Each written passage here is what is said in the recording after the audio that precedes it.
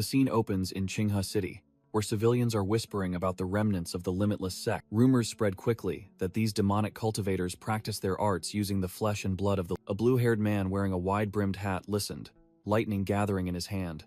Muttering, the man glanced around, his bloodshot eyes gleaming, realizing this place was no longer safe to stay. It turned out to be Chu Xuan, a former inner disciple of the Limitless sect, the very demonic cultivator the civilians were discussing, who had been in hiding for a whole year. Chu Xuan recalled his past. As a transmigrator with poor aptitude, he had to secretly cultivate demonic arts to gain power and status within the sect. But the Limitless sect was exposed, and the 5 great righteous sects of Wu Kingdom immediately joined forces to besiege and purge them. Almost all the disciples were slaughtered, and the survivors were fiercely hunted down. Chu Xuan's demonic cultivation technique required fresh blood to sustain, and he was in agonizing pain as his body began to suffer a backlash due to a lack of resources. The pain surged, and Chu Xuan gritted his teeth and endured. His body was on the verge of complete collapse from the side effects of the demonic arts. In a tea house, Chu Xuan, in disguise, muttered that he had finally contacted a surviving junior brother through a trading channel. Chu Xuan, in his blue robe, approached the meeting point, thinking to himself that this time he had to resolve his life or death problem. A disciple joyfully greeted him as Chu Xuan took off his hat. "Senior brother Chu Xuan, you've finally arrived." The disciple, He Liang, looked worried seeing Chu Xuan's terrible complexion, but Chu Xuan brushed it off, getting straight to the point. "He Liang, where are the goods?" He Liang took out a bag of blood orbs, both respectful and worried. "Senior brother is truly bold, still daring to cultivate demonic arts. If the 5 great righteous sects found out about these, we'd surely be wiped out." Chu Xuan sneered contemptuously, declaring that ever since the sect was framed and annihilated by the righteous path, they had already been executed. Cultivating demonic arts or not made no difference. He Liang chuckled awkwardly, scratching his head as he explained that he only wanted to emphasize that these resources were not easy to obtain. Chu Xuan straightforwardly tossed He Liang a bag of spirit stones as promised, praising the good quality of the blood orbs. Suddenly, a voice echoed in Chu Xuan's mind. "It's almost time to cast the net." This startled him into vigilance. He had a premonition of trouble. It turned out someone was using a snail-shaped magic treasure to eavesdrop on the entire conversation from afar. A group of shadow assassins materialized and surrounded them, whispering about their plan to use the traitor He Liang as bait to lure Chu Xuan into the trap. Chu Xuan realized he had been set up in a painful scheme. He Liang prattled on about how demonic cultivators deserve to be skinned and have their tendons pulled, then turned to ask Chu Xuan for a blood spirit pill, a type of elixir used by Foundation establishment cultivators. He even cheerfully asked if Chu Xuan had found Zhu Liu and the others yet, his face showing great concern. Chu Xuan glared sideways, his voice as cold as ice. "Don't ask what you shouldn't ask. If you have the blood spirit pill, hand it over quickly." He Liang began to show his true colors, enticing Chu Xuan by saying that if Chu Xuan led him to Zhu Liu for protection, he would give the blood spirit pill for free, and even add a mid-grade spirit stone. Chu Xuan smirked, pretending to ponder for a moment before agreeing due to his junior brother's sincerity, all while fiddling with the spirit stone in his hand. He Liang successfully led Chu Xuan away, the 2 figures gradually disappearing down the street under the watchful eyes of the ambushers. The trap setters revealed themselves, their old leader laughing gleefully, not expecting to catch such a big fish today, while his subordinates excitedly thought of the lucrative reward. He Liang led Chu Xuan to a secluded courtyard. It seemed this was the pre-arranged location. Both entered an underground secret passage. He Liang didn't forget to flatter and praise, saying senior brother was cautious and the location was perfect. After walking for a while, He Liang impatiently asked how much further it was. Chu Xuan replied curtly that they were almost there. Chu Xuan turned to He Liang, his tone full of hidden meaning. However, if junior brother is in a hurry, he smirked evilly, his eyes glowing crimson. "Or perhaps, I should send you on your way quickly?" Crash. A figure was kicked, flying, shattering the wooden wall like paper. He Liang face-planted into the ground. The ambushers outside realized in astonishment that the bait had been dealt with. He Liang struggled to his feet, mouth full of blood, and yelled, "Don't worry about me. Chu Xuan and Liu Zhengsheng are in the basement. Catch them quickly." Receiving the order, the trap setters rushed into the courtyard, determined not to let their prey escape. Back in the secret passage, it turned out Chu Xuan had grabbed another person, while Liu Zhengsheng ran ahead to clear the way. The trap setters froze as they rushed in. A shriveled corpse blocked the path, while Liu Zhengsheng's corpse lay sprawled in the distance. The old leader approached to check, discovering in horror that the corpse had its scalp and face completely peeled off in an extremely cruel manner. His pupils constricted as he recognized the familiar disfigured face, his voice trembling with shock. Is this He Liang? From inside the secret passage, the old leader frantically yelled, "The one outside is Chu Xuan. Turn back quickly. We've all been tricked by him." While the small fry were still bewildered, Chu Xuan had calmly slipped out of Qinghe City long ago. He looked tired, raising a hand to his forehead after escaping the encirclement. Tearing off the hastily made human skin mask, Chu Xuan secretly thanked the listening worm that had helped him turn the tables, having discovered the trap and He Liang's betrayal beforehand. Still holding the grotesque mask, he questioned himself. I can escape once, but how can I escape for a lifetime? A flicker of hesitation flashed in his crimson eyes. He briefly thought of turning back, following the path of the righteous, but he immediately dismissed that thought. Switching to the righteous path meant crippling his own cultivation, incurring an enormous backlash. With his trashy aptitude, he might die of old age before even reaching foundation establishment. Tossing aside the mask, he affirmed that only demonic arts, which didn't require high aptitude and yielded quick results, was the only path for an ordinary person like him to seek immortality. With no turning back, he was determined to continue on this demonic path stained with fresh blood and white bones. Although the future was bleak, today was a huge gain. Chu Xuan rubbed his hands together smugly beside a treasure chest. Not only had he absorbed He Liang's spiritual power, but he had also stumbled upon a mysterious treasure from the Limitless Sect's vault that this traitor had hidden. Chu Xuan pulled out his latest spoils of war, a small mirror emitting a faint purple demonic aura, rumored to be an ancient item from another world that no one in the entire sect could use. Thinking he was a transmigrator with special buffs, Chu Xuan was unafraid. He decided to prick his finger and drip blood on it to see if it would recognize him as its master. The moment he touched it, the mirror immediately glowed brightly, reacting extremely strongly to him. His eyes widened in horror when the mirror didn't show his face, but instead projected a scene of a ruined modern city, just like an apocalypse movie from his previous life. Before he could understand what was happening, a terrifying surge of power from the mirror sucked Chu Xuan inward, making him scream in helplessness. Then crack, the mirror shattered. Opening his eyes, Chu Xuan found himself directly teleported into the ruined world he had just seen, realizing this was not an illusion, but a real world. Standing amidst the ruins, he began to analyze the situation. War? Plague?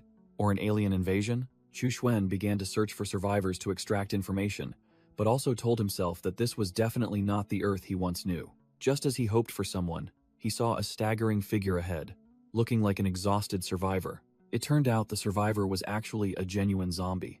It let out a roar and charged straight at Chu Xuan, welcoming him to the apocalypse. Facing the festering zombie, Chu Xuan didn't even bother to move, merely unleashing a blood-steel hybrid goo worm. Swish! The blood-steel hybrid goo worm tore the zombie in half with lightning speed. Chu Xuan placed his foot on the corpse, sneering contemptuously. False alarm. This body is no different from an ordinary person's, not worth a chi refinement cultivator's goo worm bothering with. But he suddenly paused, realizing the blood-steel hybrid goo worm was trembling, eager to devour the zombie corpse. A bold idea struck him. Zombies can move, so they count as living creatures.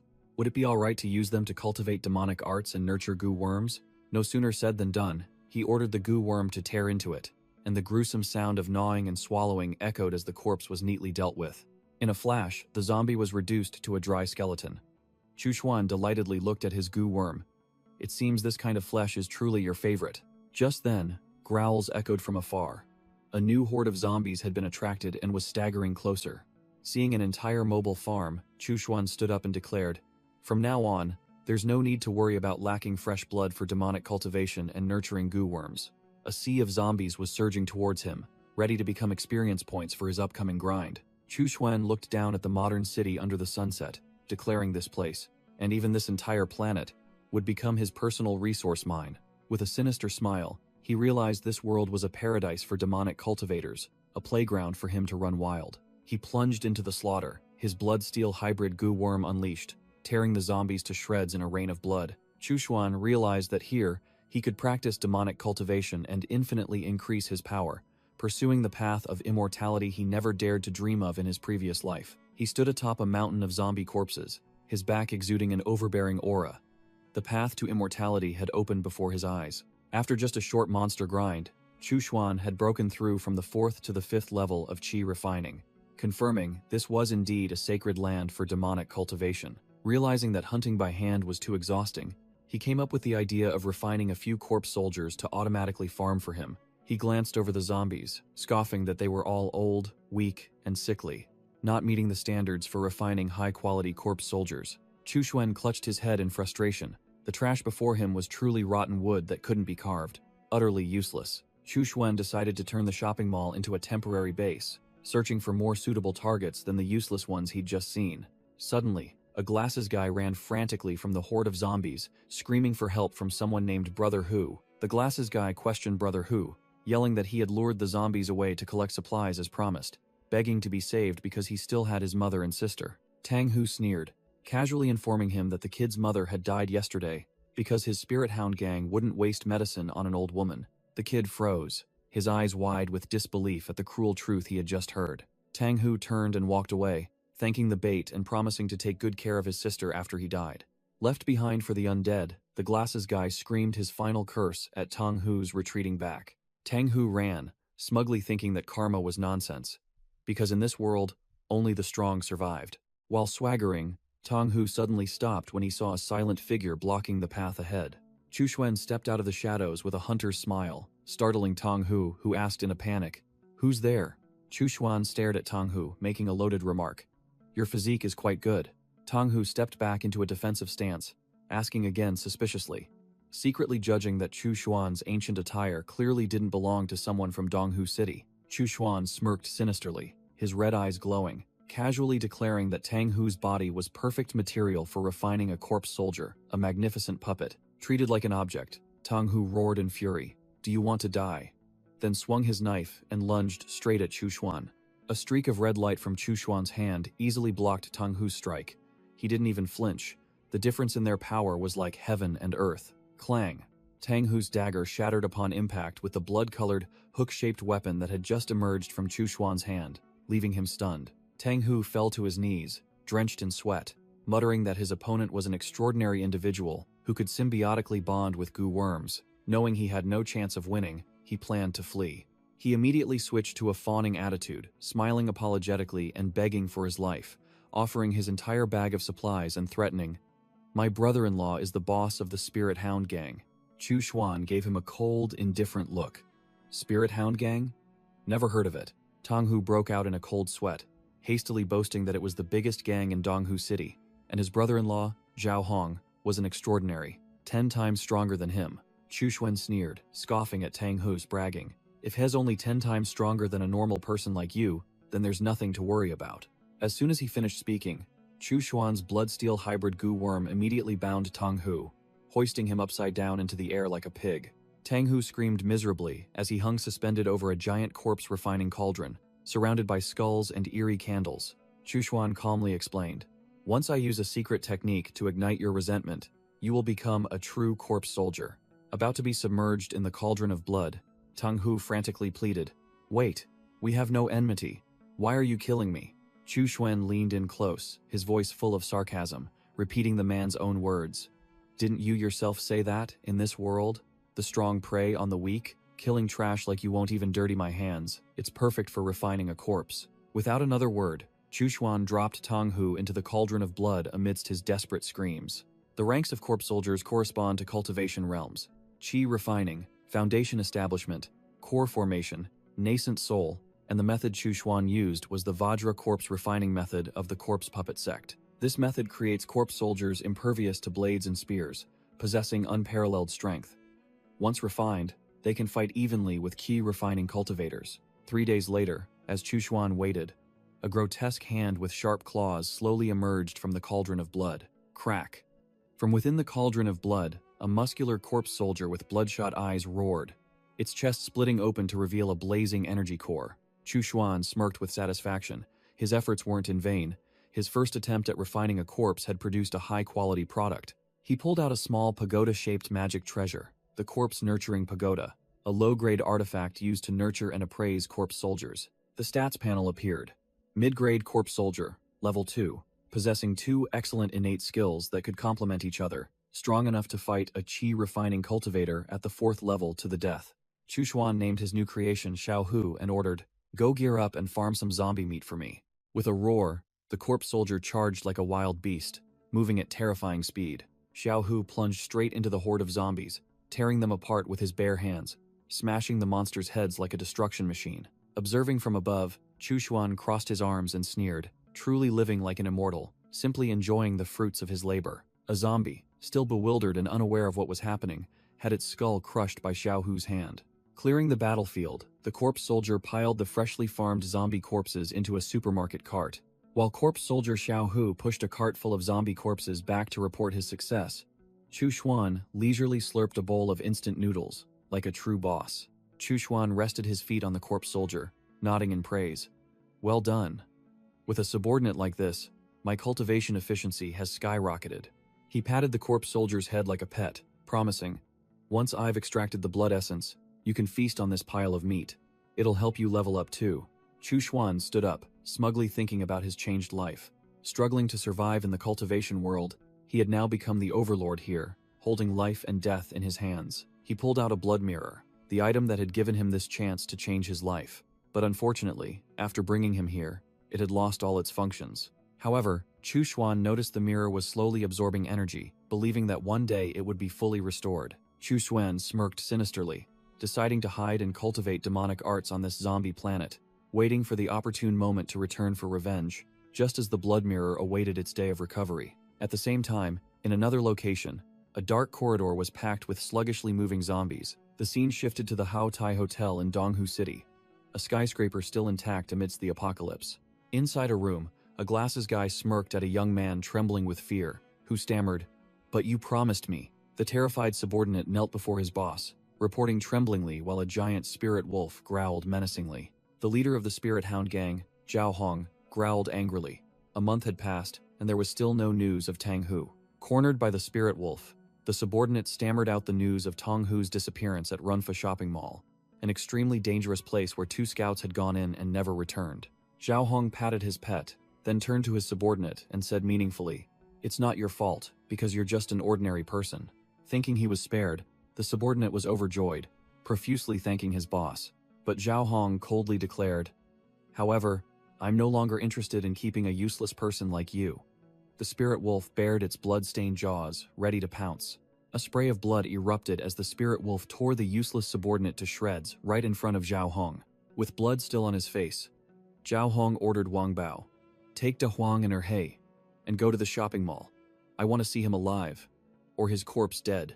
The spirit hound gang set off in a formidable armored vehicle, ready to sweep away everything in their path. Zhao Hong, along with his 2 spirit wolves, Da Huang and He, stood in the deserted street in front of the shopping mall.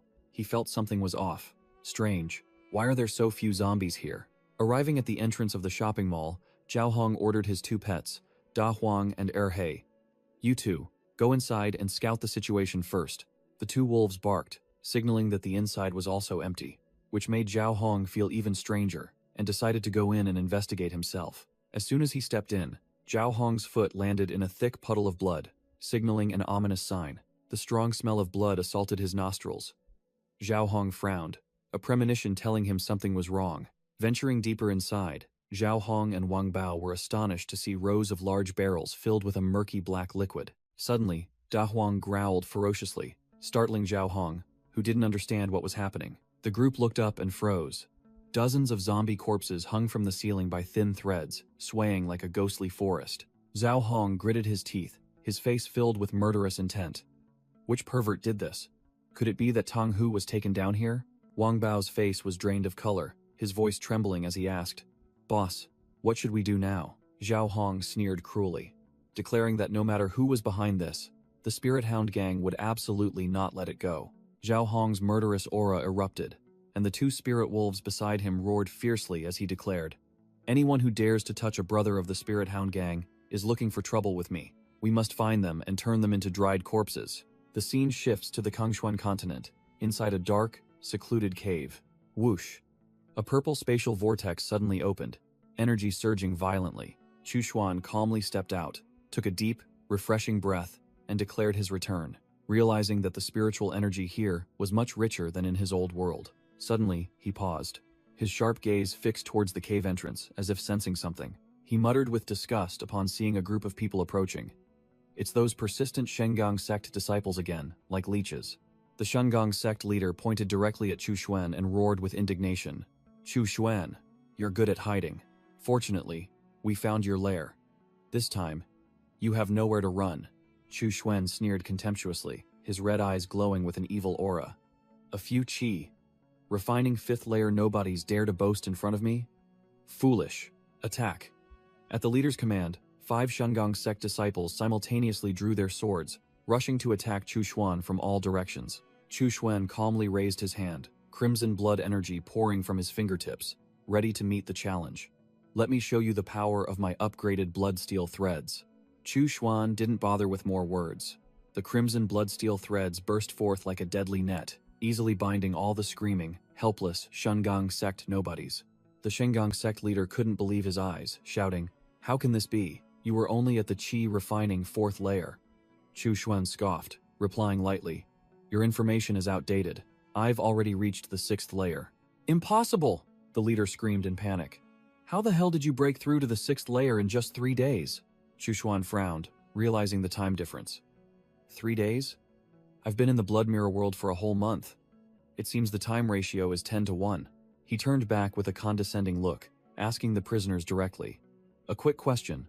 Besides you guys, are there any reinforcements? Have your Foundation establishment elders arrived?" Seeing them silent, Chu Xuan lost patience. Not talking? The blood energy on his hand flared violently, signaling that a torture session was about to begin. Immediately, the blood threads tightened around the leader, their sharp tips beginning to pierce his flesh. The leader could only let out a choked gurgle as the blood threads wrapped tightly around his neck and face, stifling his screams. Suddenly, shadowy figures appeared from nowhere, lunging to tear at the bodies of the Shengang sect disciples amidst horrifying screams. Chu Xuan sneered evilly, giving the surviving one an ultimatum. "Tell me the truth, and I'll give you a way out. Otherwise, this will be your end." Under pressure, a Shengang sect disciple was scared out of his wits and quickly confessed everything. "It's just us. We thought a few people would be enough for someone as weak as you, so Marshal Uncle didn't come." Hearing there were no reinforcements, Chu Xuan smirked. "Is that so? Then I don't have to worry." The blood threads on the nobodies simultaneously tightened. The net of blood threads tore everything apart, one person screaming in despair, "Chu Xuan, you said you'd spare us." Chu Xuan laughed eerily, licking his lips with bloodlust. "You actually believed that? I am the cold-blooded, ruthless demonic cultivator you've all been spreading rumors about." With that, the bloodsteel hybrid goo worms pierced through the disciples' skulls, ending them in an instant. Chu Xuan stood there, coldly, looking down at the useless corpses. He muttered, assessing his strength. From chi, refining 4th layer with 1 blood thread. Now, at the 6th layer, the blood threads had new skills, and he even had a 3rd-rank corpse soldier as a trump card. This cultivation speed on the Kangshuan continent was truly that of a genius, but he also realized the price. His lifespan in this world was consumed 10 times faster. Standing on the cliff, Chu Xuan made a firm resolution. "I must break through realms even faster to prolong my life." He looked into the distance, calculating his next move. "This zombie planet is an endless resource mine. I must prepare before the blood mirror recovers its energy." The next destination had been determined. Qinghe City, Taiping Market, a bustling and crowded market. Chu Xuan strolled through the bustling Taiping Market, muttering that he had bought enough materials for corpse refining. But the most important item wasn't mass-produced and required a special channel. Suddenly, his gaze halted, a flicker of vigilance in his eyes as he spotted something familiar. Amidst a watermelon stall, a withered bone grass, a symbol of the Wuji sect, lay prominently, shaped like a small skull sprouting. Chu Xuan approached the stall, pointed at the pile of melons, and asked the seller, "Fellow Taoist, how much is this Qilong melon?" The chubby melon seller puffed out his chest and quoted, 2 small spirit stones per melon." Chu Xuan frowned and cursed inwardly, but the seller quickly covered up, saying it was a rare item found in the Wuji sect ruins, so the high price was justified. He asked to choose one and directly inquired, "Is this melon ripe?" The seller confidently replied that for medicinal fruits, there was no such thing as selling unripe ones. An invisible pressure emanated. Chu Xuan smirked eerily, his voice low as he repeated one question. "I'm asking you, is this melon ripe?" The melon seller immediately broke out in a cold sweat, a premonition telling him he had provoked someone he shouldn't have, his face turning pale. Changing his tune faster than flipping a pancake, the melon seller quickly fawned. If you pay a high price, I have much better quality goods in my warehouse. Chu Xuan coldly ordered. Good, lead the way. The melon seller led Chu Xuan into a secluded courtyard, his cunning demeanor replaced by a serious attitude. He clasped his hands, probing Chu Xuan's identity. May I ask who fellow Taoist is? Chu Xuan slightly lifted the brim of his hat, revealing a half-smile full of evil, and replied concisely. Chu Xuan. The melon seller, named Chen Ge, was utterly shocked to realize this was the legendary senior brother Chu of his generation, and he began to become fanatical. Chen Ge praised Chu Xuan to the heavens, recounting how among the outer sect disciples of that time, only Chu Xuan was truly exceptional, earning his admiration long ago. He rattled off a string of information. The surviving disciples, including Martial Uncle Liu, were hiding in the Yu family mansion, and the news of Chu Xuan, dealing with the traitor He Liang, had greatly boosted everyone's morale. Chu Xuan smirked, calculating inwardly, confirming that Martial Uncle Liu was indeed the Foundation establishment stage elder Liu Zhenxiong, truly a cunning old fox who knew how to hide among the crowd. Chen Ge earnestly invited Chu Xuan to join their group to survive together, but Chu Xuan coldly dismissed him. No, I'm just here to buy a few things. Thinking he'd stumbled upon a good deal, Chen Ge quickly asked, Senior brother, what would you like to buy? With an eager, ready-to-serve demeanor, demonic killing intent began to leak out. Chu Xuan narrowed his eyes, a deadly smile on his face, and growled, I want to buy a blood refinement array. Hearing the 3 words, blood refinement array, Chen Ge was so shocked his face contorted, his mouth agape. He calculated in his head. The blood refinement array, one of the great blood sacrifice arrays of demonic cultivators. Even a basic version is powerful enough to slaughter an entire city. He recalled a demonic fiend in the past who used this array to sacrifice countless people, just to refine 10,000 blood soul pearls, a heinous crime that the righteous path immediately dealt with. But Chu Xuan smirked sinisterly, thinking, if I take this array to a zombie planet and farm, it wouldn't just be harmless, it would be a great act of merit. Chen Ge broke out in a cold sweat, warning that the 5 righteous sects were hunting fiercely, and as soon as Chu Xuan activated the array, they would come knocking at his door. Chu Xuan sneered, pointless worry. Just tell me, do you have it or not? Chen Ge led the way to a secret chamber of the Wuji sect, where another disciple was holding a blood refinement array, and admitted, it's true, I have one set. The seller was Xu Ming, the Wuji sect's 11th ranked inner disciple, who provocatively flexed his muscles. But why should I sell it to you? Chu Xuan narrowed his eyes, sparks flying as he recognized the person opposite him. It was Xu Ming, an old rival who had once competed with him for resources. Xu Ming was clearly gloating, thinking Chu Xuan would have to beg him this time. Chu Xuan sneered, leisurely pulling out a small pouch and shaking it lightly, his voice full of confidence. I'm guessing you really need this, don't you? As soon as he finished speaking, he poured out a bowl full of sparkling crimson blood pearls, utterly shocking both Xu Ming and Chen Ge, who cried out, blood pearls? Xu Ming and Chen Ge's mouths hung open, calculating that this pile of blood pearls must have been exchanged for thousands of lives. A female disciple named Wei Hua, the 12th ranked inner disciple, also marveled at Chu Xuan's incredible farming ability, right under the noses of the righteous path. Annoyed at being outmaneuvered, Xu Ming gritted his teeth and named his price. That damned Chu Xuan, 200 blood pearls, and I'll sell you the blood refinement array. Chu Xuan sneered, exposing him on the spot. Greed will cost you. This crappy array only costs 80 pearls on the market. Are you really ripping off your fellow disciples like this, Xu Ming? Xu Ming arrogantly argued, defiantly. What fellow disciples? Business is business. Among all these remnants of the Wuji sect, I'm the only one who has this item. Buy it or get lost. Chu Xuan's red eyes flashed, his voice icy. Xu Ming, it seems you're mistaken about something, aren't you? He released his demonic qi, completely overwhelming him.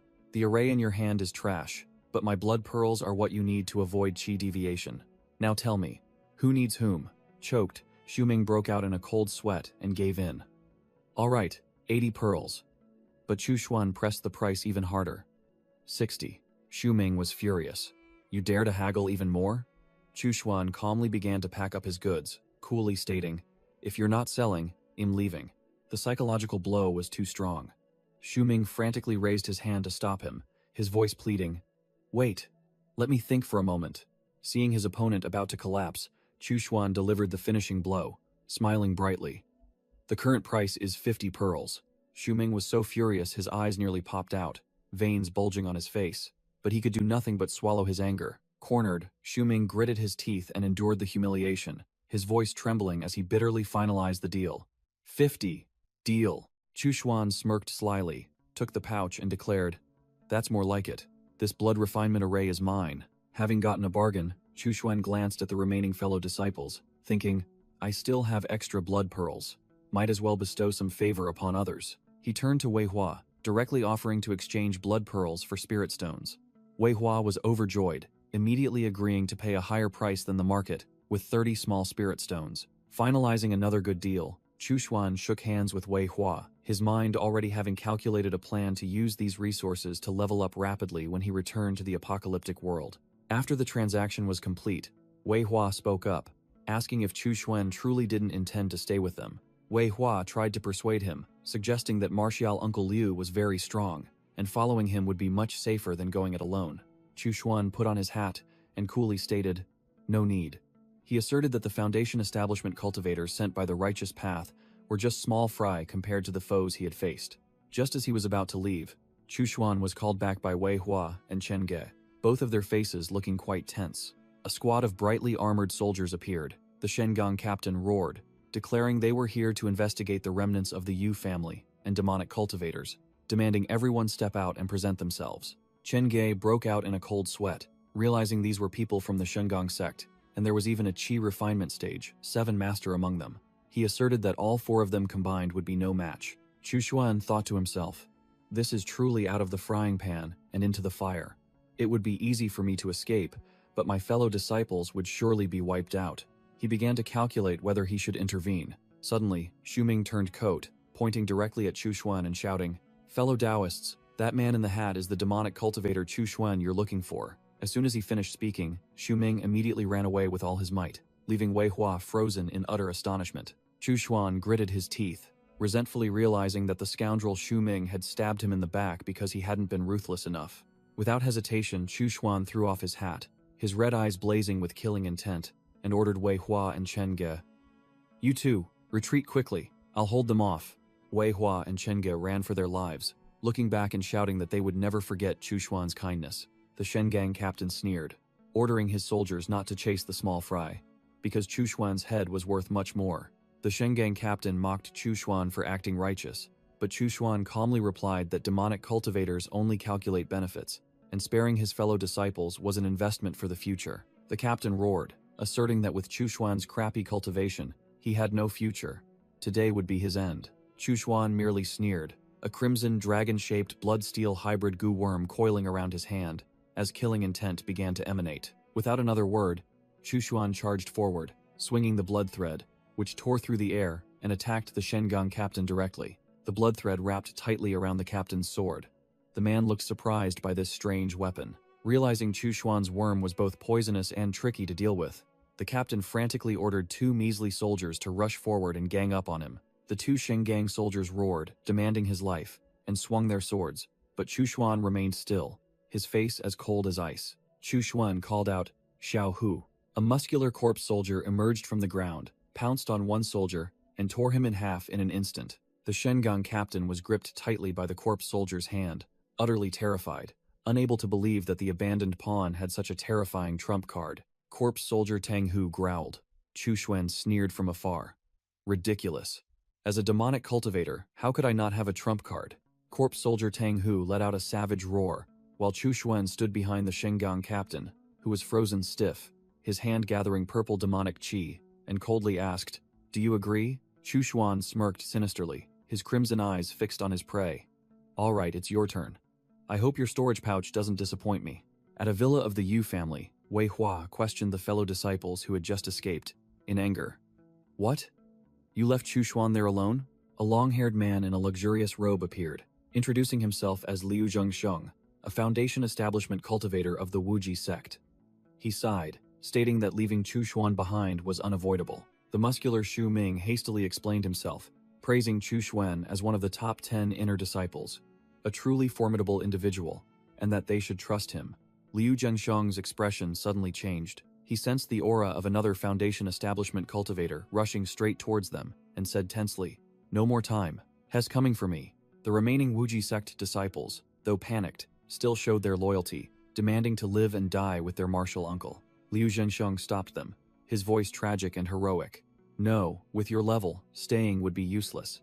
You are the hope of the sect. I alone am enough to stop him." Liu Zhensheng gave a decisive order, demanding all disciples immediately disperse and retreat to Baimang Mountain to regroup. Whoosh! An old man in golden armor with an overwhelming aura descended, laughing sinisterly and pointing directly.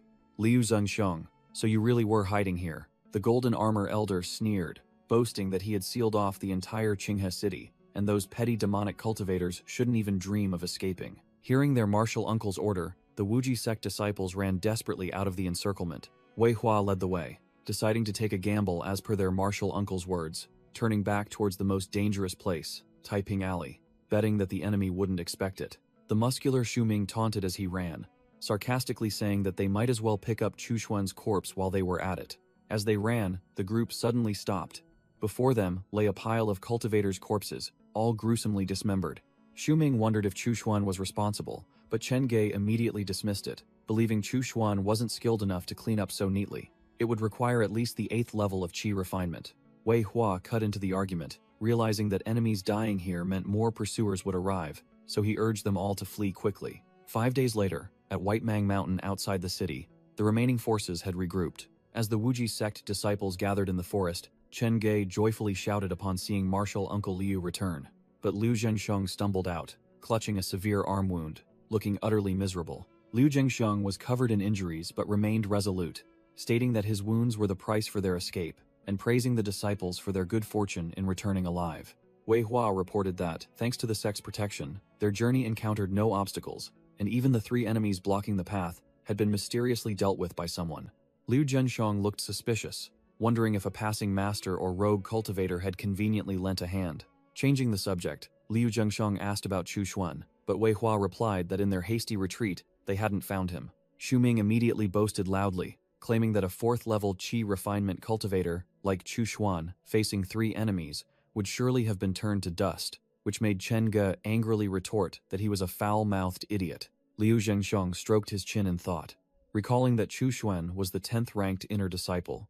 Though his talent was ordinary, his mind was quite sharp, so he didn't believe Chu Xuan would perish so easily. Displaying the demeanor of a leader, Liu Zhensheng ordered Wei Hua to lead a search for Chu Xuan's whereabouts, and if found, to bring him back so they could rely on each other. Meanwhile, in another location, Chu Xuan was laughing with extreme exhilaration. He shouted, "Ha ha ha, life is getting better and better."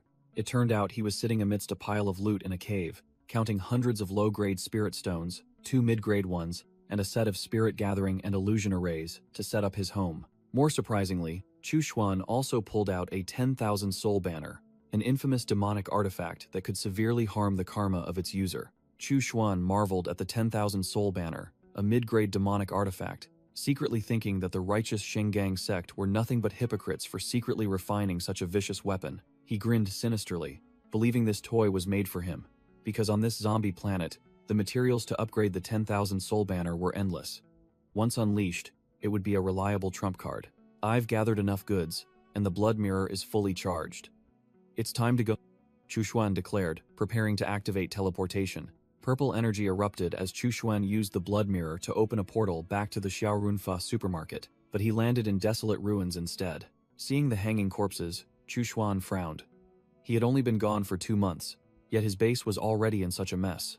He kicked away a still-hot barrel, his face hardening.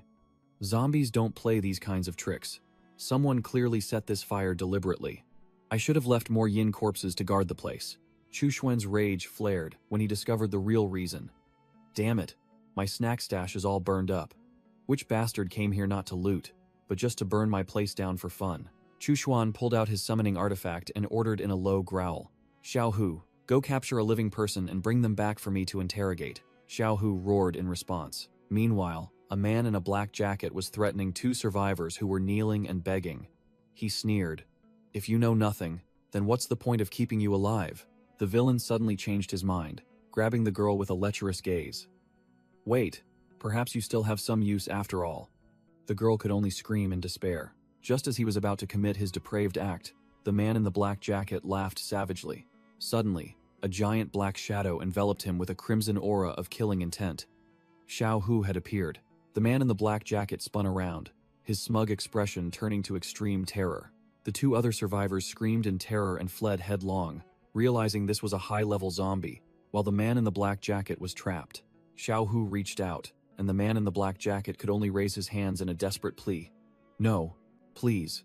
Upon closer inspection, the man in the black jacket froze, realizing the monster before him was Tang Hu, and not understanding why his boss had turned into this form. Clutch! Xiao Hu grabbed the man in the black jacket by the neck like a chicken, dragging him away, ignoring his screams. Roar! Xiao Hu threw the captive down before Chu Xuan, who was already waiting amidst the rubble. Chu Xuan smirked with satisfaction, praising his subordinate. "You're fast." Chu Xuan patted Xiao Hu's head like a docile pet, making the man in the black jacket stunned.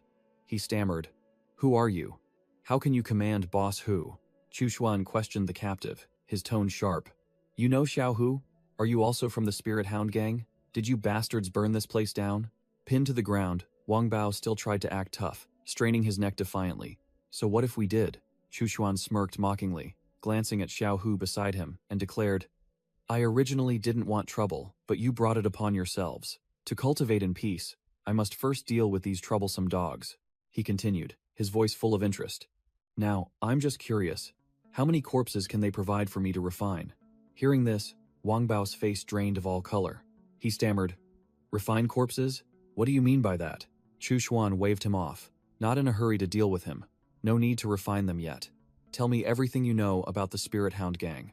As he finished speaking, his eyes flashed with crimson light, activating his demonic art, Soul-Seizing Eye. Under the effect of the technique, Wang Bao, with vacant eyes, began to confess. "My name is Wang Bao, and I am the confidant of Boss Zhao Hong, leader of the Spirit Hound gang. Our base is in Haotai.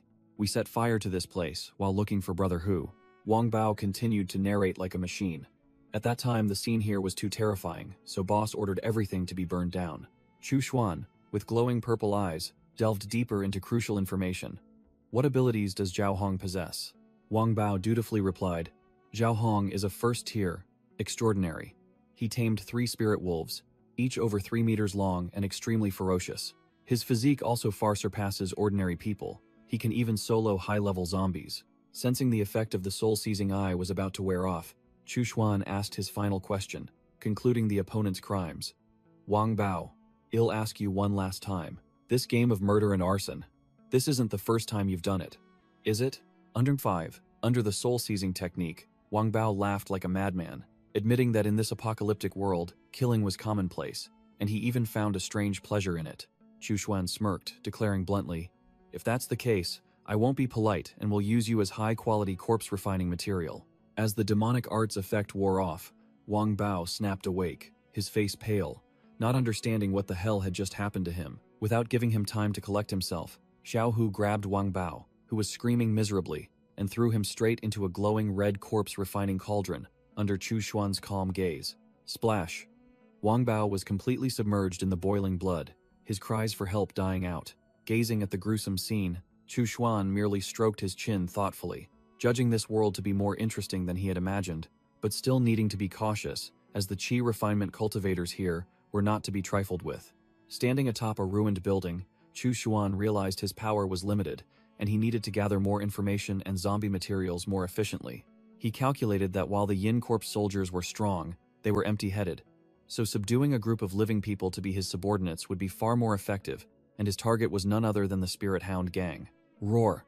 From within the cauldron, a brand new mid-grade Yin Corps soldier emerged, its entire body covered in bone armor, a glowing blue energy core shining brightly, possessing 2 innate skills, Ghost Walk Technique and Yin Fire Thorn. Chu Xuan was visibly pleased, praising the new product as not bad in quality and perfect for an assassin. He then named it Xiao Bao, making it a pair with Xiao Hu. Xiao Hu and Xiao Bao suddenly simultaneously knelt down, their eyes glowing brightly, showing absolute obedience to their master. Chu Xuan was speechless, rubbing his forehead helplessly as the 2 muscular corpse soldiers started vying to flatter him, clinging to his legs like children. Regaining his cold demeanor, Chu Xuan grinned sinisterly, declaring it was time to take his pets to settle scores and warning them not to make him lose face. Chu Xuan stood in the center, exuding an overwhelming aura, while Xiao Hu erupted with a crimson fiery aura and Xiao Bao emitted a deadly blue chilling aura. Outside the entrance of the Hao Tai Hotel, a zombie lurked in the shadows, completely unaware that disaster was about to befall the stronghold of the living inside. Meanwhile, the Spirit Hound Gang's subordinates were leisurely gathered to play cards. A mohawked thug triumphantly shouted, "Four of a kind, twos," unaware that death had come knocking. Boom! A terrifying sound echoed as the nearby wall exploded into pieces, blowing away the thug's card table. The cornrows thug and the mohawked thug, startled, spun around, their faces blank, not understanding what had just happened. The mohawked thug growled, "Who's that?" Amidst the smoke and dust, Chu Xuan and Xiao Hu majestically appeared. He calmly declared, "I am the new boss of the Spirit Hound Gang." The cornrows thug burst out laughing as if hearing a joke, cursing Chu Xuan as an idiot who crawled out of nowhere, then swung his arm and threw a bottle straight at his face, ordering him to die. Crash! The bottle shattered before it could even touch Chu Xuan, hitting an invisible layer of protective chi, while corpse soldier Tang Hu growled with murderous intent. The two thugs turned pale, realizing that what was in front of them was no ordinary foe, a high-level zombie. Chu Xuan scorned the small fry, calmly summoning a more formidable asset. These wastes of space only consume resources by living. Xiao Bao, deal with them. Whoosh! Xiao Bao shot out like a ghost, appearing right in front of the bewildered thugs who still didn't understand what was happening. Without a word, Xiao Bao closed in on a thug, opening its mouth and biting straight into the unfortunate man's throat. Rip! The thug's throat was torn open, blood gushing like a fountain amidst Xiao Bao's savage roar. Chu Xuan glanced at the remaining thugs with half an eye, issuing an ultimatum. "If you don't want to end up like him, call Zhao Hong out here now." Xiao Bao grabbed the braided-haired thug by the hair and lifted him, while the mohawk-haired thug next to him was so scared he could only clutch his head. The braided-haired thug quickly pleaded, "Don't kill us. I'll call our boss right away." The remaining Spirit Hound Gang members panicked, throwing down their clubs and knives before turning tail and fleeing. Just then, a cold voice echoed from the stairs. Zhao Hong appeared with his two giant wolves, He and Da Huang.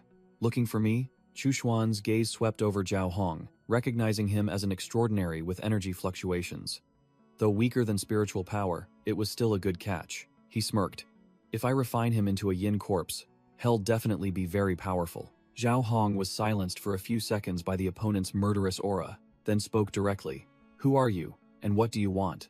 Chu Xuan sneered, declaring bluntly, "Xiao Runfa is my territory. If you dare burn it down, I'll come settle the score." Zhao Hong broke out in a cold sweat, staring at Chu Xuan and his two corpse soldiers, thinking to himself that this man was even more dangerous than an extraordinary, with his cruel methods and unprecedented ability to control zombies. Knowing he had encountered a formidable foe, Zhao Hong immediately backed down, claiming it was just a misunderstanding, and promising to compensate with another shopping mall to make peace. Chu Xuan ignored the offer, calmly retorting, "I hear most of Donghu City belongs to your Spirit Hound Gang.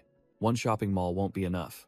Zhao Hong began to growl, his two battle wolves, Da Huang and He, snarling behind him.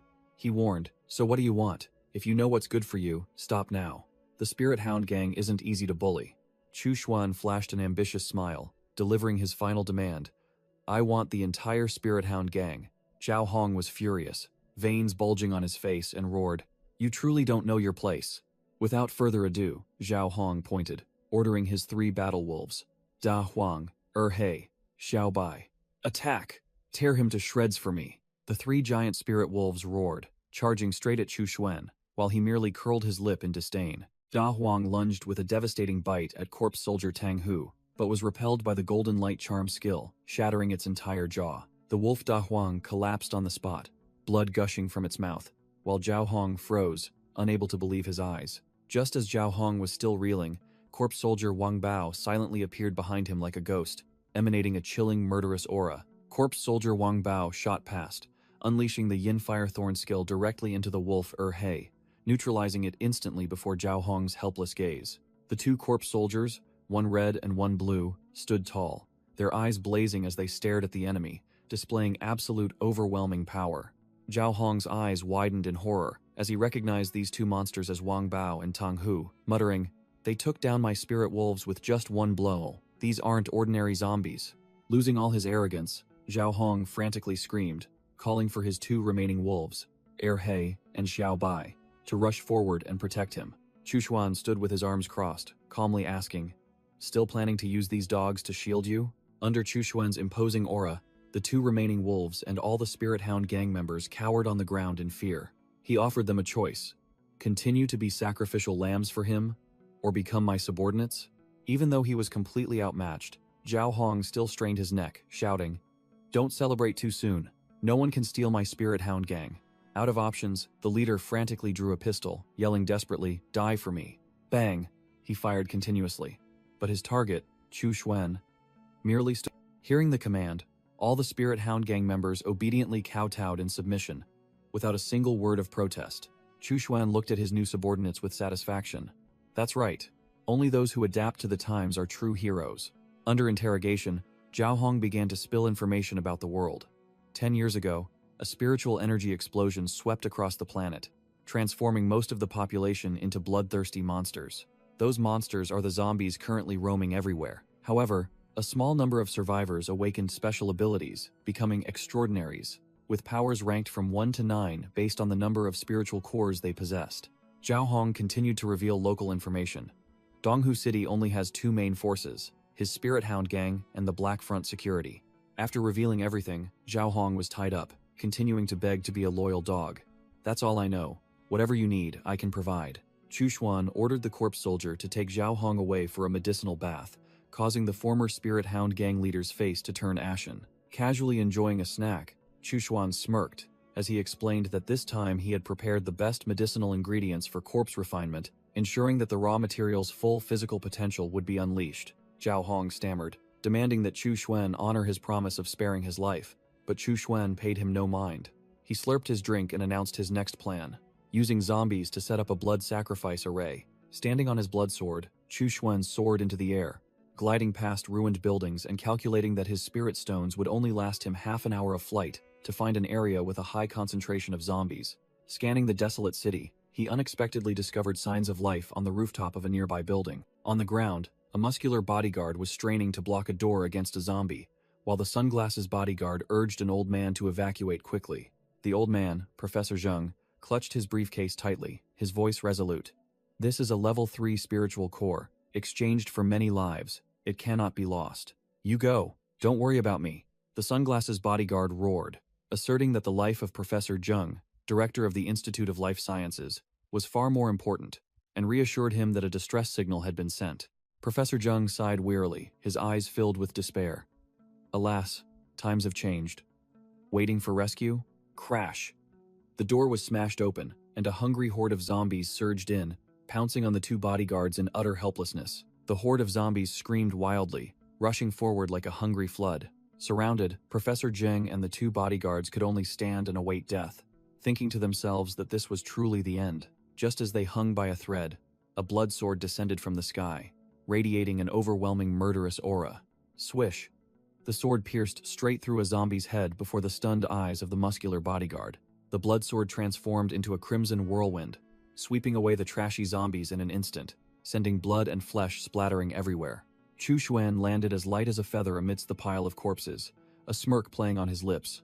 "Quite lively here, isn't it?" The 3 survivors quickly bowed low, profusely thanking Your Excellency for saving their lives. Chu Xuan glanced at the briefcase, asking coldly, "What's inside?" "These zombies seem to be targeting it," the sunglasses bodyguard quickly explained, his voice still trembling. This is a 3rd-grade spiritual core, taken from a 3rd-grade zombie bear." Chu Xuan showed interest, a ring of red energy appearing on his fingertip. "Oh, let me see." Without another word, Chu Xuan's blood sword snatched the briefcase from Professor Zheng's hand, startling the old man. The old professor tried to explain the importance of the spiritual core inside, but Chu Xuan merely picked it up, examined it, and then declared bluntly, "Its energy is even inferior to a low-grade spirit stone." He flatly declared his disinterest in this low-grade trinket, leaving the 3 others dumbfounded, unable to believe a 3rd-grade spiritual core was dismissed as trash. The sunglasses bodyguard confirmed that he and the muscular bodyguard were 1st-grade extraordinaries, dispatched by the Linjiang army to protect the professor and retrieve the core. Seeing Chu Xuan's overwhelming power, the sunglasses bodyguard immediately pleaded for protection, promising that the Linjiang army would reward him handsomely. Chu Xuan secretly assessed the Linjiang army as mere small fry, not worth his concern, but another idea had sparked in his mind. He made an offer. "Help me with one task, and I will ensure your safe departure." making the bodyguard and the old professor rejoice as if they had struck gold. Professor Zheng quickly set a boundary, his voice trembling as he said they couldn't do anything that violated regulations. Chu Xuan smirked, revealing his simple yet cruel plan. You don't need to do anything, just go to the rooftop and lure the zombies here. With that, Chu Xuan snapped his fingers. A talisman flew out and activated a massive blue array on the ground, ready for the hunt. The zombies roared furiously, clawing at the blue light shield, but Chu Xuan merely stood there with a composed expression, ignoring Professor Zheng behind him, who was pale with fear. Chu Xuan smirked confidently, reassuring the rookies. Don't worry, I've reinforced it with stone talismans. These zombies can't break through, just stay here and play while I'm gone. With that, he leaped onto a giant crimson flying sword, soaring through the city sky like a deity, leaving the bewildered small fry zombies below. In Chu Xuan's hand appeared a small, red and black array banner, exuding surging demonic energy. It was the blood transformation array banner. He roared "Go!" channeling spiritual power into the banner, causing it to erupt in dazzling red light, ready for a massacre. The blood transformation array banner shot forth, unfurling a massive array with countless ancient characters, enveloping the entire target building. The smaller banners took root around the building, officially activating the array, trapping all zombies within its range in a deadly snare. Hovering in the air, Chu Xuan secretly assessed. This basic blood transformation array has a slightly small range, just enough to cover this dilapidated building. Thanks to the spiritual core as bait, thousands of zombies from all directions were swarming in, willingly walking into the trap, saving Chu Xuan a great deal of effort. Returning to the rooftop, Chu Xuan hovered in midair, coldly looking down at the 3 decoys sitting on the ground, completely overwhelmed by his aura. Chu Xuan smirked, the bloodsteel hybrid goo worm in his hand coiling like a venomous snake, declaring, "Everything is ready. It's time to take you away." The 2 bodyguards' faces were drained of color, while Chu Xuan coldly asked, "What's wrong? Don't you trust me?" Despite the muscular bodyguard's horrified expression, the elderly Professor Zheng unexpectedly agreed. "We will follow you." The old professor explained the simple logic to the 2 simple-minded bodyguards. If this esteemed expert wanted to kill us, it would have been done long ago. There's no need for such theatrics. With that, Chu Xuan's blood thread shot out like lightning, tightly binding all 3 in utter horror. Chu Xuan landed on his flying sword, dragging the 3 screaming captives as they shot into the sky like paper kites. Landing as lightly as a leaf, Chu Xuan demonstrated his superb mastery of the flying sword. Dropping the 3 to the ground without mercy, Chu Xuan retracted his blood thread and waved his hand. "All right, go contact the rescue team yourselves. I won't see you off." Professor Zheng quickly crawled forward, his voice full of gratitude. "Many thanks for your excellency's life-saving grace. May I ask your esteemed name?" Chu Xuan turned his back and walked away amidst the red glows of the operating array, replying coldly, "Chu Xuan." After dropping the 3 survivors in a safe location, Chu Xuan rode his flying sword away, leaving the 3 figures staring after him in disbelief. Professor Zheng's face changed color, realizing that Chu Xuan's power was not some small fry supernatural ability, but that of a genuine immortal cultivator, and he urgently pressed to report it immediately to General Ye. Returning to the building, Chu Xuan formed a hand seal, activating the blood transmutation array, a massive crimson demonic array descending from the sky, enveloping the entire undead horde. The zombies shrieked miserably as they were swept away by the array's sanguine energy, utterly unable to resist. The flesh of the undead was stripped clean, leaving only bleached bones before completely dissolving within the demonic array, literally vanishing into thin air. Chu Xuan laughed maniacally, delightedly observing the results. The blood transmutation array has refined all the zombies into pure blood pearls, declaring this batch of experience points was enough for him to break through to the 9th layer of Qi refinement. While reveling in his spoils, Chu Xuan suddenly froze, looking up at the sky with a bewildered expression, not understanding what was happening. From the sky, brilliant golden lotuses began to fall, shocking Chu Xuan. Golden lotuses of merit? This is an auspicious phenomenon that only appears when someone accumulates grain of credit, isn't it? He looked down at the empty plot where he had just cleared out all the zombies, breaking out in a cold sweat, vaguely guessing the reason. Could it be because I eliminated these undead? Chu Xuan slapped his forehead, smiling wryly. Demonic cultivators had always only accumulated karma. It was already fortunate if they weren't struck down by heavenly lightning. Yet here he was, farming monsters for merit. Truly a domineering demonic cultivator unlike any other in history. Chu Xuan gazed at the golden lotus in his hand, feeling for the first time in his life as a demonic cultivator what it was like to possess merit. His entire body was enveloped in brilliant golden light, Feeling as if he had been enlightened, his lifespan increased, and his luck also boosted. The exhilarating sensation faded, but Chuchuan remained bewildered by this sudden change. He smirked sinisterly, finally understanding why the righteous sects constantly prattled on about eliminating demons and eradicating evil. It turned out they coveted the benefits of merit. Chuchuan had found a new path. If I later sacrifice billions of zombies with blood, accumulating immeasurable merit, wouldn't the path to my physical body becoming a saint be right before my eyes?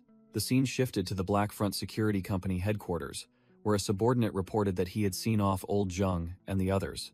The subordinate wondered about the bloodless corpses and suspected old Zheng was hiding something, while his boss calmly sat playing a game.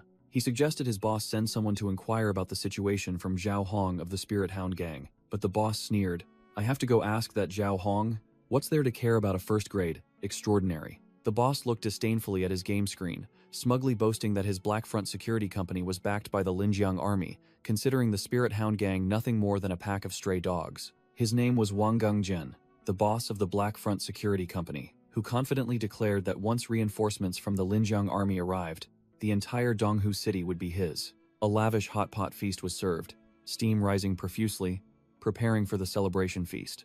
The remaining Spirit Hound Gang members now obediently served Chuchuan like a king, sweetly calling him Big Brother. Chuchuan smirked, secretly calculating that keeping these small fry would be useful for various chores, and after tasting merit, he would limit indiscriminate killing to avoid harming his path to sainthood. "Well done, everyone. Sit down and eat with me," Chuchuan said magnanimously, causing the gang members to freeze in surprise. The whole group was overjoyed to the point of tears, praising their new big brother as approachable and 1,000 times better than their old boss, Zhao Hong, no longer exuding the murderous aura he had when they first met. Relieved and encouraged, the entire group buried their heads in their bowls, feasting heartily and forgetting everything else. In the midst of their joyful meal, a piece of beef accidentally rolled off a plate and fell to the ground. Plop! The meat piece broke open, revealing a green poison goo worm wriggling inside.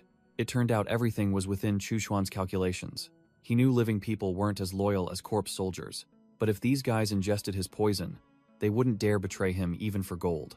After they finished eating, Chuchuan stood up, and crimson bloodsteel hybrid goo worms immediately surged from his hand, preparing for the next phase of his plan. Chuchuan smirked, looking at the bubbling blood cauldron, confident that the product he had been cultivating for so long was definitely top-notch. He snapped his fingers and commanded, "Emerge," and a grotesque armored figure began to rise from the corpse-refining cauldron.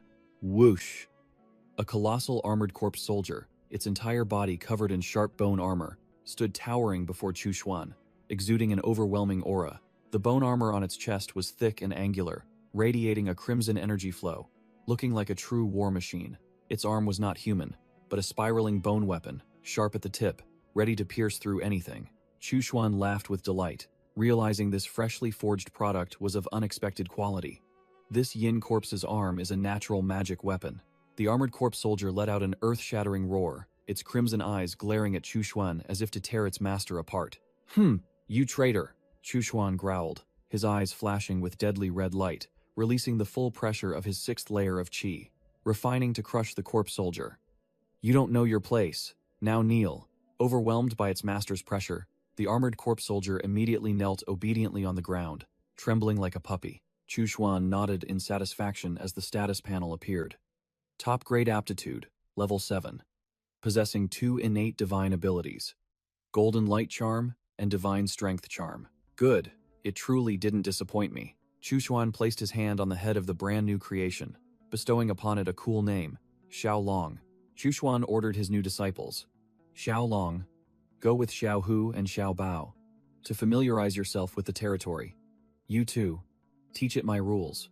Near the Hao Tai Hotel, a Black Front soldier stood on a military truck, sensing something amiss as the Spirit Hound Gang's territory was unusually quiet. The soldier broke out in a cold sweat, a premonition of impending death telling him something was wrong. He froze when he saw 3 high-level corpse soldiers and Zhao Hong's pack of wolves standing there, his brain automatically concluding, the entire Spirit Hound Gang has been wiped out. Suddenly, the armored corpse soldier spun around, its crimson eyes locking onto the target like radar. Discovered, the soldier cried out in panic and despair. "Damn it, I've been exposed." Xiao Long's grotesque face magnified before his eyes. The soldier could only gape, a single word echoing in his mind, "Doomed." Just as Xiao Long was about to pounce and tear its prey apart, Xiao Hu raised a hand to stop it, while the white wolf Xiao Bai stood watching, seemingly awaiting its master's final command. Chu Xuan ordered his disciples, "You were created by me, and the karma you incur will fall upon me. Remember, without my command, you are absolutely forbidden from killing humans." The armored corpse soldier looked back, seemingly understanding the order, then quickly vanished into the night with its companions. The black front soldier breathed a sigh of relief, unable to believe he had just escaped death. "They're not chasing me?" With the task complete, Chu Xuan sat down in meditation, a series of pure blood beads floating around him, preparing for a massive power boost. His eyes flashed, and the essence from all the blood beads began to be absorbed. Energy exploded, the blood beads shattered into pure spiritual energy pouring directly into his body, and Chu Xuan roared, "Breakthrough! 7th layer of Qi refining."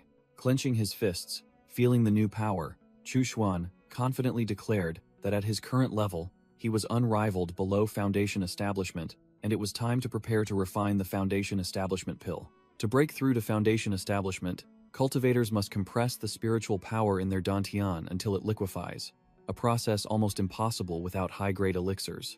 But bitterly, the rare medicinal ingredients needed to refine the Foundation Establishment pill were tightly controlled by the righteous sects. Without branded Foundation Establishment pills, demonic cultivators still had a shortcut. Using powerful creatures as ingredients to cultivate soul flowers to refine blood pills, which, though weaker, were dirt cheap. Chu Xuan smirked. He had prepared the seeds long ago, just waiting to reach the 9th layer of Qi refining before going to find fertile land to plant them. In the night of the ruined city, a pack of giant wolves was sowing terror, howling atop burning vehicles. An unfortunate man became prey for the beasts, while an alpha stood high above, howling under the eerie full moon. A month later, news of a pack of giant wolves appearing on the highway was reported. Chu Xuan sat casually listening to the report, his high-level corpse soldiers standing silently behind him. It turned out his own disciples had just been ambushed by that wolf pack. Hearing the news, Chu Xuan merely sneered. His corpse soldiers were already level 7 to 8, yet they dared to provoke them, proving this wolf pack was no ordinary threat, perfectly suited to be fertilizer for his soul flowers. With that, a small tower of purple demonic energy appeared in Chu Xuan's palm. Now that he had broken through to the 9th layer of Qi refining, Chu Xuan declared it was time to go stretch his muscles. Chu Xuan landed at the ruined scene, coldly asking, "Is this it?" While corpse soldier Tang Hu let out a warning roar. A Lingjiang army guard, barely clinging to life, reported that even a level 1 extraordinary had been wiped out by the fangs and claws of this wolf pack. Standing amidst the silent scene, Chu Xuan suddenly heard a faint cry echoing from the edge of the forest. He narrowed his eyes, recognizing it as a child's cry. Amidst the piles of corpses, the child's cry continued to resound, clearly a trap awaiting its prey. The corner of Chu Xuan's mouth curled into an evil smile, a green energy orb gathering in his palm. With a whoosh, he threw the energy orb directly at the source of the sound, causing a small explosion to probe. Immediately, a wolf's paw with sharp claws materialized from thin air right beside Chu Xuan. Chu Xuan sneered, completely unsurprised. Even an extraordinary from the Lingjiang army died. How could a child survive? If it were someone else, they might have been fooled. But you're too unlucky to encounter a cold-blooded demonic cultivator like me. It turned out the trap was just a pack of giant wolves, their eyes bloodshot, roaring ferociously. Chu Xuan remained unfazed, silently summoning a purple pagoda filled with demonic energy in his palm. The entire wolf pack charged madly, but facing them was Chu Xuan's undead army. Xiao Hu, Xiao Bao, and the armored bone corpse soldier Xiao Long. Leading the pack was a large, mutated wolf king, with a horn on its head, growling provocatively. Chu Xuan smirked, immediately recognizing the high-quality goods. This wolf king is indeed a level 2 extraordinary creature. In response, the wolf king threw its head back and let out a long howl, its sound like a summons to war. Immediately, an entire army of wolves poured out from the forest, each one with glowing red eyes, ready to tear apart their enemies. Chu Xuan pointed directly at the boss, ordering his disciples. "The extraordinary wolf king is mine, the rest of the small fry are yours." Receiving the order, all 3 corpse soldiers immediately charged forward, confronting the madly rushing wolf pack head-on. The battle began. Chu Xuan stood face-to-face with the giant wolf king, his aura no less imposing. Without further ado, the wolf king roared and charged, opening its jaws full of sharp teeth, intending to swallow Chu Xuan whole. Chu Xuan merely raised a hand to effortlessly block the devastating bite, calmly remarking, "Not a bad bite, and sturdy bones too." Acceptable for now. Easily blocked. The Wolf King growled, realizing this enemy was no pushover. Chuxuan smirked with a sinister grin, a surge of blood energy gathering in his palm. Thump! He unleashed a blood-colored palm strike directly at the Wolf King's face at point-blank range. The terrifying force sent the colossal monster flying backward, tearing up a patch of ground. The Wolf King lay flattened on the ground, while Chuxuan still stood calmly, controlling a bloodworm and continuing his assessment. Hit by one strike and not dead. Good skin elasticity. Acceptable. He glanced behind him, where the 3 corpse soldiers were cleaning up the battlefield. The numerous wolf pack was now just blurry shadows in the thick dust and smoke. Amidst the battlefield, the 3 corpse soldiers, Corpse Soldier Tang Hu, Corpse Soldier Wang Bao, and the armored corpse soldier, roared wildly, tearing apart and smashing the wolf pack like toys. With the cleanup complete, Chuxuan coldly ordered his corpse soldier disciples, "Carry everything back to the hotel." Meanwhile, a convoy of military vehicles was moving on the highway, entering the area. A man in a vest led 2 soldiers to the scene. He knelt down in horror upon seeing that everything had vanished.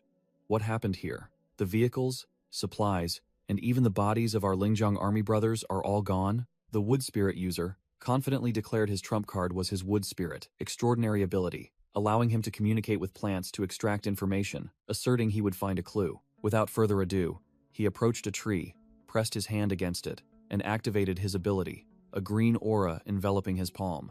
The tree's memories surfaced. 3 muscular corpse soldiers carrying the corpses of the Wolf King and its pack on their shoulders, silently departing. A faint reflection of Chuxuan appeared, and the information from the tree was conveyed. A battle between a human, 3 corpse soldiers, and a wolf pack, resulting in heavy losses for the wolves while the other party calmly left. The wood spirit user gaped, unable to believe his ears. The Wolf King is a level 2 extraordinary creature. Who could escape without a scratch? The army investigator analyzed with the wood spirit user that there definitely wasn't a level 3 extraordinary in Donghu City, because someone that powerful couldn't be a lone wolf without backing. He continued to lament that this city was truly a deep pool, with high-level zombies appearing alongside a mysterious force. But the wood spirit user brushed him off, telling him to focus on finding their comrades' bodies first. Suddenly, the wood spirit user broke out in a cold sweat, realizing the opponent might not be an extraordinary, and an image of Chuxuan flashed in his mind. Meanwhile, at the new base, Chuxuan had begun setting up, holding a spirit flame between 2 fingers and coldly chanted, "Activate."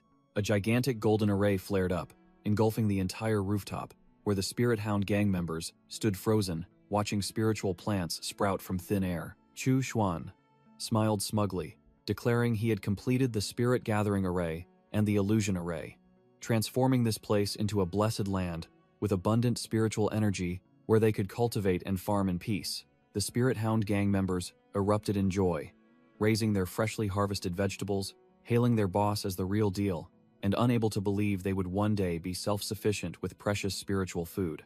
Chuxuan entrusted this land to the Spirit Hound gang members for management to ensure logistics, all to serve the demonic path he was about to embark on. He stepped into a dark room where a giant, black wolf was tightly bound by soulflower vines, and he affirmed that his path to Foundation establishment depended entirely on it. The scene shifts to Qinghe City, an ancient and bustling metropolis on the Kangshuan continent. Chuxuan blended into the crowd, a conical hat on his head, silently calculating. The soul flower has been sown, now it's time to return to the continent to find a powerful cultivation method for the Foundation establishment stage. He mused that the quickest way to contact Marshal Uncle Liu Zhengsheng was to find a disciple of the Wuji sect. As soon as he finished speaking, Chuxuan activated his divine sense, and crimson energy waves swept across the neighborhood to search for his target. Immediately, he locked onto 2 cloaked figures, whispering, who were none other than his former sectmates, Wei Hua and Chen Ge. Chuxuan hid nearby, eavesdropping. Wei Hua was panicking that another person named Zhang Cheng would betray them to the Shengang sect. Chuxuan analyzed the situation, concluding that whether the person was an informant or not, they were in deep trouble, and it was best for him to stay out of it. Suddenly, a blood-soaked figure was flung through the air like a broken toy. The unfortunate cultivator crashed to the ground in the middle of the street, his blood-drenched state sending the civilians into panicked screams. A silver-haired swordsman with twin swords strode forward coldly, his imposing aura overwhelming the entire street as he roared, "Get out of the way!" A loud-mouthed civilian pointed directly at the silver-haired swordsman, straining his neck to demand, Who are you to dare act so cruelly in broad daylight? The silver-haired swordsman sneered, confidently introducing himself. I am Ouyang Hao, the fourth disciple of the Shengang sect, hereby ordered to hunt down the remnants of the Wuji sect. The civilian had just realized he'd provoked a formidable foe when another blue-haired Shengang sect disciple struck him, sending him flying, with a warning. Ignorance may spare your life. Ouyang Hao's gaze swept through the crowd, immediately locking onto Wei Hua and Chen Ge, who were trembling uncontrollably. He smirked. Ha, the real devils are all here. He waved his hand, and a brilliant green sword chi exploded in the middle of the street, sending the civilians screaming and scattering in terror at Ouyang Hao's overwhelming power. The crowd whispered, revealing that Ouyang Hao was a genius of the Shengang sect, soon to become a true disciple, and had single-handedly sent 3 of the top 10 Wuji sect disciples to their deaths. Standing in a hidden corner, Chu Xuan smirked, assessing the situation. It seems Ouyang Hao is the only pursuer. A genius at the 9th level of chi refinement? Just a fat sheep. A blue sword chi and a red-purple energy beam clashed fiercely in the alley, signaling that the hunt had officially begun. Ouyang Hao laughed savagely, pointing his finger forward and unleashing his spirit rhinoceros sword finger. You Wuji sect scum, prepare to die. The sword chi shot forward, and Chen Ji screamed in despair as the technique locked onto him, leaving no escape. Just as the sword chi was about to engulf Chen Ge, a giant blood-colored shield created by Chu Xuan easily absorbed the full damage. Ouyang Hao hovered on his sword in the air, his face showing surprise as his attack was blocked, while below, Chu Xuan stood shielding a pale-faced Chen Ge. The silver-haired sword cultivator smirked with interest. You blocked my spirit rhinoceros sword finger? Which Wuji sect trash are you to possess such skill? From beneath his hat, Chu Xuan spoke in a demonic voice, as if from hell. Have you forgotten me so quickly? Chu Xuan lifted his head, his blood-soaked face twisted into a maniacal grin, enunciating each word. I am Zhang Cheng. I have returned to take your eyes as proof. Chen Ge and Wei Hua froze. Chen Ge stammered, recognizing the name Zhang Cheng in horror. Then Chu Xuan shot him a glance, signaling him to get lost. Ouyang Hao sneered, completely disregarding his opponent, believing it to be nothing more than a cheap act. Drawing his twin swords, Ouyang Hao became extremely excited, roaring a challenge to Chu Xuan not to let his prey escape, or he would make him wish for death. Chu Xuan burst out laughing, declaring that Ouyang Hao was gravely mistaken. Right behind him, 3 formidable corpse soldiers slowly appeared with overwhelming aura. You are the prey here.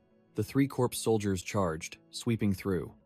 The Shengang sect disciples' faces turned ashen, but Ouyang Hao remained utterly smug.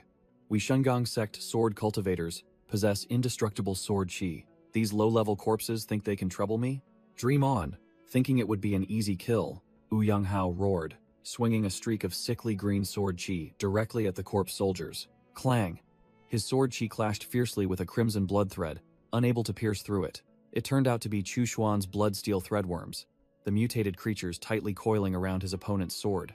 Ouyang Hao was stunned, realizing that this worm wasn't cut through at all, and could even transform. This technique was too strange. Chu Xuan smirked, activating the blood-binding art. The blood threads immediately bound Ouyang Hao like a cocoon. The sword cultivator didn't flinch. Instead, he showed interest. Interesting.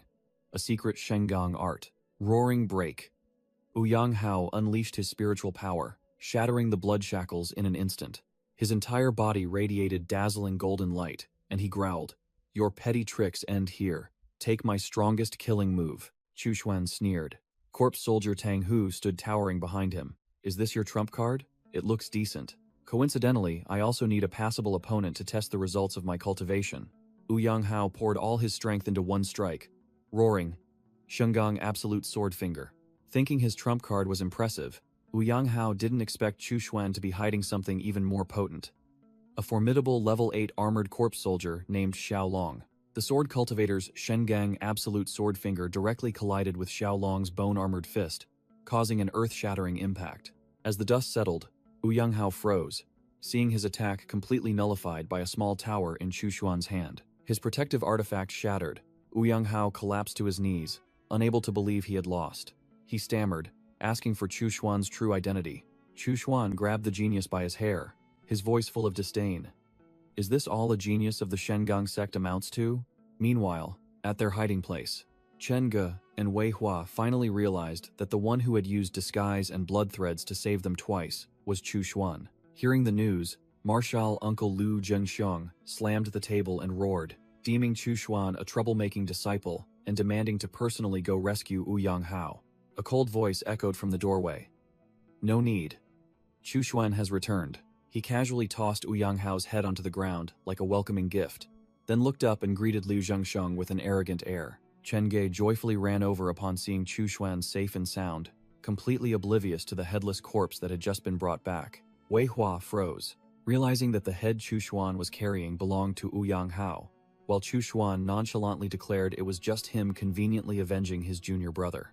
Liu Zhengxiong couldn't believe his eyes, deducing that Chu Xuan must have reached the 9th level of qi refinement to be able to kill a genius like Wu Yanghao. Hearing the words 9th level, Chen Ge and Wei Hua gasped in horror, while Chu Xuan merely gave a mysterious smirk. Liu Zhengxiong was overjoyed, declaring Chu Xuan the sect's blessing and promising to do everything in his power to help him break through to Foundation establishment.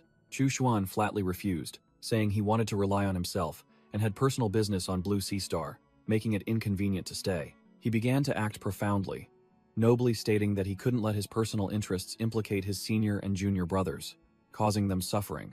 The act was too successful. Chen Ge and Wei Hua were moved to tears, revering Chu Xuan as a living saint for his selfless heart. Liu Zhengxiong was also completely convinced. He clapped Chu Xuan on the shoulder with emotion, affirming that if he needed anything, he should just say so, as the sect would not abandon such a talent. Getting down to business, Chu Xuan no longer beat around the bush and directly asked about Foundation establishment cultivation methods and the price of the blood refinement scripture. Liu Zhengxiong quoted 500 blood pearls for a copy of the blood refinement scripture, emphasizing that this was already a bargain compared to exchanging it for sect contribution points in the past. Chu Xuan feigned poverty, saying he only had 300 blood pearls, but Liu Zhengxiong cheerfully declared that if other disciples didn't need it, he would give it to him for free. Chu Xuan was slightly shocked, realizing he had just judged a gentleman's heart with a villain's mind by thinking this uncle was also stingy, and quickly resumed his role as a grateful disciple. Liu Zhengxiong handed over the cultivation method and instructed Chu Xuan to be careful on his journey and to seek out the Wu family if he encountered any difficulties. Chu Xuan departed, secretly sighing to himself that a demonic sect like the Wuji sect could have such a good person as Liu Zhengxiong, wondering if there were any good people left on the Kongshuan continent. Outside in the courtyard, Xu Ming questioned Liu Zhengxiong about the enormous number of blood pearls and was told that it was a resource brought back by Chu Xuan. Xu Ming gasped, unable to believe Chu Xuan was still alive, only to be further shocked by Wei Hua. Not only is he alive, he's also broken through to the 9th level of qi refinement and killed the genius Wu Yanghao. Xu Ming broke out in a cold sweat, recalling old events and utterly unable to understand why Chu Xuan's strength could grow so unreasonably. Wei Hua and Chen Ge began to taunt Xu Ming, sarcastically remarking that if he looked down on senior brother Chu, he probably wouldn't bother taking the blood pearls, right? Provoked, Xu Ming immediately changed his tune, shouting, "I want them! I want them!" While Chen Ge and Wei Hua laughed gleefully. Xu Ming's face showed his bitterness, suspecting that Chu Xuan must have stumbled upon some great fortune and was hiding an earth-shattering secret. At the Grand Hotel, a purple spatial vortex suddenly appeared, startling the two giant wolves, He and Da Huang, who were on guard. Chu Xuan stepped out of the vortex with an overwhelming aura. The two wolves immediately recognized their master and wagged their tails, barking happily. As he patted He, Chu Xuan saw a subordinate from the Spirit Hound gang poke his head out, his face beaming with joy at seeing his boss return. The two subordinates hastily reported, "Boss, you've been gone for 2 months. Everything is fine. Thanks to your corpse soldiers, the wolf pack, and your formation, no one has dared to come near here." Chu Xuan nodded dismissively. What he cared about most right now were the soul flowers, so he went straight to a secret room. As soon as his hand touched the door, sharp purple energy streams shot out from within, signaling something unusual. Throwing open the door, Chu Xuan was overwhelmed by the sight inside. The entire room was densely packed with thorny vines and blooming soul flowers, enough to refine an entire furnace of Foundation establishment pills. He calmly stepped inside, treading on the thick vines as if they were solid ground. Going deeper, Chu Xuan discovered the wolf He tightly bound by countless vines, its body withered from having its life force drained, barely clinging to life thanks to its strong physique. His eyes flashing with a bloody glint, Chu Xuan coldly plucked a soul flower, declaring, "Everything is ready. Your life should also come to an end." Chu Xuan muttered, "This path of cultivation truly is a game of resources. Innate talent is merely trash. Wasting no time, he threw all the soul flowers and ingredients into the furnace, beginning to refine Foundation Establishment blood pills, each pill increasing the success rate by 30%. Whoosh! The alchemy furnace shook violently, then shot out 3 scorching red blood pills, fresh out of the oven. Adding the genuine Foundation Establishment pill, snatched from Wu Yanghao's corpse, Chu Xuan smirked confidently, having a total of 4 attempts to break through. No sooner said than done, he swallowed the first Foundation Establishment blood pill without hesitation. Crack! The terrifying medicinal power erupted, golden energy swirling around Chu Xuan, causing him to convulse as the breakthrough process officially began. The spiritual energy in his body began to condense, gradually liquefying into a pure energy orb in his palm. But Chu Xuan quickly realized that the power of this single, inferior pill was not enough to complete the liquefaction of all his spiritual energy. He then poured all his strength, utilizing all the Foundation Establishment blood pills, and a massive red and gold energy vortex erupted fiercely. As everything settled, Chu Xuan slowly opened his eyes, his aura completely transformed, having officially entered the Foundation Establishment stage. Chu Xuan's crimson eyes gleamed with determination. He was highly focused on the final step. Inside his sea of consciousness, he faced his meditating self, breaking through in a terrifyingly silent space. Suddenly, a giant wolf's paw broke the surface of the water, and a voice full of resentment echoed, "Chu Xuan, you ruthless demonic cultivator." The monster's dark shadow enveloped Chu Xuan. It snarled, vowing, "I will never let you break through to Foundation Establishment." The heart demon wolf revealed its true form with blazing blue eyes, lunging to attack, making Chu Xuan realize, no, this is a heart demon illusion. The monster let out an earth-shattering roar, its eyes turning crimson, filled with murderous intent. Chu Xuan didn't flinch. He unleashed streams of blood-colored energy that tore through the air, growling, "Get lost." He quickly analyzed the situation, realizing that although the Foundation Establishment blood pills were effective, they had summoned this thing because they contained the resentment of countless living beings. Heart demon energy flowed ceaselessly. The monster couldn't be destroyed. On the contrary, it was growing stronger. The heart demon wolf roared, provoking Chu Xuan. "Don't waste your strength," ignoring his continuous attacks. The heart demon wolf began its sermon, disparaging Chu Xuan as having mediocre talent, a trash background, and no chance of breaking through to Foundation Establishment. Chu Xuan smirked, a challenging expression on his face. "Oh, you want to debate the Tao with me?" He began to retort, exposing how the righteous sects treated common people like grass, monopolized resources, and asserted that the demonic cultivation path was the true way. The heart demon wolf roared furiously, refusing to accept that an evil path could succeed, swinging its claws to attack, while Chu Xuan calmly declared that demonic cultivators were those who plundered the life force of all things. Half of Chu Xuan's face transformed into a demon. He growled, declaring that if heaven wouldn't grant it, he would slaughter his own way, using 10,000 corpses to pave a path to the heavens. With an overwhelming aura, Chu Xuan boldly affirmed that he now possessed enough power to change his fate and defy the heavens. Chu Xuan's Tao heart was as firm as a rock, causing the heart demon wolf illusion to be unable to withstand it and explode into pieces. After the explosion, the monster completely vanished, leaving only Chu Xuan standing tall in the sea of consciousness. But the challenge wasn't over. The water surface behind him rippled, and a pair of hands slowly emerged. A seductive fox spirit demon appeared, using sweet words to persuade Chu Xuan to recall his original reason for cultivating, shifting from attack to temptation. The fox heart demon began to play word games, embracing Chu Xuan from behind and tempting him. "I know you used to be oppressed, but now you're the boss here.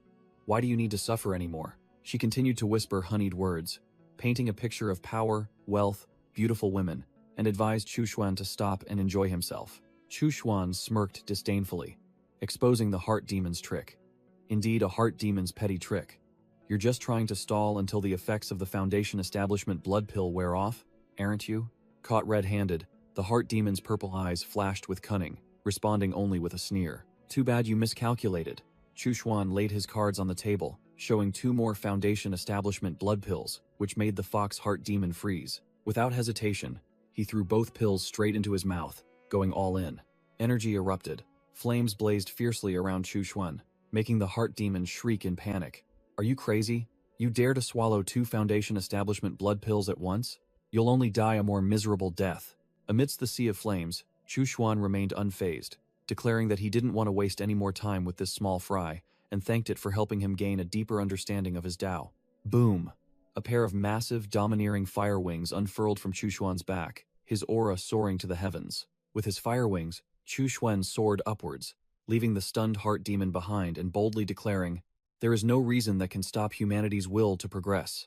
Overwhelmed by Chu Xuan's aura, the fox heart demon could only grit her teeth and endure, unable to utter a word.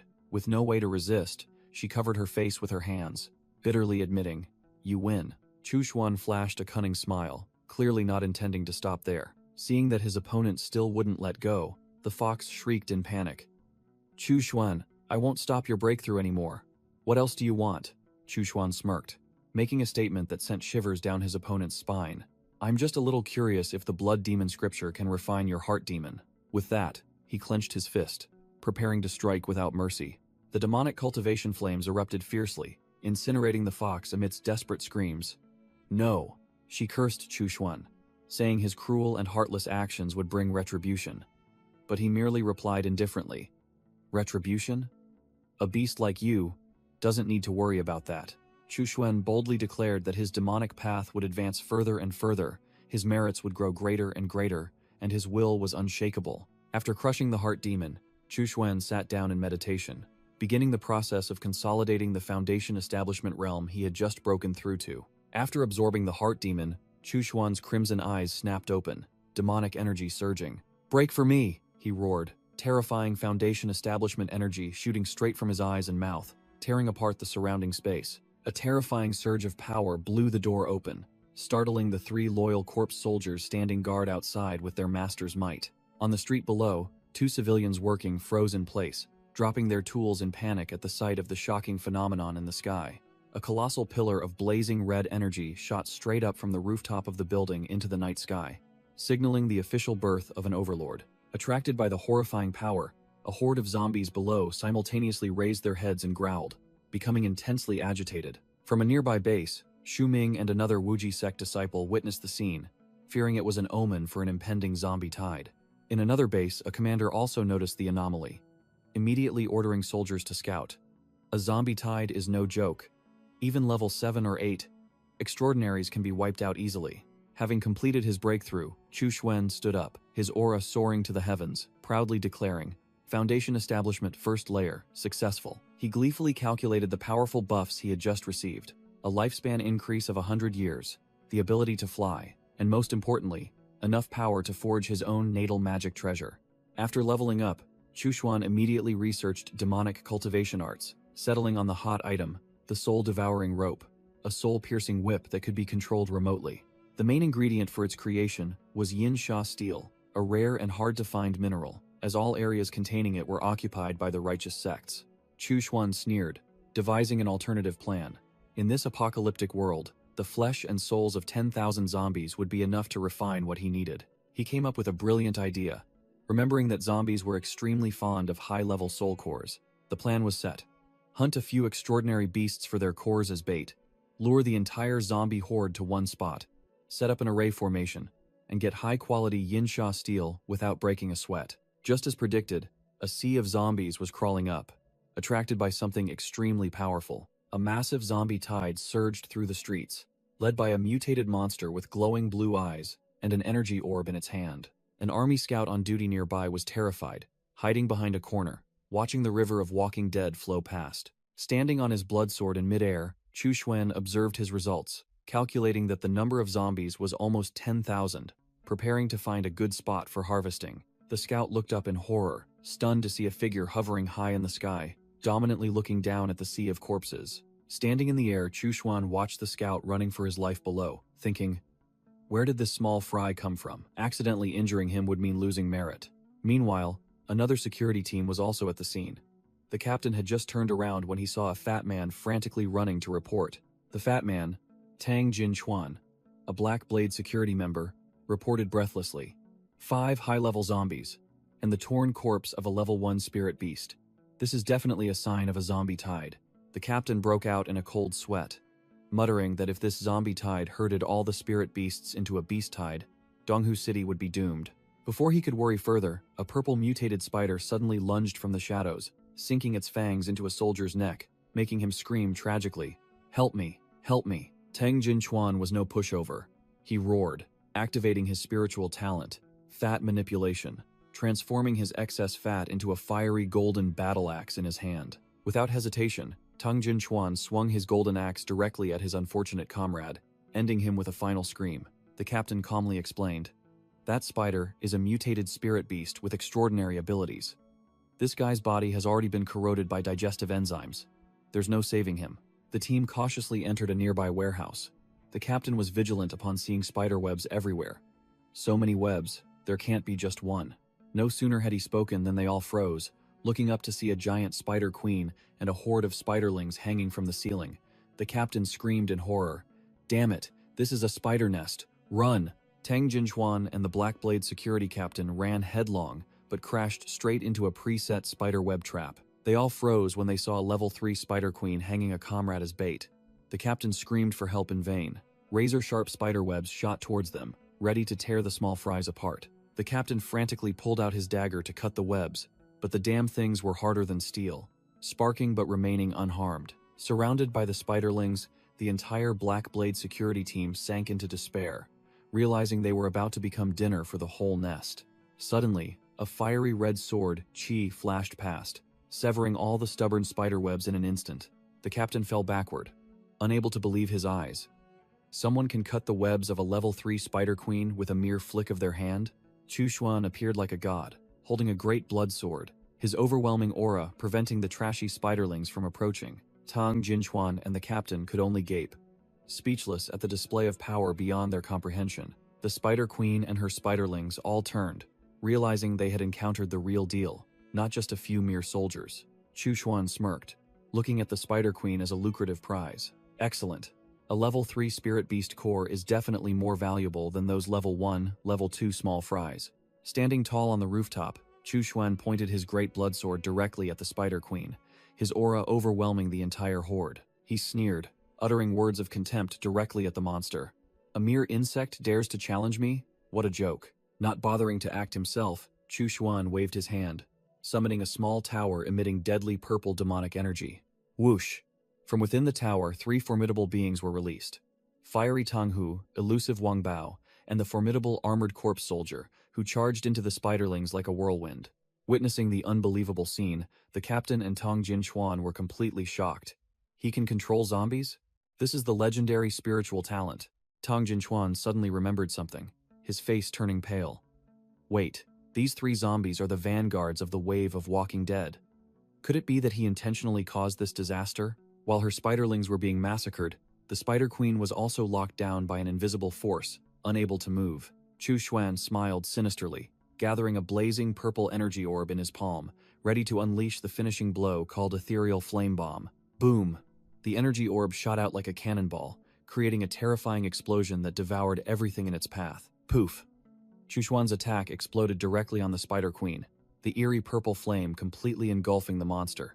The spiderlings trying to escape were also swept away by the ethereal flame. Chu Xuan merely sneered, trying to run. Hilarious.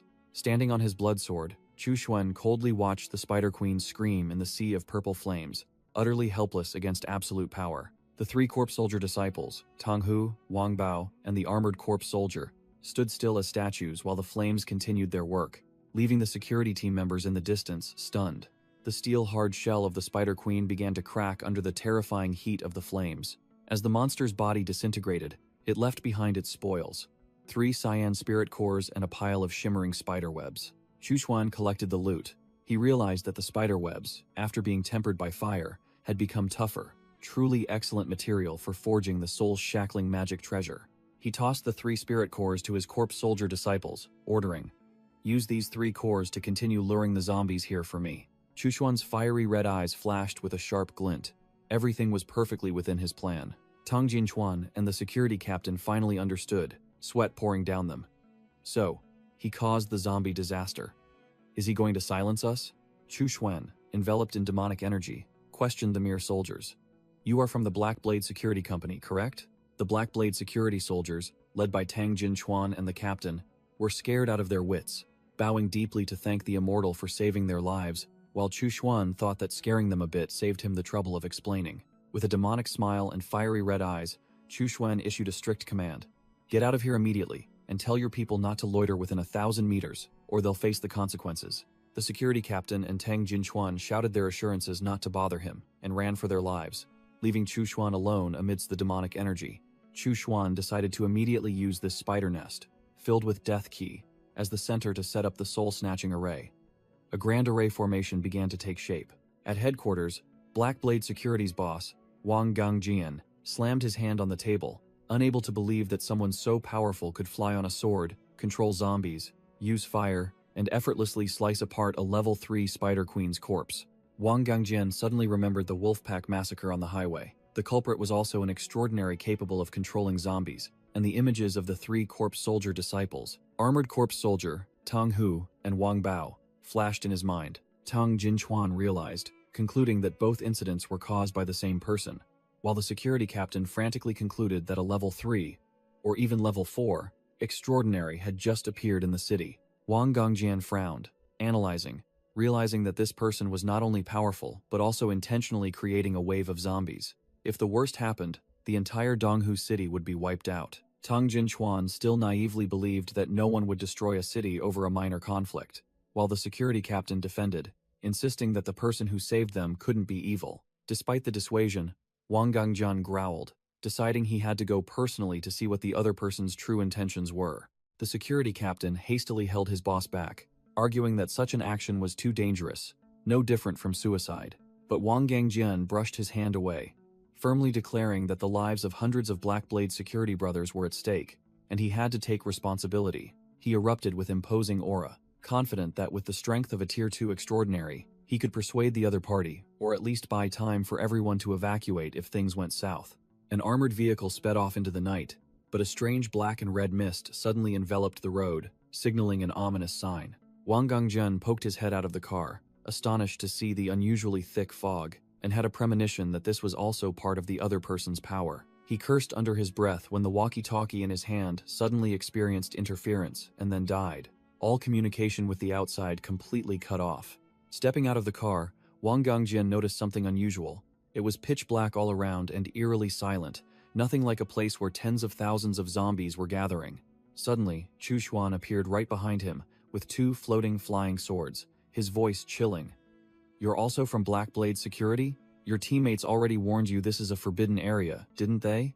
Wang Gangjian's face drained of color, sweat pouring down him like rain under the terrifying pressure, as he stammered an explanation that he only came to check the situation out of concern for the safety of the survivors. Chu Xuan sneered contemptuously at the Tier 2 extraordinary, declaring bluntly, "Let me show you." Immediately, a hellish scene unfolded. Chu Xuan stood amidst a pillar of crimson light. Below him was a sea of zombie corpses piled up like mountains, pierced by countless swords, leaving Wang Gangjian stunned. Wang Gangjian was utterly shocked, his face pale, his mouth agape, unable to utter a word at this unimaginable scale of power. Chu Xuan coldly turned his back, holding a formation plate, and issued his final warning. "Any zombie or spirit beast that steps in here will be wiped out. That's all I'm saying." In extreme panic, Wang Gangjian rushed back to the car, hastily grabbing the walkie-talkie as his teammates yelled, asking about the situation. Even though sweat was pouring down him, Wang Gangjian still tried to reassure them over the walkie-talkie, lying that everything was fine and that Donghu City would soon be the safest place. 2 days later, Chu Xuan stood high above, looking down at the grand formation, which had now transformed into a colossal pit filled with resentment, energy, and corpses, declaring that it was time to harvest. He waved his hand, and a crimson blood thread shot straight into the middle of the mountain of piled-up zombie corpses. The blood thread pulled back, carrying a glowing crimson crystal, a substance crystallized from the resentment energy of tens of thousands of living beings. Chu Xuan looked at the result with satisfaction, a red dragon-shaped aura swirling around the stone, and sneered. "Not bad. Nearly 100,000 zombies have condensed into high-quality resentment energy. Now I have enough materials to refine the soul-locking rope." Just as he was about to refine the item, the sky suddenly changed, a swirling vortex of golden clouds churning, signaling an impending catastrophe. The towering resentment energy from the pile of zombie corpses was sucked straight up into the sky, and dazzling golden lightning covered the entire area. While Chu Xuan was still bewildered, pure golden light began to gather, exuding a terrifying aura. The pinnacle, dragon and phoenix auspice appeared, 2 divine beasts made of brilliant golden light taking form, circling Chu Xuan like guardians. It turned out this was a phenomenon of merit. even grander in scale than before. Chu Xuan stood at the eye of the storm, his aura radiant. The golden rain began to pour down, each drop seeping into his body like a supreme tonic. Chu Xuan's divine soul was buffed twofold, and all his cultivation bottlenecks were automatically resolved. He hadn't expected that eliminating nearly 100,000 zombies would bring such a high-end reward, a fortuitous encounter that other Foundation establishment stage cultivators could only dream of. Chu Xuan sneered, feeling the new power. This merit was truly overwhelming and boundless. The rain of merit not only buffed people but also seeped into the ground, causing even weeds to glow. Chu Xuan chuckled. Even the plants benefited. It wouldn't be strange if spirit medicines or exotic herbs grew here in the future. 3 months later, 2 civilians were exchanging items outside a high-rise building. Meanwhile, Chu Xuan had emerged from seclusion, successfully refining a brand new item, the soul-locking rope, a chain whip full of sharp thorns that looked extremely bloodthirsty. Chu Xuan sneered. Thanks to the merit buffing his luck, the refinement of the soul-locking rope went much smoother than expected. Whoosh! He swung the whip, and the chain tore through the air at terrifying speed. Boom! An energy explosion swept through, blowing away 2 unfortunate civilians who were screaming in terror. Chu Xuan showed his satisfaction. This innate magic treasure had merged with his divine soul, its potential for growth almost limitless. With the powerful item acquired, it was time to upgrade his software. Chu Xuan pulled out a secret manual to begin cultivating Foundation Establishment stage magic. The Blood Demon Monster Refining Scripture was divided into 9 layers. Each Foundation Establishment layer unlocked a new magic art. The first layer was Escape Technique, and the second was Demonic Claw. The special feature of these magic arts was their ability to use yin energy to amplify their power, turning a weak move into something formidable. But for other demonic cultivators, this feature was useless. But for Chu Xuan, it was different. He had a whole treasury of yin energy. With just a small jade bottle, the yin energy from the previous soul-snatching grand formation poured out like a flood, enough for him to use freely. Several bottles of pure yin energy were laid out by Chu Xuan, and an enchanting blue spiritual energy rose in wisps, preparing for the power boost. Chu Xuan took a deep breath, absorbing all the yin energy into his body, a look of satisfaction clearly visible on his face. He growled, deciding to use this formidable energy source to accelerate his cultivation progress. Lightning and thunder crackled around him, looking incredibly domineering. The scene shifts to Longjiang City, the capital of Linjiang Province, a bustling modern metropolis at dusk. In a military conference room, Professor Zheng rushed in frantically, calling out the name of a general amidst the astonishment of the officers. The silver-haired general with a scar on his face, named Ye Nantian, leader of the Linjiang army, announced an emergency meeting because an extraordinary creature had just appeared. A female analyst projected an image of a cargo ship entangled by gigantic tentacles, reporting that it was over 30 meters long and had swiftly dealt with 30 people on board. The army commanders broke into a sweat, concluding that this was a Tier 3 monster, a creature their current forces had no chance of defeating. Ye Nantian ordered, "The mission is not to kill, but to scare the monster away from our territory at all costs." All the officers unanimously obeyed. Professor Zheng hastily spoke up, proposing to Ye Nantian about an extremely powerful expert in Donghu City, whom he had mentioned before, suggesting they invite this person to act. Ye Nantian immediately dismissed Professor Zheng's idea, scoffing that no matter how strong one person was, they couldn't contend with his hundreds of thousands of soldiers, then asked directly, "Where is he?" The scene shifts. Chu Xuan, disguised as a merchant, wearing a wide-brimmed hat, entered a tea house that looked familiar, but had a changed signboard. Chu Xuan called the tea house waiter over, feigning curiosity, asking why this place, which was the Wu family's tea house 3 months ago, had now changed owners. The tea house waiter honestly spilled everything, saying that the Wu family had their assets confiscated by the Shengang sect for harboring Wuji sect remnants. Chu Xuan secretly thought that, indeed, the Wu family had too many people and was too conspicuous, so they were bound to be wiped out sooner or later. Chu Xuan feigned fear, acting deeply. "That's terrible. Have all those demonic cultivators been caught yet? I'm constantly worried in the city." The tea house waiter proudly boasted that the Shengang sect had joined forces with the Golden Dragon Temple, dispatching troops to sweep through and drive the Wuji sect remnants into the southern Cloud Mist Mountains, asserting that the city was now absolutely safe. After finishing his act, Chu Xuan breathed a sigh of relief and casually tipped the tea house waiter some silver, making him overjoyed and profusely grateful. After getting the information, Chu Xuan calculated that among the survivors, only Martial Uncle Liu was at the Foundation establishment stage. The hunting party definitely had no Golden Core experts.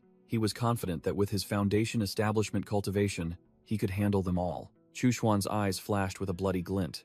He thought of his innate magic treasure, the soul-locking rope, which needed the divine souls of foundation establishment cultivators to unleash its maximum power. Those useless zombies weren't strong enough. This was a golden opportunity to lie in wait like a sparrow. The scene shifts to the majestic southern cloud mist mountains, shrouded in fog, a place about to become a hunting ground for both the righteous sects and demonic overlords. While walking in the forest, Chu Xuan was suddenly stopped by a loud shout. Stop. Whoosh.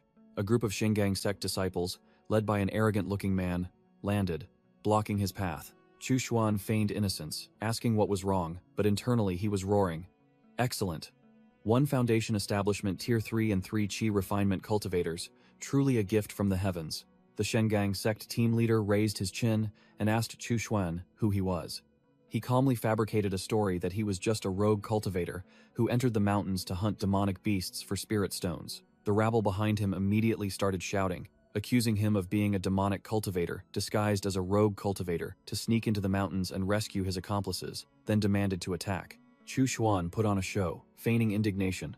You Shingang sect members claim to be of the righteous path, yet you slander innocent people without evidence? The Shingang captain sneered, laying his cards on the table. Haha, let me tell you before you die, whether you're a demonic cultivator or not doesn't matter. Your head is enough to exchange for contribution points. The group surrounded him, boasting that they had killed 8 people this way and Chu Xuan would be the 9th, then simultaneously unleashed streaks of lightning to attack, but they had chosen the wrong target. Chu Xuan coldly activated the Black Soul Vortex, and a burst of reddish-purple demonic energy exploded, shattering their attacks. Instantly, the blood-steel threadworm shot out from his hand like a blazing red python, whipping around once, and all the Shingang disciples were wiped out in an instant, their bodies mangled. The Shingang captain perished before he could even understand what was happening, his corpse flying like a kite with a broken string. Chu Xuan sneered, holding the blood-steel threadworm, a smirk on his face. Congratulations, this time you've met the real deal. Without further ado, Chu Xuan immediately unleashed the soul-snatching art, sucking away the souls of all those who had just fallen. He stored the souls of the Qi refinement cultivators in his bag to nourish the 10,000 souls banner, while the soul of the foundation establishment cultivator needed a quiet place to be processed separately. In a desolate place, Chu Xuan began the process of refining the Shingang captain's soul, attempting to turn it into a new spiritual artifact. Boom! The foundation establishment soul was too tough. It exploded during the refinement process, sending blazing red energy scattering in all directions. Another failure. Chu Xuan covered his face in disappointment, when suddenly a strange voice asked if he had also failed. He thought to himself, a month had passed, and he had killed 4 foundation establishment cultivators and over a dozen Qi refinement cultivators, yet he still hadn't successfully refined the soul-shackling cord because it was too picky about materials. Chu Xuan concluded, it seems I need to find a more formidable foundation establishment soul to refine. Feeling dejected, he suddenly heard earth-shattering sounds of fighting outside. A new opportunity had arrived. An old man in white robes, eyes blazing with fire, roared for blood, chasing Liu Zhengsheng frantically through the forest and shouting, Liu Zhengsheng, you killed my brother Zhao. Even though he was at a disadvantage, Liu Zhengsheng stubbornly argued, if you want to kill me, then kill me, but don't pin absurd blame on me. His words were tough, but his body was not. Liu Zhengsheng coughed up a mouthful of blood. His injuries were clearly extremely severe. The old man in white robes sneered, judging, you're beyond saving. With such severe injuries, you have only one path, death. Suddenly, a blazing red bone whip flew out of nowhere, aimed directly at the old man in white robes. The old man was startled, and quickly formed a hand seal, conjuring a blue spiritual energy shield to defend himself. Crack! The shield was as thin as paper. It shattered upon impact, and the bone whip pierced straight into the old man's chest. The old man in white robes gritted his teeth, his face changing color because the sudden attack was too insidious. His pupils constricted, reflecting the image of a blazing red hand reaching out. A massive surge of evil energy erupted, enveloping the old man like an evil spirit devouring its prey. Chu Xuan appeared, exuding an incredibly cool and overbearing foundation establishment stage aura, making the old man in white robes, Sun Shi, gape in astonishment. Chu Xuan, you've broken through to foundation establishment? Swallowed by Chu Xuan's blood refinement art, Sun Shi roared in the sea of blazing red flames, feeling the sinister power eroding his spiritual power. Not some small fry, Sun Shi roared, unleashing his azure cloud divine sword art, and countless streaks of green sword chi flew across the sky, tearing through the red flame barrier. Standing from afar, Liu Zhengxiong was sweating profusely, clearly worried because Sun Shi was a veteran Foundation establishment cultivator with a solid foundation, while Chu Xuan was just a newcomer. Sun Shi's face filled with killing intent, and he bitterly roared, "Last time I let you escape, I didn't expect you to break through so quickly. You truly brought disaster upon yourself." With that, the old man waved his hand, and countless flying swords shot out like rain, vowing to send Chu Xuan to heaven, just as he had entered the Foundation establishment stage. The sword formation tightened, piercing straight into Chu Xuan from all sides, seemingly finishing him off in an instant. But no. Chu Xuan merely sneered, and a surge of purple demonic chi erupted from his body, easily blocking all the incoming flying swords. It was just an afterimage. Chu Xuan's body dissolved into a purple light and vanished. Sun Shi realized he had been tricked and shouted, "Damn it, it's an earth evasion technique." Knowing something was amiss, Sun Shi dared not be careless and immediately set up a defensive sword formation, highly vigilant against Chu Xuan's next attack. Unexpectedly emerging from the ground, Chu Xuan unleashed a blood-colored thorny whip, smashing Sun Shi's defensive sword formation to pieces, much to the old man's astonishment. Quick as a flash, Chu Xuan closed in from behind, grabbing Sun Shi's head with a demonic grin that utterly terrified the old man before he died. Having just finished off his opponent, Chu Xuan immediately cast the soul-snatching art, extracting a pure blue soul from Sun Shi's body. Holding the soul of a veteran Foundation establishment cultivator in his hand, Chu Xuan smirked in satisfaction, praising it repeatedly as high-quality goods, perfect for refining the soul-shackling cord. Liu Zhengxiong approached, his face still in shock. "Chu Xuan, I can't believe you won. I remember you were still stuck at the 9th level of Qi refinement just recently." Chu Xuan casually explained that he had picked up a Foundation establishment pill from Ouyang Hao, swallowed it, and broken through thanks to luck. Liu Zhengxiong gaped, thinking that this leveling speed was truly unprecedented. Liu Zhengxiong questioned Sun Shi's words, asking if Chu Xuan had also killed his junior brothers, and he casually admitted, "Yes, I killed them." Liu Zhengxiong was extremely excited, praising Chu Xuan as too formidable for crushing a veteran right after reaching Foundation establishment, asserting that with this achievement, if recommended to the old ancestor, he would surely be accepted as a true disciple. Hearing old ancestor, Chu Xuan's face immediately turned serious, and he inquired, "Martial uncle, do you mean there's news of the golden core old ancestor?" Liu Zhengxiong confirmed, his expression becoming even more solemn, saying that this was not the place to discuss important matters, and urged Chu Xuan to follow him. At the hidden base, the Wuji sect disciples burst into joyous cheers upon seeing Liu Zhengxiong return safely. But right behind the old man was Chu Xuan, whose overbearing Foundation establishment stage aura immediately made the atmosphere grow heavy. The disciples, especially Wei Hua and Xu Ming, gaped in astonishment, asking how Chu Xuan was here, and how he had broken through the Shenggang sect's encirclement. Liu Zhengxiong solemnly declared that Chu Xuan had not only broken through to Foundation establishment, but also made a great contribution by eliminating the enemy, so he decided to promote him to the rank of Martial Uncle. Hearing the order, all the disciples dutifully bowed their heads to greet Martial Uncle Chu, except for Xu Ming, whose face was sullen, clearly unconvinced. Chu Xuan narrowed his eyes, his sharp gaze locked onto the one showing defiance. He sneered, his voice filled with killing intent. "Heh heh, Xu Ming, you don't need to follow." Without giving his opponent a chance to react, Chu Xuan waved his hand, and the blood-steel threadworm transformed into a blazing red thorny whip, lashing out. Swish! The blood whip pierced straight through Xu Ming's throat, a clean finishing blow, leaving no chance for resistance.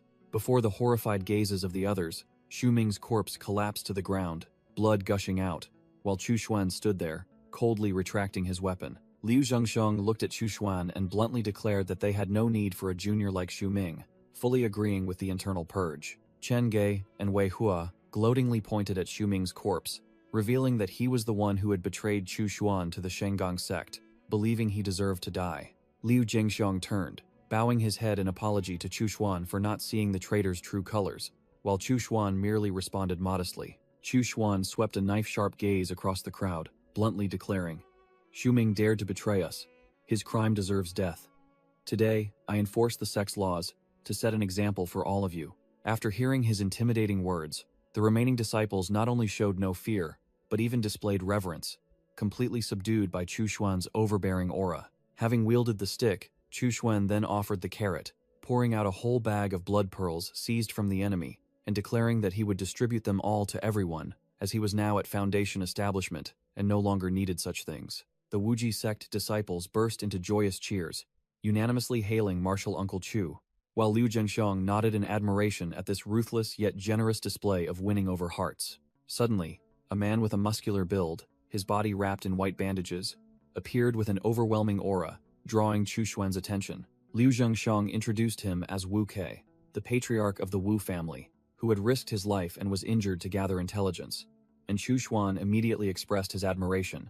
Wu Ke modestly replied, but inwardly he was calculating, secretly acknowledging Chu Xuan's extraordinary abilities and telling himself that he absolutely must not become his enemy. Chu Xuan got straight to the point, asking Wu Ke if he had any news about their sect's old ancestor.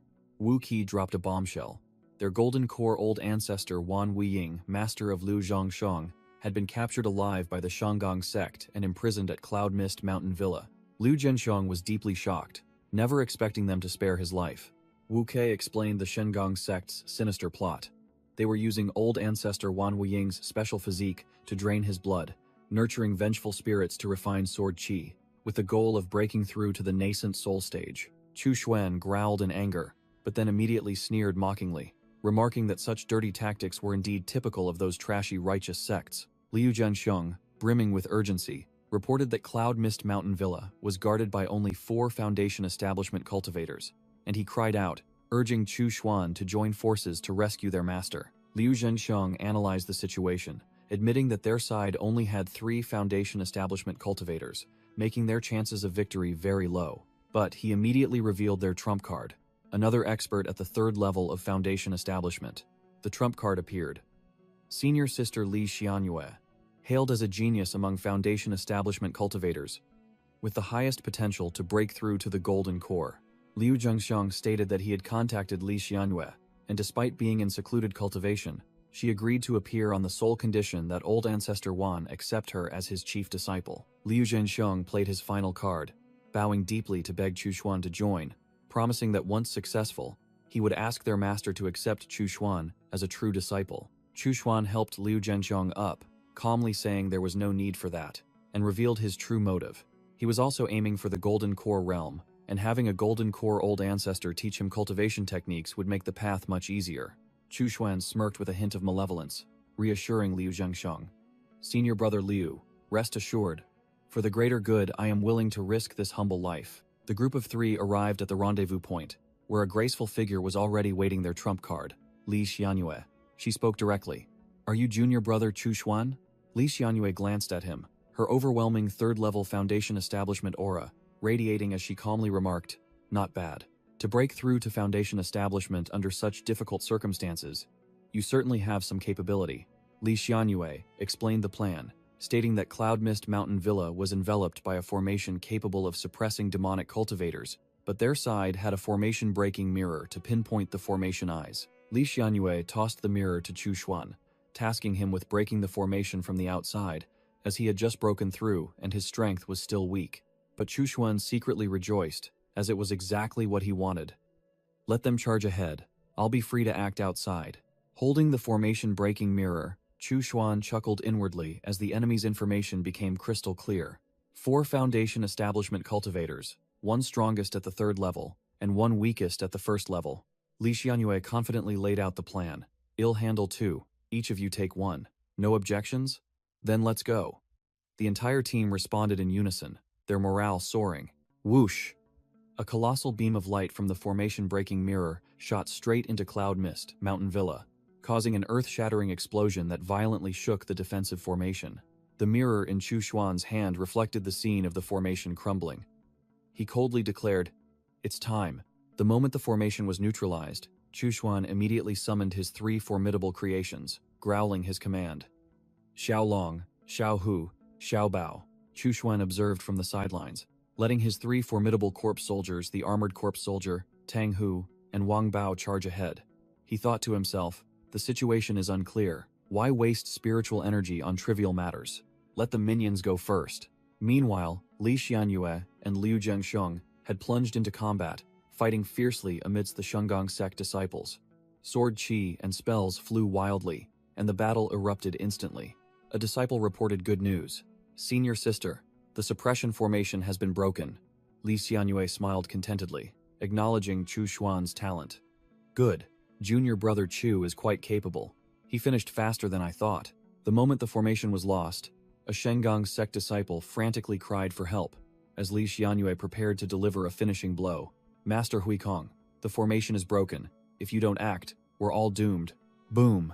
A powerful golden light tore through the wall, flying straight towards the battlefield. An angry voice rang out. Fools! This old monk was waiting for the right moment. You've ruined everything. Li Xianyue was startled, quickly turning to block the sudden attack, but the golden light sword Qi struck too fast for her to react. Whoosh, whoosh. Not just one, but countless golden light flying swords surged forward like a storm, tearing up a large section of the courtyard with astonishing power. The attacker revealed himself, a muscular monk with a sinister grin, holding a golden light magic treasure. He greeted Li Xianyue with a mocking tone. A mysterious observer with a glowing red aura stood in the distance, muttering, "It's martial monk Hui Kong of Golden Dragon Temple. Rumor has it he's a genius, reaching foundation establishment at 30, with more victories than defeats." Li Xianyue confronted Hui Kong, growling her accusation. "Hui Kong, your Golden Dragon Temple always preaches compassion, so why collude with the demonic cultivators of the Shengang sect, who specialize in blood-sacrificing ghost souls?" The monk vehemently denied it. "Nonsense. This poor monk is only here to provide support. I know nothing." Hui Kong boasted loudly, declaring that the Wuji sect remnants had walked straight into a trap, and he would personally send them on their way. Hui Kong's prayer beads seemed to have eyes, fiercely pursuing Li Xianyue and Liu Zhengsheng, forcing both to struggle to evade them. Li Xianyue bitterly realized she had fallen into a trap. Hui Kong had deliberately waited for her side to exhaust their spiritual energy before emerging to finish them off. And if they lingered, enemy reinforcements would arrive immediately. With no other choice, Li Xianyue summoned her innate magic treasure, the Black Wind Flag, roaring for her opponent to get out of the way. Hui Kong turned his back, fully displaying his dragon tattoo, and sneered defiantly. "Trying to run? Have you asked this poor monk for permission yet?" Li Xianyue's Black Wind Flag collided head-on with Hui Kong's golden light, creating a terrifying energy explosion. As a result, Li Xianyue was sent flying, spitting blood, her clothes causing the martial monk to freeze and look up warily. Reacting like a machine, Hui Kong immediately threw his sword, circulating his cultivation to summon a golden bowl to block the sudden attack. Clang! A blood-colored bone whip descended from the sky, striking the golden bowl directly, causing it to crack open, and making Hui Kong's eyes widen in shock. In midair, Chu Xuan appeared in his black robe, causing the gasping Li Xianyue to utter his name in astonishment. Li Xianyue couldn't believe it. Not only did Chu Xuan not flee, but he returned at the perfect moment, shattering Hui Kong's evil-suppressing rune with a single move. Interrupted at the last minute, Hui Kong clutched his chest, growling at the stranger. "You brat, who are you?" Chu Xuan didn't bother with words, responding with a fiery black demonic claw that shot straight towards the martial monk's face. A Shengang sect disciple, watching from the side, sneered, mocking Chu Xuan's technique as crude and slow, certain it wouldn't even graze Master Hui Kong's robes. But immediately, the slap to the face arrived as the black demonic claw exploded into a colossal sea of sinister flames, engulfing Hui Kong in his utter horror. Trapped by the black demonic claw, Hui Kong strained with all his might, gritting his teeth to resist the sinister flames burning him. Liu Zhengsheng explained Chu Xuan's brilliant strategy to Li Xianyue, using ordinary spiritual energy as a lure, then suddenly revealing his demonic energy. Li Xianyue gasped, unable to comprehend where Chu Xuan had acquired such terrifying demonic power. Escaping the flames, Hui Kong roared bitterly, calling Chu Xuan a cunning demonic cultivator, then unleashed his Vajra Beans technique, firing countless gleaming golden energy pellets. In the air, Chu Xuan merely flicked his blood-colored bone whip, effortlessly shattering all of Hui Kong's Vajra Beans as if they were toys. The whip transformed into a sharp bone short sword. Chu Xuan smirked with a malevolent aura, then uttered a chilling word. "Die." With the sword tip pointed directly at his forehead, Hui Kong was drenched in sweat, stammering as he invoked his master's name, hoping to save his life. Slash. Chu Xuan didn't bother listening, piercing straight through with a clean strike, splitting the martial monk's head in two. Standing over Hui Kong's corpse, Chu Xuan coldly swung his sword, calmly asking, "Did you think I was easily intimidated?" Without a moment's rest, Chu Xuan turned to the Shengang sect disciples who were watching, sweeping his bone whip in a circle, cleanly dispatching the small fry amidst their desperate screams. When it was done, Li Xianyue approached, her voice hesitant as she thanked Chu Xuan for saving her life. Wu Ke and Li Xianyue were deeply shocked by the Foundation establishment power Chu Xuan had just displayed, but he merely replied calmly that one must know how to hide their cards when navigating the cultivation world. Having dealt with the small fry, Chu Xuan waved his hand, declaring it was time to proceed directly to their main objective, rescuing the old ancestor. The group entered a dark dungeon, discovering an old silver-haired man tightly bound by chains. He mistook them for jailers who had come to torture him. The old man gritted his teeth, his voice filled with resentment and despair. "You're here again? How much more of my blood do you intend to drain this time?" Liu Zhengsheng recognized his master, crying out in extreme surprise and joy. "Master, it's me, Zhengsheng." Old ancestor Wan Huaying, who had only one eye left, was stunned to recognize his beloved disciple amidst his despair. The group unanimously paid their respects to the ancestor, while Liu Zhengsheng, without hesitation, rushed forward to channel his energy and break the restraining chains. Wan Wuying burst into maniacal laughter, overjoyed to finally see the day he would escape hell. "Good. You are all true disciples of my Wuji sect." Crash! The restraining chains shattered under Liu Zhengsheng's attack, and purple energy enveloped Wan Wuying, freeing him. Immediately, Liu Zhengsheng took out a bag of elixirs, anxiously telling his master, "Master, your recovery is the most important thing." As soon as he was released, Wan Wuying snatched the pile of elixirs from Liu Zhengsheng's hand and devoured them like a hungry tiger. Replenishing some energy, Wan Wuying laughed heartily, declaring that heaven never blocks all paths, and praising his disciples as genuine members of the Wuji sect. Spiritual energy began to surge.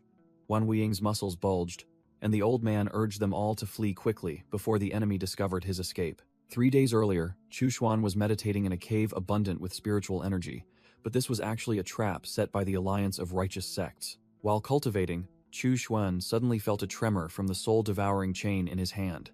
It seemed the arena within was about to yield a result. He muttered about his initial plan to only use Sun Shi's soul, but then casually threw in Master Huikong's soul as well, letting them deal with each other. Inside the spiritual artifact, the souls of Sun Shi and Master Huikong had engaged in a life-and-death battle, and now the victor had emerged. With a sneer, Chu Xuan summoned his new warrior, a muscular ghost in the form of Master Huikong. Huikong's ghost roared ferociously, lunging straight at Chu Xuan as if to tear his new master apart. Chu Xuan remained unfazed, using the soul-devouring chain to seize the ghost's wrist, easily stifling its roar. Clink!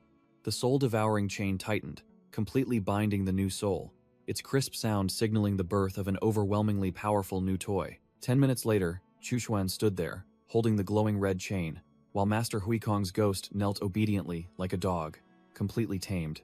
Chu Xuan smirked, thinking to himself that this life-bound spiritual artifact would grow stronger as he did, and Master Huikong's ghost would also level up accordingly. A Wuji sect disciple appeared at the cave entrance, reporting that the ancestor had emerged from seclusion and martial Uncle Liu was urgently calling for Chu Xuan. Wan Huaying praised Li Xianyue, but immediately wondered how she could defeat the martial monk of Golden Dragon Temple, who possessed the evil-suppressing rune.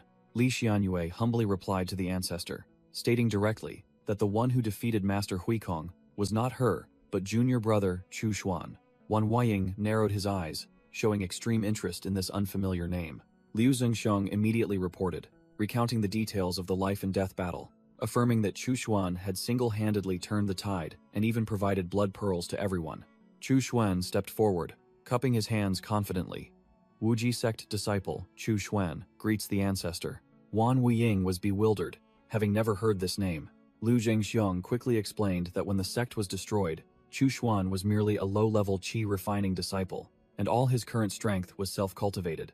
Ancestor Wan Wuying narrowed his eyes, questioning Chu Xuan's origins, as there was no such name among the qi refining stage 8 to 9 disciples back then. Chu Xuan calmly fabricated a story, saying he was only at qi refining stage 4 at the time, and later achieved enlightenment and found some blood pearls, which led to his rapid advancement. The ancestor was utterly shocked. From qi refining stage 4 to foundation establishment in 1 year, such a genuine talent is sure to reach the golden core stage in the future. I must recruit him to my side immediately. Without further ado, Wan Wuring unleashed his aura and asked directly, "Chu Xuan, do you wish to become my disciple?" Chu Xuan secretly thought this was a golden opportunity. Without a second of hesitation, he kowtowed in apprenticeship. Disciple greets master. Under the witness of Liu Zhengxiang and Li Xianyue, the official apprenticeship ceremony took place. Chu Xuan had found a powerful backer. Wan Huaying laughed heartily, helping Chu Xuan up. Acquiring such a talented disciple was truly a huge gain.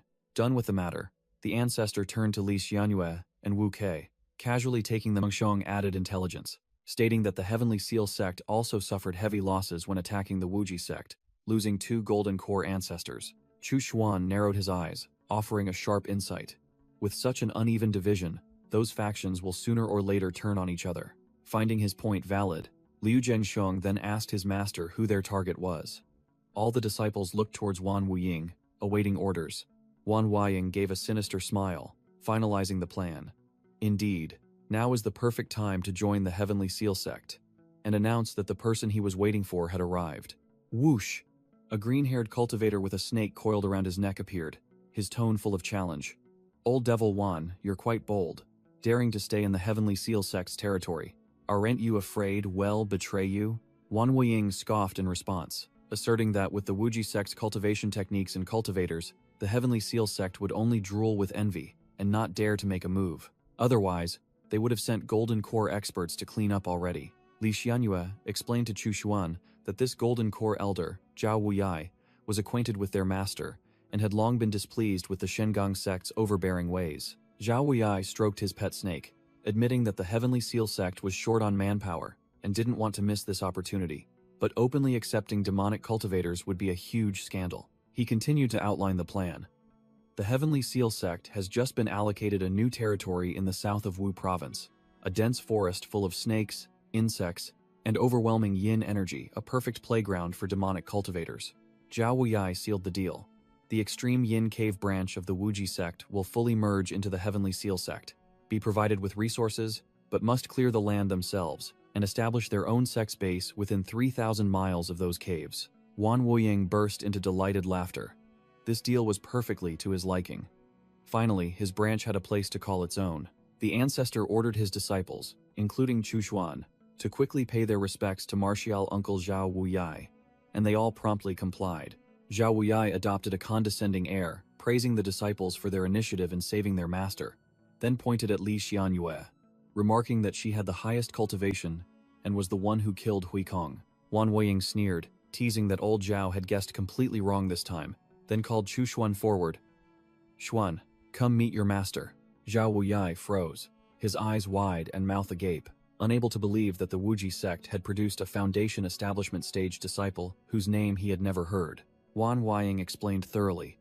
Chu Xuan was only at Qi refining stage 4 when the sect faced disaster, so he wasn't on the list. But he was the one who dealt with Hui Kong and saved me. His cultivation speed in just a few years is truly monstrous. Wan Huaying clapped Chu Xuan on the shoulder, proudly declaring to Zhao Wuyai that the Heavenly Seal sect had just acquired a treasure, then bluntly demanded a welcoming gift for his junior disciple. Zhao Wuyai was no pushover either, immediately pulling out a crystal containing bloodworm toxin, a premium item specifically for demonic cultivators, as a meeting gift. While Chu Xuan was still bewildered, Wan Huaying finalized the deal, pressing 2 more secret manuals, the bloodworm diagram and the divine divination art, into his hands, investing all his chips in his ace. Having struck it rich, Chu Xuan couldn't stop smiling, hastily thanking his master and martial uncle, having received a super VIP starter pack. Liu Zhenxiong, Wu Kei, and Li Xianyue stood behind them, speechless and utterly shocked by the favoritism Chu Xuan had just received. Chu Xuan set foot in his new territory, a magnificent mountain valley, took a deep breath, and sighed that he finally had a place to settle after so many days of wandering. He used his sword Qi to open up a cave dwelling, calculating in his mind that this place still lacked a formation spirit for guarding, a fatal weakness, when he was absent. The cave dwelling's blueprint appeared, complete with a cultivation chamber, alchemy chamber, artifact forging chamber, and even a spiritual herb garden, a perfect base for his endeavors. Chu Xuan sat regally on a throne of white bones, holding a skull in his hand, his red eyes exuding the aura of a demonic overlord, and he growled. Perfect. He summoned a glowing red blood silk thread in his hand, preparing to begin crafting or upgrading a new toy in his domain. Chu Xuan realized that Zhao Wuyai's gift, an ancient bloodworm essence crystal, was causing the bloodsteel threadworm within him to surge abnormally. The bloodsteel threadworm transformed into several dragon heads, staring covetously at the blood essence crystal. And Chu Xuan smirked, asking, "Want it?"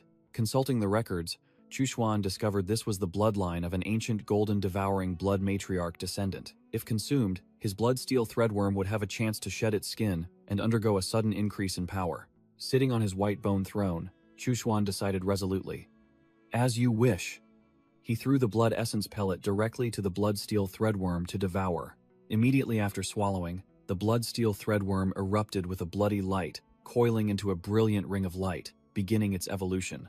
Chuxuan sensed the blood-steel threadworm forming a cocoon within his own body, preparing for its second metamorphosis. Realizing this process would take a considerable amount of time, Chuxuan decided this was a golden opportunity to return to Blue Sea Star, Earth, utilizing the time difference to accelerate his cultivation and surpass his fellow disciples. The goal of this trip: replenish Yin Fiend Qi and blood pearls, and while he was at it, find a sufficiently powerful specimen to serve as the formation spirit for his new cave dwelling.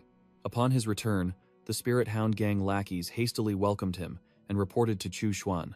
Boss, you're back. Everything is fine, there's just a small incident. The small incident the lackeys mentioned was a two-headed python over 50 meters long, rampaging through Longliu City, where the Riverbee army was futilely showering it with bullets. It turned out this creature had not only wreaked havoc in Donghu City, but had also once charged into the Yin Fiend soul-snatching formation, and still managed to escape alive, forcing the Riverbee army to dispatch over 100 men to hunt it down. Chuxuan, hovering on his giant blood sword, a smirk playing on his lips as he thought, if it were a petty demon beast, it would have long become fertilizer for his Yin Fiend soul-snatching formation. His face revealed a clear look of greed, judging that this python's soul was definitely a rare treasure. Once extracted, it could be used as the main formation spirit for the Grand Formation. Meanwhile, at the Riverbee Army base, 3 commanders, Lin Qiao, Commander Zhang, and Li Tianmu, were holding a meeting, determined to stop the two-headed python before it could escape. Lin Qiao turned to question Wang Gangjian, the one in charge of Donghu City's territory, demanding he offer a suggestion. Wang Gangjian, sweating profusely, suggested inviting the cultivator currently staying at the Grand Peace Hotel to take action, guaranteeing that, with their help, eliminating the python would be a trivial matter. Lin Qiao immediately dismissed it, her face slightly flushed, sharply reiterating General Ye's words that the person was merely an extraordinary, with a few unusual tricks, and forbade further discussion. Just as the atmosphere was tense, a guard suddenly pointed frantically at the water's surface, shouting loudly, "Something is emerging from the water." Commander Xiang roared out an order, and 2 trucks immediately launched a giant electrified chain net. The two-headed python was caught in the trap as soon as it emerged, tightly bound by the electric net, while the Riverbee army soldiers mercilessly unleashed a barrage of bullets. Taking a ton of damage, the giant monster thrashed wildly underwater, black blood splattering everywhere. Observing from a distance, Chuxuan looked disappointed, seeing the python lying still in the net. Died this easily? How disappointing. Let's go home. Wang Gangjian couldn't believe the battle ended so quickly, but Lin Qiao explained that the two-headed python had been severely wounded last time, which was why it was so easy to deal with this time. Just as Lin Qiao turned to order the retrieval of the corpse, one of the python's heads suddenly shot out from the water, its bloody maw wide open, aiming directly at her. Boom! The missed bite shattered the metal floor, sending Wang Gangjian and the nearby soldiers flying, spreading terror. Chuxuan smirked. He realized this creature wasn't dead at all, but merely putting on an act, deliberately feigning death at the bottom to lure the commanders into complacency before launching a surprise counterattack. A cunning smile appeared on his face. Chuxuan secretly calculated. Such a cunning monster, if I could subdue it, entrusting it to guard an area would be quite reliable. Blood dripped from the mouth of the colossal two-headed python, which had just dealt with someone named Qiaoer, enraging the purple red-haired fireball user. The fireball user roared in fury, his eyes burning with hatred. "I'll kill you." Energy erupted as the fire attribute. Extraordinary gathered his strength, summoning his innate skill. Fireball. Whoosh. 2 blazing fireballs shot straight at the two-headed python, initiating a bloody revenge. Commander Xiang, seeing the tense situation, immediately roared, ordering all extraordinary forces. "Everyone charge! Take down the two-headed python at all costs." The old commander vowed not to lose another. Level 2, Extraordinary, and the entire Riverbee army responded in unison. The Extraordinaries immediately plunged into the water, determined to fight the monster to the death in its own territory. Not content to merely give orders, Commander Xiang tore off his shirt, flexed his muscles, and activated his innate skill, body enhancement. The bald old man swung his iron staff, delivering an earth-shattering blow directly to the python's head, making it shriek in pain. From above, Chuxuan calmly observed, realizing that this python was not foolish. It had deliberately lured the group into the water and seemed to be holding back a trump card. While watching the drama unfold from a distance, Chushuan suddenly paused, recognizing an incredibly familiar aura. Beneath the water, the two-headed python roared, its entire body erupting with a dense purple demonic energy, signaling a fierce reversal. Whoosh! Countless purple demonic energy tentacles shot up from the water like rockets, sweeping across the entire battlefield to the soldiers' astonishment. Wang Gangjian's face turned pale as he immediately recognized the deadly energy. We're doomed. It's the demonic energy of that immortal cultivator from before. Then he screamed, "Run!" The Black Blade security captain hadn't even grasped what was happening before he was pierced by a surge of demonic energy, screaming tragically before perishing. The monster rampaged wildly. The Riverbee army soldiers were swept away like trash, helplessly watching their comrades swallowed by the demonic energy. Even Commander Xiong, a true extraordinary, was bound by the demonic energy, desperately shouting, "Is this the end of the Lingjiang army?" In the midst of despair, a cold voice echoed, "How dare you steal my Yinsha Qi? You must be tired of living." Followed by a blazing blood sword descending from the sky, cleaving through the demonic energy. Chu Xuan hovered in midair, his aura domineering, his blood-colored sword exuding a terrifying pressure that left all the soldiers below gaping in astonishment. Wang Gangjian was overjoyed, pointing to the sky and shouting excitedly, "It's that mysterious immortal cultivator, Commander Zhong. It's the immortal cultivator I told you about." Chu Xuan hovered in midair, his icy gaze fixed on the two-headed python, challenging him from the river below. Without bothering to act himself, Chu Xuan coldly ordered his two formidable subordinates, Xiao Long, Xiao Hu, deal with it. As soon as the order was given, Tang Hu shot forward like a rocket, delivering a heaven-shattering punch that blew apart one of the python's heads. Commander Zhang and Wang Gangjian froze, unable to believe their eyes. That formidable python had its head blown off by a zombie's punch? How terrifying would it be if that immortal cultivator acted himself? Before they could recover, the armored corpse soldier closed in, its armor-clad hands glowing with purple energy, seizing the monster's remaining body. A colossal surge of purple demonic energy was unleashed by the armored corpse soldier, completely engulfing the python amidst its roars. Done with its task, the python's headless corpse was flung into the air like a broken toy. Immediately, a dense, pitch-black demonic energy poured out from the corpse, rushing straight towards Chu Xuan. Wang Gangjian's soldiers were in extreme panic, thinking the monster was trying to self-destruct to take Chu Xuan down with it. The demonic energy is 100 times stronger. Can he withstand it? Chu Xuan merely sneered, calmly accepting the energy. This Yinsha Qi is simply returning to its master. From the python's headless corpse, a blazing soul, identical in form to the monster, was dragged out. Chu Xuan smirked at the roaring soul, declaring coolly, "Good. You're strong enough to be the main formation spirit for Master's command." Chu Xuan delightedly observed his new formation spirit, realizing this python's soul was unique. Not only could it withstand Yinsha Qi, but it could also absorb and purify it, promising to evolve into an extremely powerful demonic soul. He smirked, knowing he had just stumbled upon a huge bargain. The scene shifts to Hanhai Province, at the Yuhai shipyard, home to the Extraordinary Association headquarters. A female secretary was reporting an urgent situation. A high-level zombie capable of shooting ice spikes had appeared in Jinshan City, suspected to be a level 2 zombie, commanding over 1,000 regular zombies and 20 elite ones. A blue-haired young man with glowing eyes coldly ordered, "Ding Peng is the closest. Tell him to lead a team to clear out those zombies." The female secretary looked at her boss with admiration, thinking to herself that ever since he awakened his innate skill, enhanced intellect, all their decisions had been perfect. She continued to report the latest intelligence from Lingjiang Province, announcing that the two-headed python they had once encountered had been eliminated in Donghu City. Xiao Liang, the blue-haired young man, was stunned. He knew how powerful and cunning that monster was.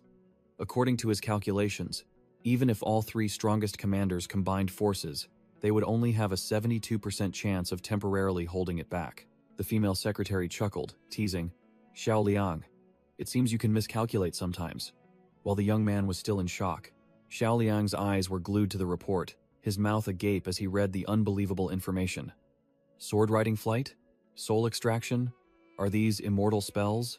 His eyes gleaming, Xiao Liang activated his supercomputer brain, analyzing the new target. This immortal has a 52% chance of being an extraordinary, a 22% chance of being level 5, and a 55% chance of having an awakened ability related to the brain. Ji Shengyu was completely shocked, seeing her boss rate a target so highly for the first time. A level 5 extraordinary brain enhancement? In the middle of the military port, Xiao Liang decisively turned his back. It seems it's time for us to leave this place. An old man in a naval uniform, smoking a pipe, blocked their path. Ji Shengyu, Xiao Liang, you two have been with our naval organization for over a year, and now you intend to leave? Ji Shengyu smiled and explained that they stayed for a year to repay the life-saving grace when they were chased to near death by a zombie king back then. Now that the time is up, we naturally have the freedom to decide whether to stay or leave, Ji Shengyu asserted, making the naval commander sigh. The naval commander laid his cards on the table, reminding them that their original purpose was to search for lost memories, and now their new target was the immortal who had just appeared in Lingjiang province. Despite being warned that the immortal was not easy to deal with, Xiao Liang remained resolute. We will definitely go. Even if it's difficult to befriend him, we will proactively offer a gift he absolutely cannot refuse. The scene shifts to a mountain of corpses piled high amidst a ruined city, where purple demonic energy began to gather, forming the Yin-Sha soul-snatching formation. Boom! The formation officially activated. A colossal purple energy pillar shot straight into the night sky, signaling that a great cleansing was about to begin. Purple demonic energy erupted fiercely. Chu Xuan roared as his power surged to its peak. Breakthrough to Foundation Establishment Stage, 4th layer. He smirked with satisfaction, now officially entering the ranks of the Mid-Foundation Establishment Stage, confident that with his array of trump cards, he could handle even a Foundation Establishment Stage, 6th layer Cultivator. After half a year of secluded cultivation, the blood pearls were depleted, and the zombies in Donghu City had been cleared out, so Chu Xuan flew off on his sword to find a new farming ground. His destination was Shuanglong City, a ruin covered in flesh and disgusting tumors, with zombies swarming everywhere like flies. Among the undead, a dog-like mutated monster was tearing apart another zombie, indicating that the deadly ecosystem here was far more complex. Amidst the deathly street, 2 faint figures appeared thanks to their invisibility ability, stealthily approaching a building. Ji Shengyu and Xiao Liang materialized after 6 months of struggle to reach Twin Dragon City, preparing for their main objective, finding the cultivator in the nearby East Lake City. Xiao Liang, with his sharp analytical eyes, reported the situation. Inside, there was a level 4 zombie mother, 9 level 3 zombies, and a pile of minions, calculating a 72% chance of victory and a 3% chance of death. Ji Shengyu smiled confidently, asserting that they would use this zombie mother as an introductory gift. Of course, only a level 4 spiritual core is worthy as a gift. Low-level goods aren't impressive enough. Xiao Liang assigned the task of clearing out the low-level zombies, and Ji Shengyu immediately accepted the order, her body radiating blue energy as she darted away like a phantom. Just as she was about to act, Ji Shengyu suddenly froze, sensing an unusual presence. Suddenly, a figure streaked across the night sky, enveloped in a crimson demonic aura. Xiao Liang gasped. It's that cultivator. While Ji Shengyu couldn't comprehend what was happening, Chu Xuan landed, wasting no words. He placed a finger on his forehead and activated his divine sense. A giant eye of energy swept across the entire city, illuminating every nook and cranny like an ultimate radar. As his divine sense swept through, Chu Xuan smirked, immediately realizing that this building was far from ordinary. He muttered, "Perfect. I was just planning to build a zombie farm here," then summoned a small tower emitting a crimson glow, intending to use these zombie minions as its foundation. Chu Xuan gave a concise order. "Xiao Long, Xiao Hu, Xiao Bao, drag that zombie mother out here for me." The 3 most formidable corpse soldiers immediately appeared, charging straight into the building with overwhelming momentum. All 3 corpse soldiers roared, shaking the entire neighborhood, their red and blue eyes flashing with killing intent, ready to crush anything in their path. From above, Xiao Liang broke out in a cold sweat, analyzing the levels of the newly appeared subordinates. The armored one, the muscular one, the assassin, they're all level 4 zombies. He realized that this cultivator's true strength far surpassed the rumors. Ji Shengyu anxiously asked about the plan, but Xiao Liang could only offer a chilling conclusion. Those 3 zombies have a 35% chance of killing the zombie mother, but there's also a risk of casualties. Deep inside the building, a fat, grotesque zombie mother sat amidst a nest of eggs, preparing to hatch a new batch of zombies. A white-haired, red-eyed zombie spawn roared from within a nest of blue eggs, looking extremely ferocious. As soon as the battle began, the Yin corpse soldier Xiao Bao was surrounded by a swarm of newly hatched zombie spawns, looking bewildered by these minions. Boom! The zombie spawns simultaneously detonated, creating a massive blue energy explosion that swept everything away. Amidst the dissipating smoke, Xiaobao knelt on one knee, letting out an angry roar after taking the full self-detonation combo from the new recruits. From afar, Chu Xuan smirked, commenting that these extraordinary creatures also had some interesting tricks, managing to injure his level 8 corpse soldier with a self-detonating zombie. On the rooftop, Ji Shengyu felt the tremors from underground, warning Xiao Liang that the zombie mother was about to appear, and the assassin corpse soldier had a 70% chance of being severely injured if he didn't retreat. Ji Shengyu confidently asserted that the cultivator would definitely have to act, and that would be their chance to jump in and get a share. On the ground, the armored corpse soldier and Zhao Hu also turned to look at Xiao Bao, who stood firm after the explosion, seemingly surprised. Chu Xuan sneered, deciding it was time for him to stretch his muscles, seeing this as a perfect opportunity to test his new divine ability. Retreat. Chu Xuan ordered the 3 corpse soldiers, simultaneously summoning countless crimson talismans, preparing to unleash a terrifying formation array. Chu Xuan wasted no words, directly deploying a Foundation establishment-level ceiling formation, trapping all the zombie minions below. As expected, the ground cracked open, and the boss, the zombie mother, lumbered out, letting out an earth-shattering roar. Chu Xuan merely smirked, a mesmerizing purple flame erupting in his hand. The real deal. Blood-refining corpse fire. As soon as he finished speaking, the purple flame exploded like a tsunami, sweeping across the entire battlefield, turning the zombies into living fuel. The zombie mother shrieked in extreme agony as the demonic flame incinerated it from the inside out. The flame not only burned, but also absorbed the zombie mother's soul and energy, dragging the monster towards Chu Xuan amidst its helpless roars. "Stop struggling," Chu Xuan said condescendingly, explaining that his blood-refining corpse fire was refined from corpses, and the more corpses, the stronger the fire burned. On the rooftop, Ji Shengyu gaped, unable to believe that this man possessed elemental talent, a rare commodity rumored to only exist in the imperial capital. The purple flame was so hot it melted steel structures. Ji Shengyu broke into a cold sweat, bitterly admitting, "This guy is much stronger than I thought. He doesn't need our help." In the sea of fire, an unlucky zombie was completely devoured, vanishing without a trace of ash. The zombie mother shrieked in helplessness as Chu Xuan's purple flame tightly gripped it, its entire body burning and being dragged across the ground. With a whoosh, all of the monster's energy and soul were completely absorbed, flowing directly into Chu Xuan's body like a river of energy. After absorbing it, Chu Xuan condensed the spoils into a glowing red essence core, ordering his 3 guarding corpse soldiers, "Take it back." With that, Chu Xuan's entire team transformed into streaks of light, soaring away from the scene in a flash. Standing afar, Ji Shengyu resentfully looked at the empty battlefield. "Our gift is gone, what do we do now?" Without hesitation, Ji Shengyu immediately planned B, inviting Xiao Liang to hunt another, even more formidable zombie mother in Phoenix Sun City. Meanwhile, at a secret location called Happy Farm, a large-scale construction project was underway under the cover of night. 2 workers reported to Chu Xuan, their master, that phase 1 of the project, a giant pit, was complete, inviting him to inspect it. Chu Xuan smiled with satisfaction, praising the workers and asserting that construction engineers still had a place in the apocalyptic era. He turned away, issuing a cold command, forbidding anyone but him from approaching the area, and the 2 workers bowed obediently. At Happy Farm, Chu Xuan hovered in the air, giving orders to a giant breeder zombie, while his 3 corpse soldier disciples stood guard like 3 deities. Chu Xuan laid out the conditions. "I will let you live and provide enough food. Your task is to produce a weakened version of zombies, ones that don't eat, don't move, and don't think, to serve as soil for this farm." The breeder zombie immediately understood, nodding obediently and emitting whimpering sounds, surrounded by numerous glowing zombie eggs. Chu Xuan explained the plan. "Good, the eggs will hatch in 4 to 5 days, and the corpses of the zombie spawns will become fertilizer to grow spirit plants, mass-producing things like flesh spirit Ganoderma and blood demon sprout." He smirked cunningly, revealing his ultimate purpose. "Furthermore, every time a zombie dies from being drained by spirit plants, I will receive a portion of merit. This is the correct way." A month later, the farm had transformed into a giant pit filled with purple demonic energy.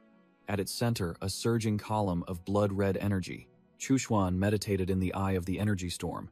He had successfully cultivated a new technique, the Blood Demon Shadow. He muttered about his new ultimate skill. The Blood Demon Shadow is the 4th level technique of the Blood Demon scripture, creating 3 shadows hidden within one's own shadow, completely undetectable. The 3 corpse soldiers stood guard outside, roaring powerfully, their aura having soared after a month of shared benefits. The strength of his disciples had clearly upgraded. Xiao Bao and Xiao Hu became level 1 corpse generals, while the formidable Xiao Long had broken through to level 2 corpse general. Chu Xuan smirked with satisfaction. The 3 corpse generals had reached the foundation establishment stage thanks to the happy farm providing abundant flesh, spiritual energy, and blood essence, an unimaginable feat in the old world. He mused that every return to Earth was a bountiful harvest. Even the blood-steel threadworm had undergone a second evolution, awakening new, more formidable blood arts.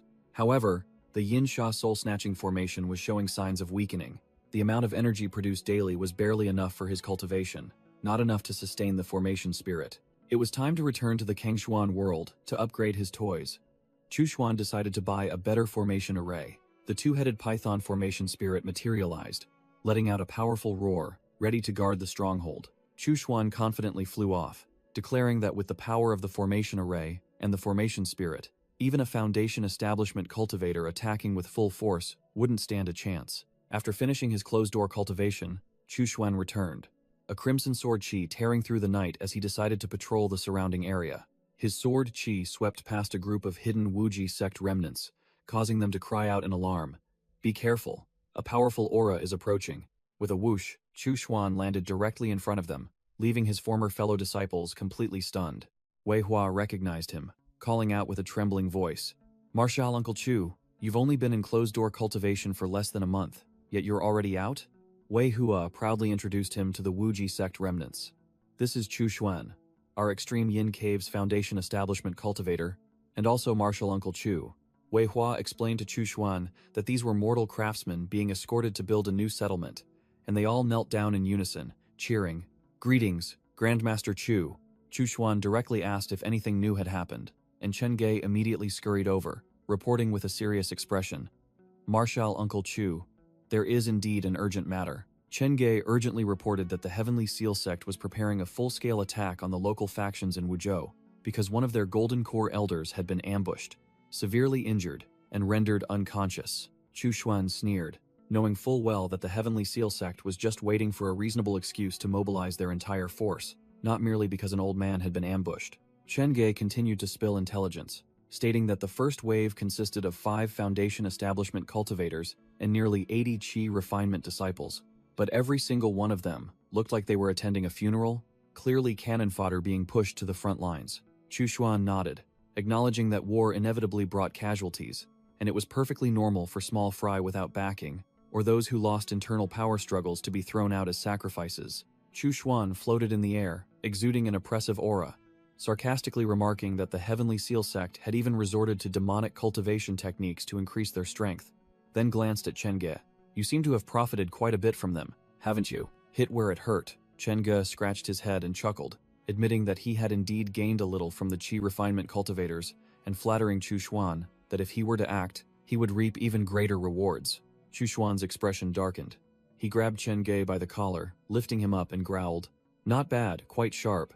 Lead me to the black market to see the current prices." Chen Ge led Chu Xuan into a makeshift black market, explaining that it was initially where the Heavenly Seal sect disciples offloaded their goods, and then various rogue cultivators flocked there, turning it into an open-air market. Chu Xuan scanned the stalls, all filled with junk, blood pearls that required slaughtering an entire village to obtain, first-grade goo worms, yin corpse stones, truly a market for amateurs. Activating a disguise spell, Chu Xuan transformed into a youthful-faced, brown-haired cultivator, while his true self sneered contemptuously. "All trash, not worth bothering with." Chen Ge whispered to Chu Xuan, boasting that he had several regular clients who specialized in buying large quantities of ferocious beast blood pearls, hinting at a desire to act as a middleman. Chu Xuan tossed a bag of items directly to Chen Ge, making a deal. "Sell all of this, and you get a 10% commission," shocking the chubby man to his core as he sensed the high-quality goods, large blood pearls, yin sha qi, various magic tools, and all sorts of recovery pills. Chen Ge swallowed, his eyes gleaming with the image of coins, as he calculated that a 10% commission from this pile of treasures would be enough to change his life, an enormous sum of spirit stones. Realizing the problem, Chen Ge worriedly told Chu Xuan that carrying so many valuable items out in the open would surely attract the greedy eyes of those in the market. Chu Xuan remained unfazed, directly summoning his protector, Xiao Bao. "Follow him. Anyone who dares to touch Brother Chen will be killed without mercy, and Corpse General Wang Bao materialized, letting out a roar right behind Chen Jie. The aura emanating from the Corpse General silenced the entire market. Several cultivators who had been eyeing them immediately turned pale. A Corpse General. Its master must be at least a Foundation Establishment stage expert, not someone to provoke. With full protection, Chen Gei puffed out his chest, waved goodbye to Chu Xuan who was walking away, and boldly declared that he would complete the mission. Following Chen Ji's instructions, Chu Xuan, still in disguise, sought out a tea house, wondering if this place held what he needed. As he stepped in, a muscular gatekeeper immediately blocked his path, acting self-important. The gatekeeper roughly grabbed Chu Xuan's arm, growling, "Stop, no entry without business." Without another word, Chu Xuan gently released a surge of Foundation Establishment stage aura, sending the small fry flying backward in astonishment. The gatekeeper fell, sprawling, his face drained of color, and hastily kowtowed, begging for mercy. "My apologies, Senior. I was blind. I didn't recognize you as a high-level Foundation Establishment cultivator." Chu Xuan looked down coldly, his oppressive aura making the man tremble. "It's fine. If I truly wanted to settle scores, do you think you'd still be alive to speak?" With a half-smile, Chu Xuan ordered bluntly, "Go call the 3 Foundation Establishment cultivators here. I have a big business deal to discuss." The gatekeeper immediately changed his attitude, fawningly inviting him. Yes, of course. But Senior, currently there is only one here. Please, go up to the private room on the 3rd floor and wait a moment." Chu Xuan was led into a quiet private room, where a tea set had already been prepared on the table. Sitting by the window, Chu Xuan calmly waited, his sharp eyes calculating for the upcoming business deal. A purple-haired cultivator emerged, smiling warmly as he introduced himself as Old Han and asked for Chu Xuan's identity. Chu Xuan replied coldly, borrowing the name of the traitor who had died by his hand. He Liang. Old Han probed the guest's purpose, while Chu Xuan immediately recognized that this man was also using a disguise spell, truly a professional. Without beating around the bush, Chu Xuan directly asked for 3 terrifying demonic formations. The Yinsha Soul Refining Formation, the Filthy Blood Demon Nurturing Formation, and the Blood Demon Rebirth Formation. After hearing the list of hot items, Old Han froze, his face changing color from severe shock. He explained that those items were being fiercely hunted by the Righteous Path, then offered a lower-grade formation plate as an alternative. Chu Xuan glanced at it contemptuously, bluntly criticizing. "A demon nurturing formation? You dare try to sell me a mid-grade Foundation Establishment item?"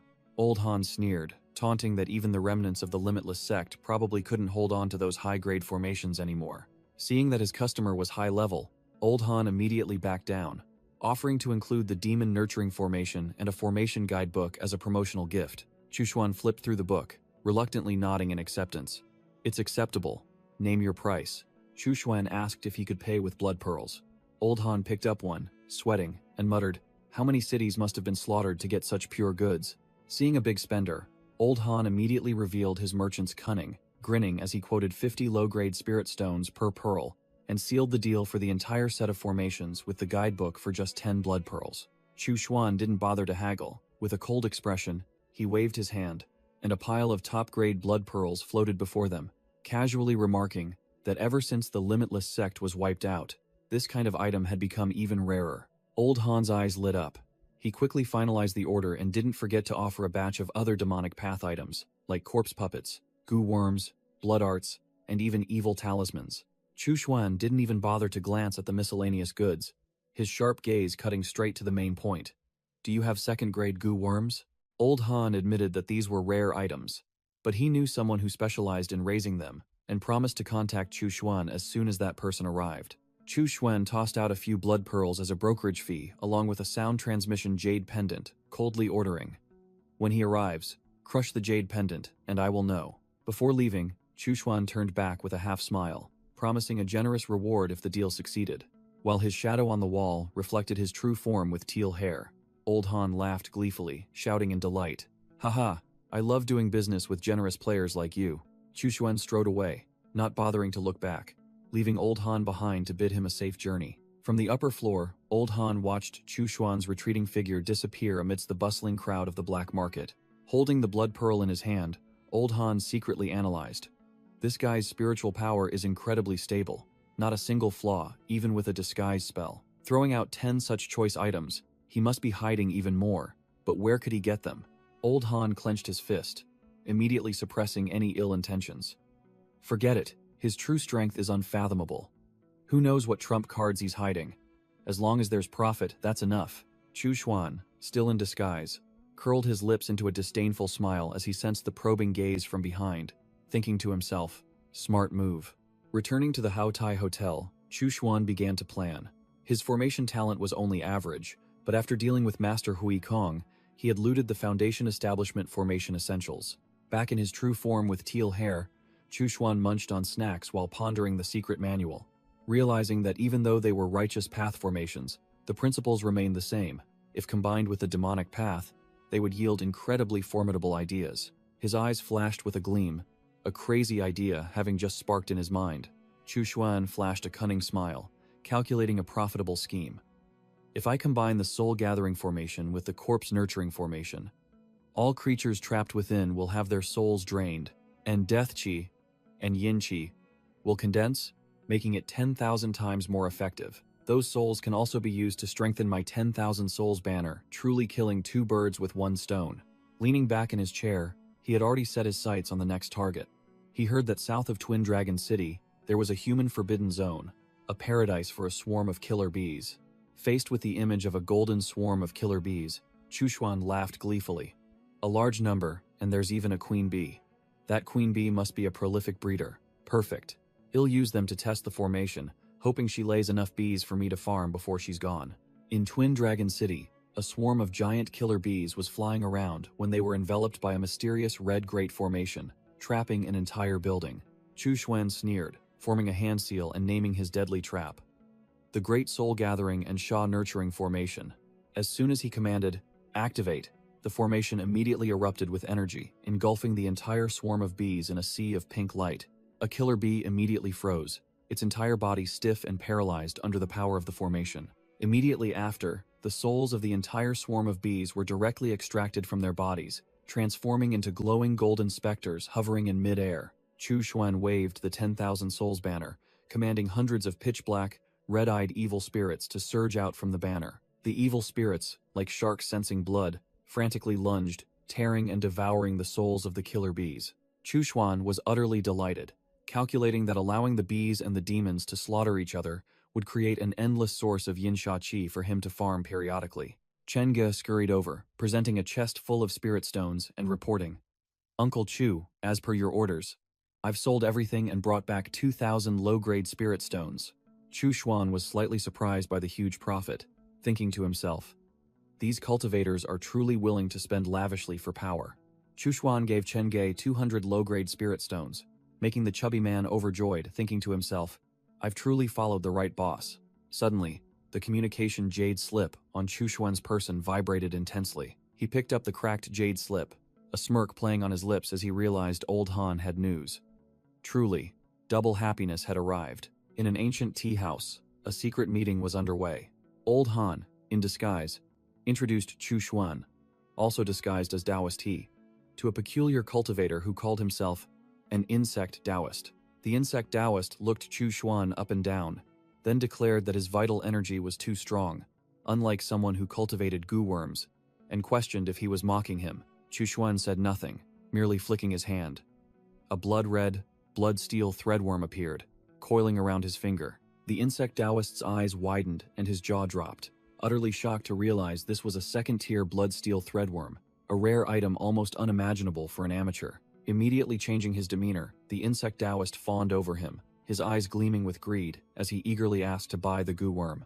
Chu Xuan, still in disguise, merely offered a disdainful smile and curtly stated, "Dream on. Stop staring." Old Han burst out laughing, stepping in to mediate. He said the insect Taoist was too obsessed with goo worms and had forgotten his manners, then urged them both to sit down and talk properly. Sitting at the table, Chu Xuan directly asked if the insect Taoist had any second-tier items. The other man proudly boasted that he had 3. The insect Taoist began to show off his wares: an iron armor goo for defense, a nourishing thought worm for increasing spiritual sense, and a spirit sea seed for storing spiritual energy. Chu Xuan feigned interest and asked for the price. The insect Taoist immediately named an exorbitant price: 1,000 spirit stones for each of the first 2, and 1,800 for the last one. Chu Xuan frowned, feeling he was being ripped off, but Old Han just chuckled as he poured tea. excusing it by saying that in difficult times, rising prices were normal. Chu Xuan calculated that these items weren't much better than his own blood-steel threadworm, and would soon become obsolete, so he decided to take a big gamble. Chu Xuan slammed his teacup onto the table and asked the insect Taoist in return, "So, what's the cost for breeding goo worms?" The insect Taoist's eyes went wide, and he sneered disdainfully, unable to believe his ears. You? You want to breed goo worms?" The insect Taoist began to lecture him, warning that breeding was extremely costly, with a very high risk of producing duds, advising Chu Xuan to give up and just buy ready-made items for safety. Ignoring the warning, Chu Xuan adopted the air of a magnate and coolly stated, "Just name your price. I'll bear the consequences myself. It's none of your concern." The insect Taoist quoted 50 spirit stones for each breeding attempt. Chu Xuan closed the deal without haggling, demanding to start immediately, which made Old Han chuckle with delight. Chu Xuan pulled out his blood-steel threadworm, coaxing it not to be shy before getting to business, completely ignoring the stunned insect Taoist and his octopus pet. 3 goo worm eggs, the result of 3 breeding attempts, began to vibrate intensely, signaling an unboxing was about to occur. Returning to his true form, Chu Xuan smirked confidently, asserting that with his infinite virtue and merit, all gambles were child's play. Crack. 1 egg shattered, a failed breeding attempt, but the other 2 hatched into 2 brand new pets, a white octopus that boosted spiritual sense, and a green crab that served as a mobile spiritual energy reservoir. Chu Xuan grinned widely, showing off his 2 new spoils of war, which had the potential to evolve to Tier 3, powerful enough to contend with even Golden Core cultivators. True to his word, Chu Xuan immediately tested them, placing the octopus pet against his chest and directly boosting his spiritual sense, causing his aura to explode. Thanks to the buff, Chu Xuan now controlled 2 heavy magic treasures with effortless ease. His spiritual sense and spiritual energy surged, yet still hadn't reached their limits. He smirked calculatingly, remembering that he still had a formidable item hidden in Master Huikong's storage bag, which he hadn't been skilled enough to use before. As soon as he finished speaking, Chu Xuan activated a magic treasure. A colossal golden bell of merit appeared, radiating brilliant golden light, its imposing presence overwhelming all creation. With his greatly boosted spiritual sense, Chu Xuan easily controlled both the golden bell of merit and the crimson soul devourer simultaneously. The 2 formidable items now obediently floated in his palm. He smirked with satisfaction, telling himself, "The demonic cultivation path truly is top tier. Even late-stage foundation establishment cultivators struggle to control 3 magic treasures, while I, with the help of goo worms, have far surpassed them." Suddenly, a streak of sword chi tore through the air, plunging into the ground right in front of Chu Xuan. He calmly caught the communication flying sword, which was vibrating intensely, his aura completely undisturbed. Chu Xuan immediately recognized this as Liu Zhengshang's signal. It seemed something had happened at the sect again. Opening the letter, he read that Liu Zhengshang urgently invited him to the mountain cave because the second batch of disciples from the main sect had arrived, including 2 disciples of martial uncle Zhao Wuyai. Chu Xuan didn't hesitate, immediately flying straight to the extreme Yin Hall, where the core members of the Wuji sect were gathered. Upon his arrival, Liu Zhengshang warmly greeted him, explaining that their master was in secluded cultivation, and 2 disciples of martial uncle Zhao Wuyai from the Heavenly Seal sect had come to deliver orders. A man named Lu Yin, wearing glasses and with a cold expression, was perched uncomfortably on a colossal purple giant spider. Next to him was another young man named Zheng Changqing, with spiky hair and an arrogant expression, riding on a massive gray wolf mount. Clearly, they were pampered young masters from a major sect, here to show off. Chu Xuan cupped his hands in a polite greeting, but the pampered young master, Zheng Changqing, immediately recognized his aura. "Lu Yin, isn't this the insect cultivator from the market? Even disguised, that aura is unmistakable." Another envoy, with a face full of white dots and an overwhelming aura, spoke up. "Since everyone is here, allow me to explain the situation." The dotted face commander began to recount. "Some time ago, our master, along with Wan Wuying and Huang Yuanwu, infiltrated the Purple River secret realm in Wuzhou and stole a supreme treasure, igniting a war." He concluded, "Therefore, the Heavenly Seal Sect headquarters has decided that, from now on, your extreme Yin Cave branch will participate in this war." Chu Xuan's face darkened, and he broke out in a cold sweat, thinking to himself, "This day has finally come. I'm only at the 4th layer of Foundation Establishment, even with many trump cards and enough power to contend with 5th layer Foundation Establishment cultivators. Facing those old late-stage Foundation Establishment monsters might be a different story. Without another word, Lu Yin and Zheng Changqing immediately climbed onto the colossal purple spider and the gray wolf, ordering, "No time to waste, let's go." Mid-flight, Liu Zhengxiang turned to explain to Chu Xuan. "Junior brother Chu, you've only joined recently, so you might not know about Wuzhao's history." Liu Zhengxiang continued. Wuzhou was originally the territory of the southern barbarian tribes. They specialize in demonic cultivation arts, like gu refinement, ghost nurturing, and corpse refinement. Our Wuji sect also learned a few tricks from them, so we know just how terrifying they are. Liu Zhengxiang's worry was evident as he pressed a talisman into Chu Xuan's hand. "War has broken out, who knows how many will perish. Junior brother, you're only at the second layer of foundation establishment, so you must be careful. This magic talisman contains the soul of a foundation establishment tiger and can save your life in a crisis." Chu Xuan held the talisman, feeling a warmth in his heart. Senior brother Liu doesn't even know I've advanced, yet he still gave me a life-saving talisman. This brotherhood is truly genuine. He smiled gratefully. "Many thanks, senior brother Liu." The dotted face commander pointed forward, announcing to Chu Xuan and Liu Zhengxiang, "We've arrived. This is the territory of the Myriad Insect Sect." Lu Yin looked at the map while listening to the plan. The mission is to wipe out the Myriad Insect Sect, a dominant force in the entire region. But with their numerous Foundation Establishment cultivators, we will split up and attack multiple locations simultaneously. The dotted face commander unexpectedly pointed directly at Chu Xuan, assigning a separate task. "Chu Xuan, you will go to Iron Thread Mountain." The entire team flew over the mountain range, heading towards an area covered by a thick, deadly red mist. The commander explained that this was the territory of a Myriad Insect Sect branch, but recently something had happened, and 3 of their Foundation Establishment cultivators were trapped inside. The commander looked at Chu Xuan with a meaningful gaze, concluding the mission. "Your task is to rescue them. With your skill, it should be an easy feat, right?" Chu Xuan's expression remained unchanged. He cupped his hands and accepted the order decisively. Chu Xuan accepts the order. Alone with his sword, Chu Xuan plunged straight into the gloomy forest, where thick red mist hung heavy and white bones littered the ground, signaling a true graveyard. As soon as he entered, Chu Xuan felt something was amiss. He narrowed his eyes, thinking to himself, "Why do I feel like I can't see through this mist?" Chu Xuan decided not to waste time, concluding that retreat was the best strategy. "Forget it. I have the Blood Demon Shadow. If I can't win, I'll just run." Just as Chu Xuan dashed forward, a faint black shadow suddenly appeared from thin air, launching a lightning-fast attack at his flank. The lightning-fast attack barely missed, but another cultivator had already perished, impaled through the chest by a swarm of red threadworms, pinned directly to a tree trunk. A voice rang out, identifying the deadly weapon.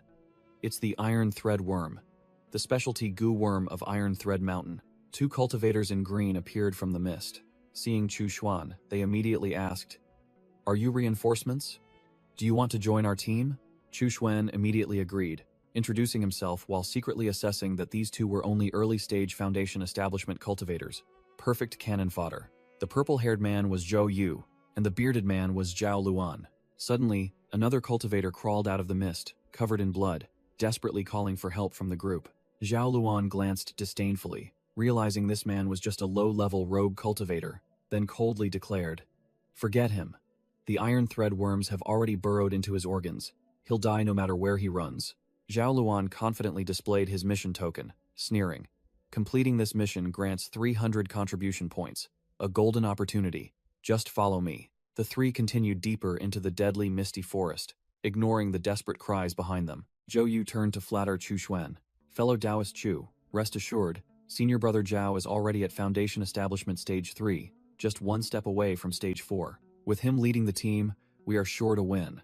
As they walked, Zhao Luan suddenly felt an itch all over his body. He scratched his neck in confusion. "Why am I so itchy? It's getting worse and worse." Zhao Luan's itch erupted violently, his face contorting as green parasites began to emerge from his eye sockets, nose, and mouth, making him scream and ask the other 2 if they felt the same. Chu Xuan immediately recognized this as a profound goo technique, a silent and traceless skill that even he couldn't achieve. He shouted a warning that a master was nearby and ordered a retreat. It was Zhou Yu's turn to be struck. He clutched his head, screaming hysterically as green parasitic threads burst from his face, blinding him and causing him to collapse in panic. Zhou Yu's mouth was stretched open by the parasites, regurgitating a disgusting mass of worms as he choked and coughed from the maddening itch. Before long, Zhou Yu's entire head exploded into a parasitic bush, and he officially perished on the spot. After the sycophant's tragic death, Zhao Luan seemed to have temporarily suppressed the itch, standing opposite Chu Xuan in the misty forest. Realizing the situation was dire, Zhao Luan turned to flee, but Chu Xuan was hot on his heels, growling. Trying to run? Leave your life behind. Chu Xuan swung his hand, a green slash tearing through the air, striking Zhao Luan's fleeing back and making him scream in agony. Thinking it was over, who knew Zhao Luan would unleash a desperate ultimate move, a fire attack aimed directly at Chu Xuan, but the blood demon shadow appeared and took the full brunt of the fatal blow. Chu Xuan didn't bother to argue, activating Shadow Escape, turning into a streak of red blood and vanishing from the scene, leaving behind a massive explosion caused by Zhao Luan's attack. A streak of red blood tore through the air, rushing out of the forest just before a terrifying explosion flattened everything behind it. Chu Xuan staggered to the ground, panting, admitting he had narrowly escaped death thanks to the blood demon shadow taking the fatal blow, and bitterly cursed the utterly false intelligence. He decided he had to hide for a while, cultivating the blood demon body tempering scripture to the 7th layer, reaching late-stage foundation establishment before returning to settle scores. Chu Xuan gritted his teeth, crushed his communication artifact, and roared, wondering which bastard had fed him this garbage intelligence. He broke out in a cold sweat, clearly feeling his own limits. Not enough. Still not strong enough. Although he had absorbed a large amount of Yinsha Qi, Chu Xuan still realized he needed time to slowly refine it and couldn't break through immediately. He bitterly admitted the root of the problem was his mediocre aptitude, possessing only a mid-grade wood spirit root, a shoddy item in the cultivation world. Flipping through the blood demon body tempering scripture, Chu Xuan found a way out. He couldn't change his innate spirit root, but he could reconstruct his acquired spirit body. Standing on a tall building, he muttered about his plan to cultivate the demonic wood spirit body by consuming wood attribute materials 33 times, which would accelerate his healing, physical defense, and grant him control over plants.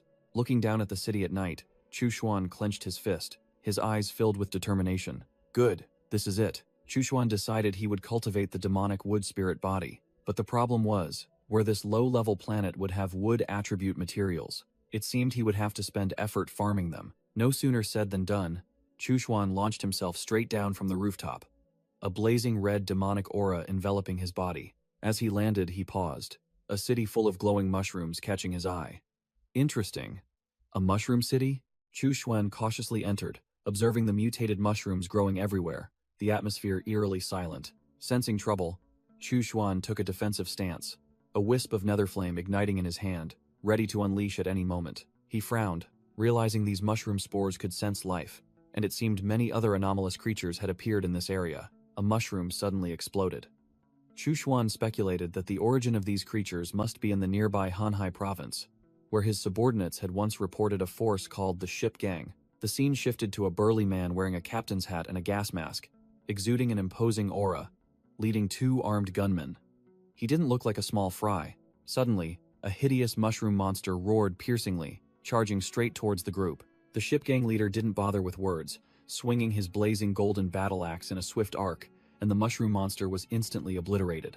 The Ship Gang leader commanded his subordinates to unleash a hail of bullets on the mushroom monsters while shouting, "Everyone be careful, don't get hurt. Just a small scratch and the mushroom spores will parasitize you, turning you into monsters." No sooner had the warning ended than the leader saw a trusted subordinate, Old Six, collapse to his knees with blood on his hand. Old Six looked up, 2 red mushrooms already sprouting profusely from his throat. His voice distorted as he pleaded, "Big brother, kill me." Immediately, Old Six lost all reason, let out a wild roar, and charged straight at the leader like a mad beast. The leader gritted his teeth, swung his blazing golden battle axe, and decisively sent his brother to his final rest. After the fateful strike, a tear rolled down the leader's cheek, his pain evident despite being hidden behind the mask. The situation was getting worse. A subordinate frantically reported, "Big brother, we've lost contact with the North Sector too. I'm afraid, besides us, all our brothers are gone." The leader ripped off his mask, revealing an old face full of rage, and cursed, "Damn it.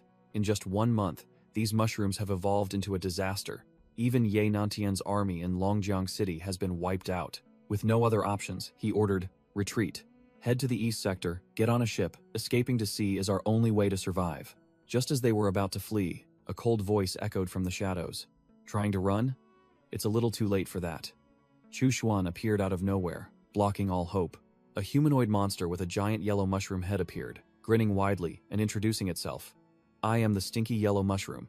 Pleased to meet you. The ship gang leader and his subordinates froze, unable to believe that a monster could speak human language after years of fighting mindless zombies. The stinky yellow mushroom laughed maniacally, beginning its seductive speech. Your bodies are so weak.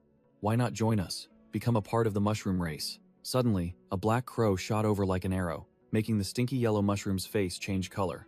It frantically screamed for the ship gang to run immediately because the immortal had arrived. The mushroom monster muttered in disbelief, thinking the immortal was only in Donghu City, but the crow had ordered it not to let those people escape. The stinky yellow mushroom immediately bowed in obedience, calling the crow Big Brother and confirming this was an order from the demonic cultivator. The crow landed on the stinky yellow mushroom's shoulder, and instantly, countless blazing red blood chains erupted from the void, sweeping away everything in sight. Contrary to expectations, the blood chains didn't target the ship gang, but tightly bound the stinky yellow mushroom, making it scream in terror. This is the power of an immortal. A faint yellow spore mist emanated from the annihilated monster, enveloping the ship gang soldiers who stood frozen in place. When the mist cleared, the ship gang leader and his subordinates looked around blankly. The stinky yellow mushroom had vanished without a trace. The ship gang soldiers cheered for surviving, while the ship gang leader's face was pale, muttering about the legendary immortal of Longjiang City. Scene change. Chu Xuan sat regally on a chair like a demon lord, with his 3 corpse generals, Xiao Bao, Xiao Hu, and Xiao Long, standing guard behind him. The stinky yellow mushroom was tightly bound by blood chains at his feet, unable to move. Chu Xuan coldly interrogated, confirming the monster's identity, and asking directly, "The immortal you mentioned, is that me? How do you know about me?" The stinky yellow mushroom broke out in a cold sweat, its face pale, but it stubbornly refused to utter a single word. Losing patience, Chu Xuan flicked his finger, activating the blood refinement flame, threatening to roast the mushroom monster if it remained stubborn. The demonic flame flared, and the stinky yellow mushroom screamed miserably in extreme pain. The 3 corpse generals standing behind him could only inhale deeply. It seemed the smell of roasted mushrooms wasn't bad. Chu Xuan casually remarked that the roasted mushroom smelled quite good, then turned to tell his disciples they could eat it if they wished. This statement immediately shattered the monster's will, and it hastily confessed that they had known about him for a long time and deliberately avoided Donghu City. Chu Xuan immediately caught the key point in the confession. You guys? Big Brother?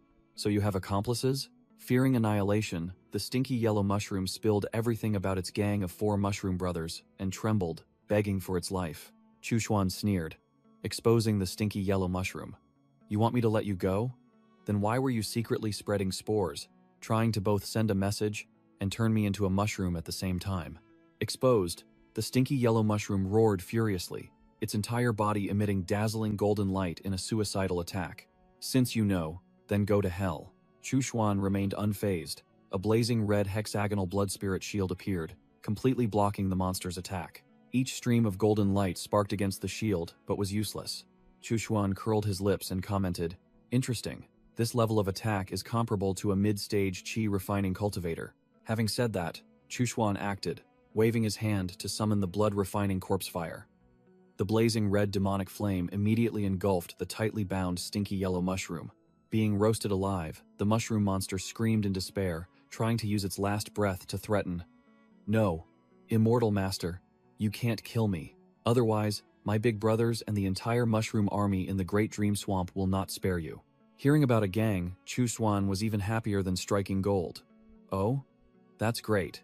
It saves me the trouble of looking for you all." Then he ignored its screams in the sea of fire until it burned to ashes. After the monster was eliminated, 3 corpse generals sat down on the ground, sniffing the fragrant roasted mushroom scent, lingering in the air. Tang Hu suddenly picked up an item from the ashes. It was a sparkling green soul core. Tang Hu roared once, then offered the soul core to his master. Chu Xuan glanced at it and immediately confirmed. Is this the stinky yellow mushroom soul core? Holding the soul core in his hand, Chu Xuan realized the wood element energy within was extremely pure, far surpassing the minor creatures he had seen before, and conceived the idea of using it to upgrade his physique. However, this energy was not yet mature enough to become a true wood element spirit creature, but Chu Xuan smiled sinisterly, because his demonic cultivation technique had a way to force it to level up. Without further ado, Chu Xuan stood on his flying sword, activated the 100 Spirits Grand Formation, and a colossal green light pillar shot straight from the ground into the sky, Preparing for the refining process. Chushuan muttered calculations. To create a wood element spirit creature, a core and a pile of creatures of the same element as fertilizer were needed. He had the core, now he just needed to hunt for fertilizer. He curled his lips, recalling the mushroom monster's dying words. The target was clear. The mushroom army in the Great Dream Swamp. A mobile monster farm waiting for him to clear out. The scene shifted to the Great Dream Swamp. A dense forest shrouded in mist, signaling a new monster lair. Here, a short mushroom monster with a black head and white polka dots, who was the gang's big brother Ink Ghost Umbrella, was standing guard on a cliff. A colossal, one-eyed green mushroom monster named Third Brother Green Hat Fungus rushed over to report. Big brother. Fourth brother has been captured by that immortal master. We must go save him. Ink Ghost Umbrella coldly responded. No, abandon him immediately. I've already heard of that immortal master. I guess fourth brother has been eliminated long ago. Green Hat Fungus froze upon hearing that, scratching his head in confusion. Ink Ghost Umbrella added, I've already called second brother. He's on his way back. Just as Ink Ghost Umbrella ordered everyone to hide, a cold voice echoed from behind. Only now do you want to hide. It's too late. With a whoosh, Chushuan appeared like a god amidst the dust and smoke, a challenging smirk on his face. Green Hat Fungus and Ink Ghost Umbrella were startled, stammering, asking how an immortal master like him could find his way here. Green Hat Fungus roared, ordering his minions to charge, while Chushuan calmly declared, Of course, I'm here to reunite you with your brothers. A swarm of mushroom monsters of all shapes and sizes rushed out of the forest like a disturbed beehive, determined to devour the intruder alive. Chushuan laughed gleefully, seeing a pile of wood element fertilizer. He immediately summoned the trio of corpse generals Tang Hu, Wang Bao, and armored corpse soldier, ordering them to capture as many alive as possible. Green Hat Fungus threw a wind punch, but Chushuan easily dodged it as if taking a stroll. This boss's level was too low. Chushuan unleashed the Yin Fiend demonic heart technique, and a colossal demonic flame shot straight towards Green Hat Fungus. With a single strike, Green Hat Fungus was engulfed by the flames, screaming miserably before completely evaporating. Ink Ghost Umbrella broke out in a cold sweat, hastily trying to appease him. Immortal Master, we don't want to be your enemy, but if you push us too hard, we will fight to the death. Chushuan curled his lips provocatively. Oh? Let me see what your full power looks like. To his surprise, Ink Ghost Umbrella only dared to release a thick purple smoke to distract, and then turned to flee. It ran headlong into the forest, fleeing for its life, determined not to look back. Chushuan was speechless, muttering, Running? It seems this Ink Ghost Umbrella isn't stupid either, knowing when to retreat. But how could it escape? Chushuan unleashed a magic treasure, shouting, Huikong, go. Immediately, the soul of Master Huikong appeared from the magic treasure, capturing Ink Ghost Umbrella, who was fleeing, amidst its terrified screams. A blazing red chain tightly wrapped around Ink Ghost Umbrella, locking it in midair, with no way to escape.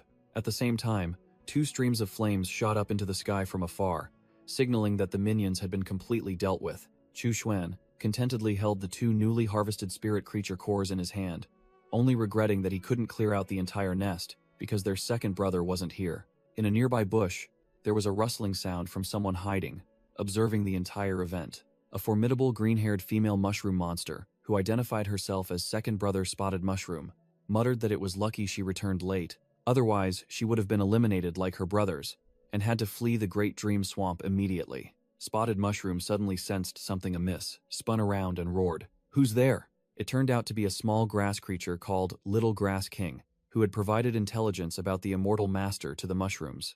Spotted Mushroom was delighted, offering to ask for its help. Spotted Mushroom proposed an alliance to kill the immortal master, and Little Grass King immediately agreed, then betrayed her, using vines to tightly bind Spotted Mushroom in an instant. Trapped, Spotted Mushroom was utterly shocked, asking why. Little Grass King calmly replied, If you want to die, go die by yourself. Don't drag me along with your foolish idea of killing the immortal master. Little Grass King monologued that it never wanted to meet the immortal master, and hoped to never encounter him again, then disappeared, leaving the bound Spotted Mushroom behind. Scene change.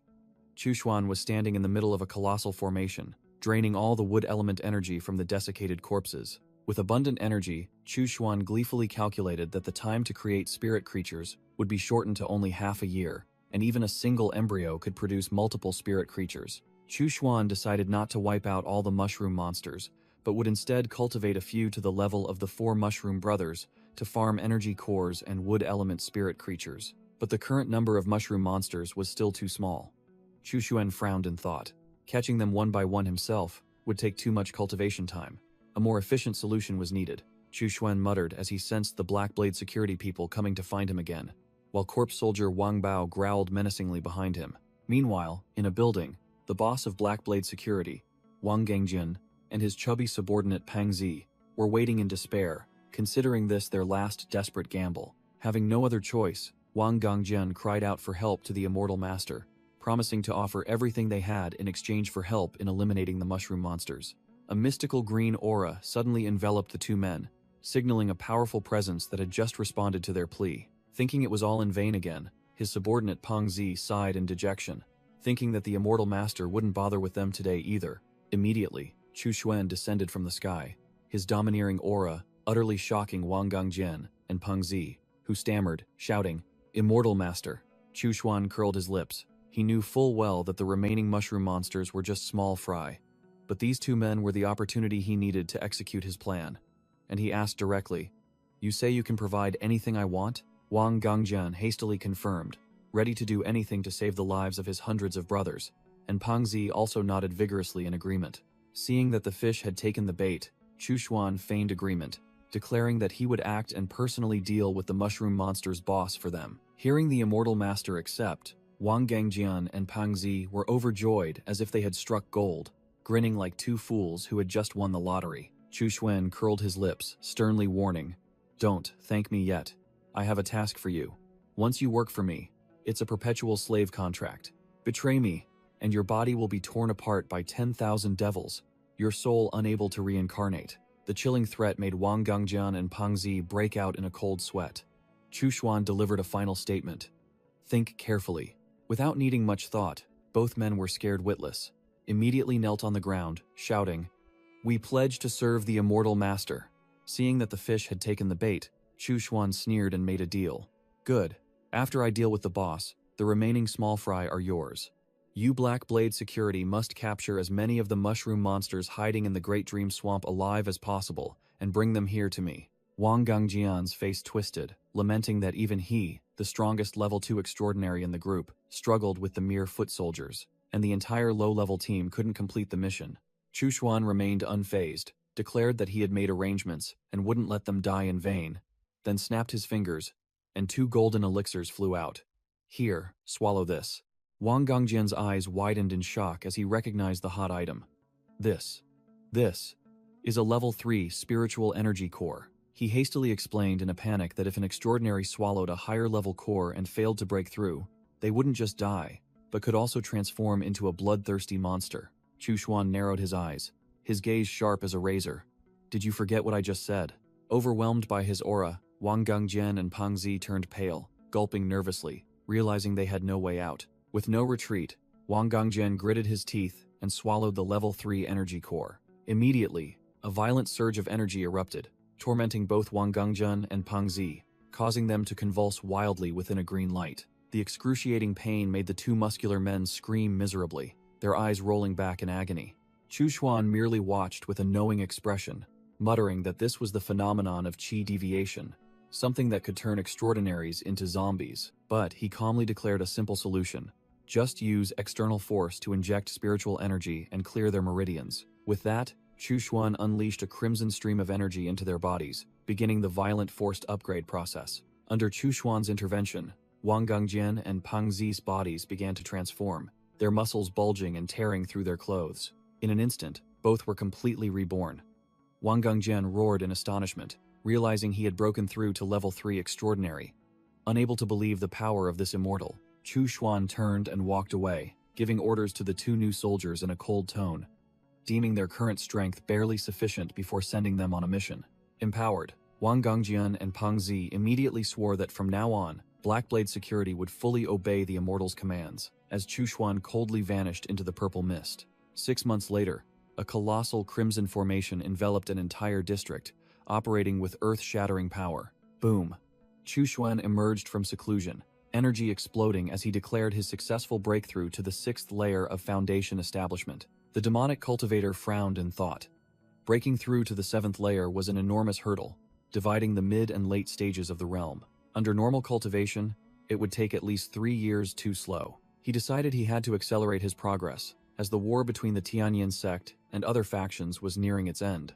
He needed to reach the late stage of Foundation establishment to get a piece of the pie. Chu Xuan revealed that while he was in seclusion, the Blackblade security minions had diligently captured mushroom monsters to serve as batteries for his 100-wood spirit nurturing array. The result of 6 months of hard work was a mountain of dried-up mushroom monster corpses, from which pure wood attribute spiritual energy surged. Chu Xuan hovered in the air, holding a magic treasure, coldly observing his achievement, a literal monster farm. Standing with the 2 corpse generals, Tong Hu and the armored corpse soldier, Chu Xuan smirked with satisfaction as a batch of wood attribute spiritual creatures had matured and were ready for harvest.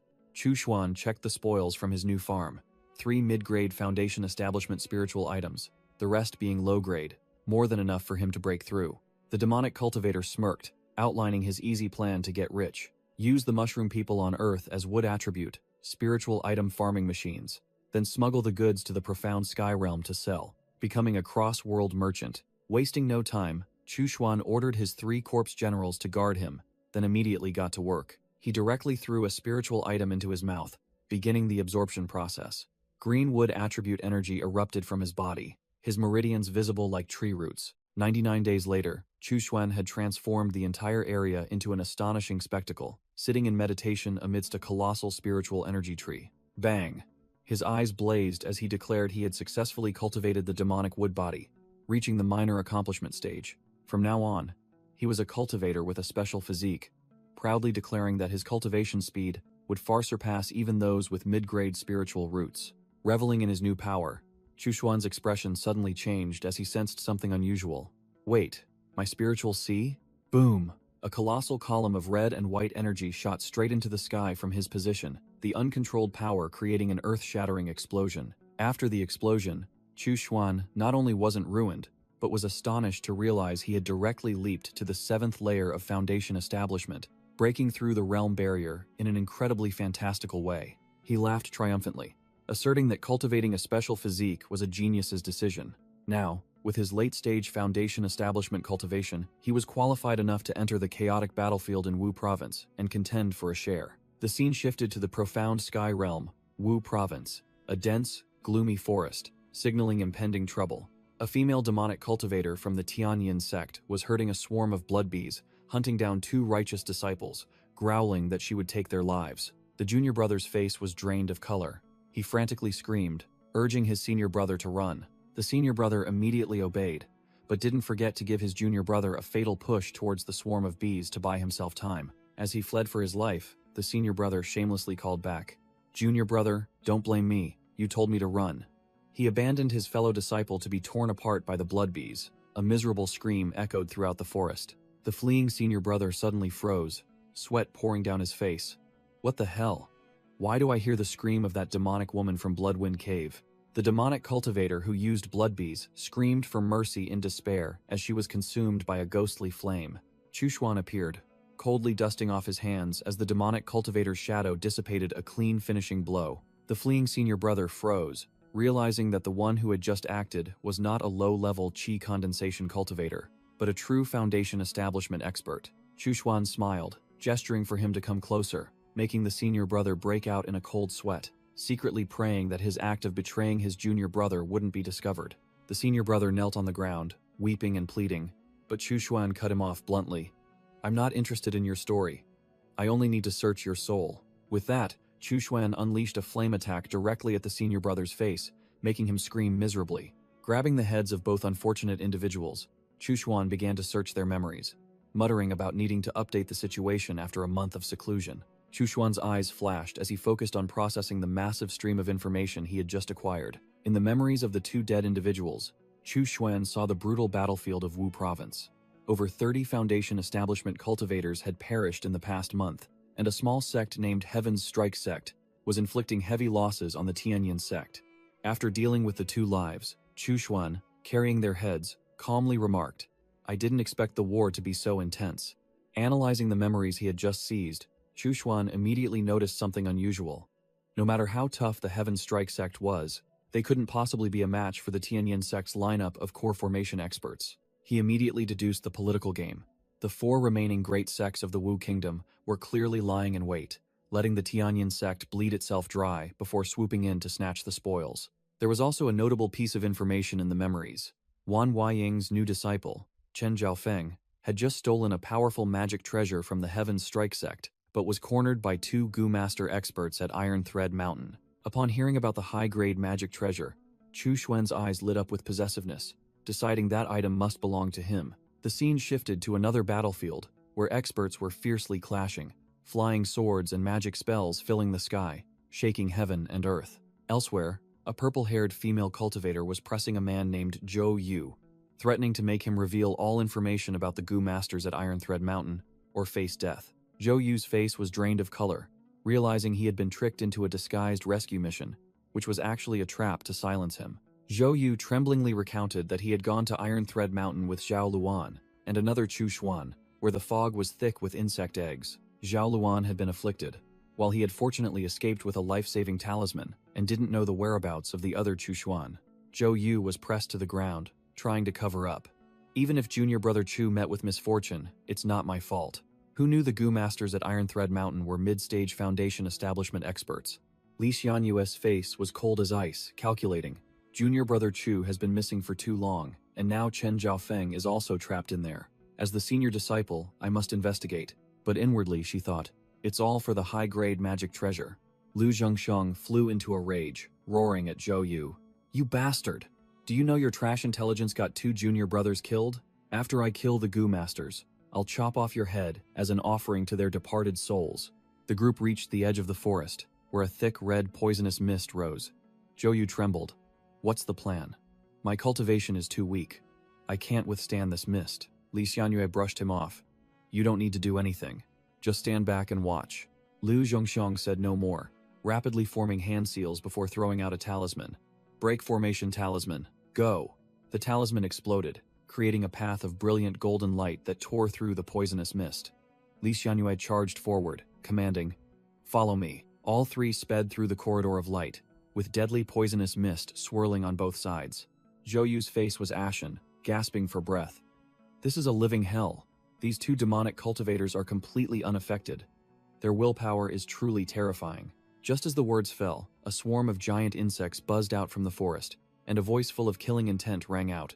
You demonic cultivators of the Heavenly Sound sect are truly bold. Anyone who steps into Iron Thread Mountain must die. Facing the swarm of blacked golden beetles, Liu Zhensheng sneered, scoffing that his opponent's skill was merely child's play, daring to show off before a master. Without further ado, he opened his goo worm box, releasing a terrifying green energy. A fierce swarm of green armored beetles surged out, easily tearing apart the enemy's golden beetles. Zhou Yu gaped in astonishment, while Liu Zhensheng explained that the green armored beetles were the natural predators of those insects.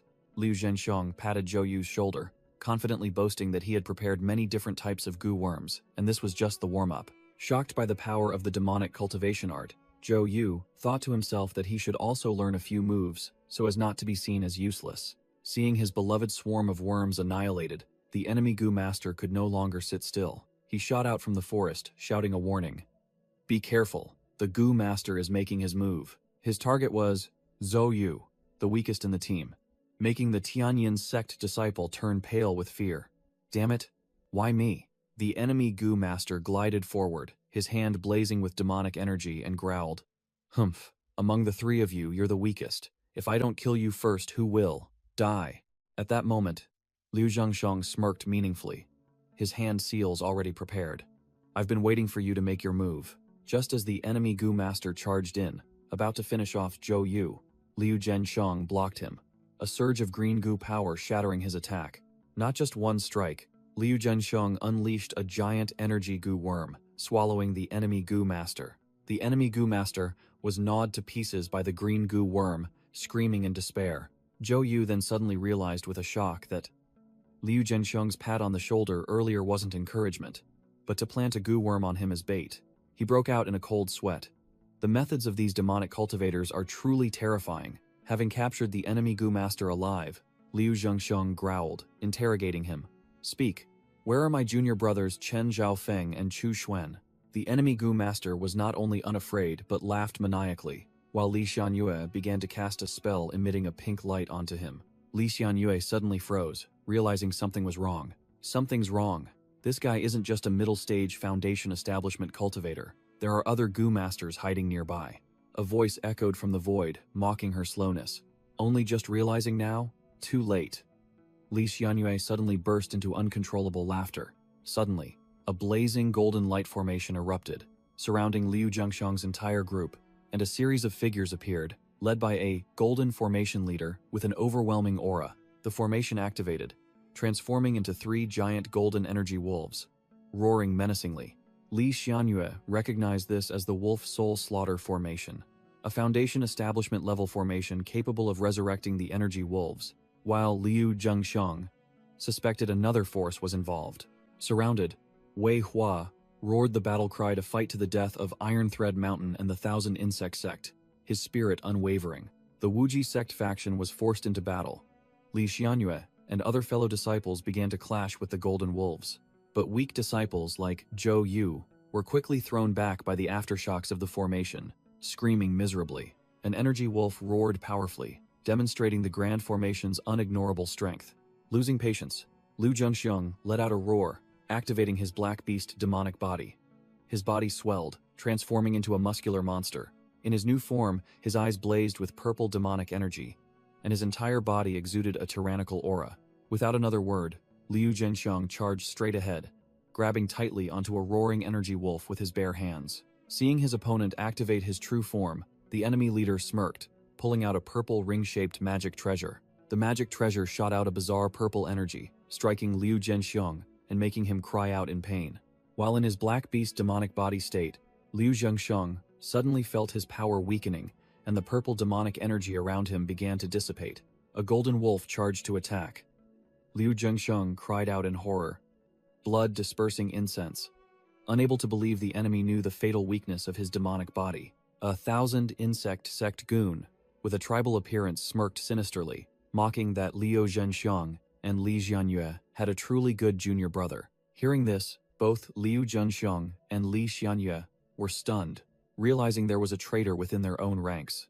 Li Xianyue flew into a rage, erupting with spiritual power, and roared, calling out the traitor's name. Chen Zhaofeng, get out here. Chen Zhaofeng leisurely walked out from the forest, looking completely unconcerned, and even sighed and complained. Sigh, senior sister, why go to such lengths? With a contemptuous smirk, Chen Zhaofeng looked at his former fellow disciples and asked sarcastically, we were once brothers and sisters after all. Must I really be the one to personally send you off?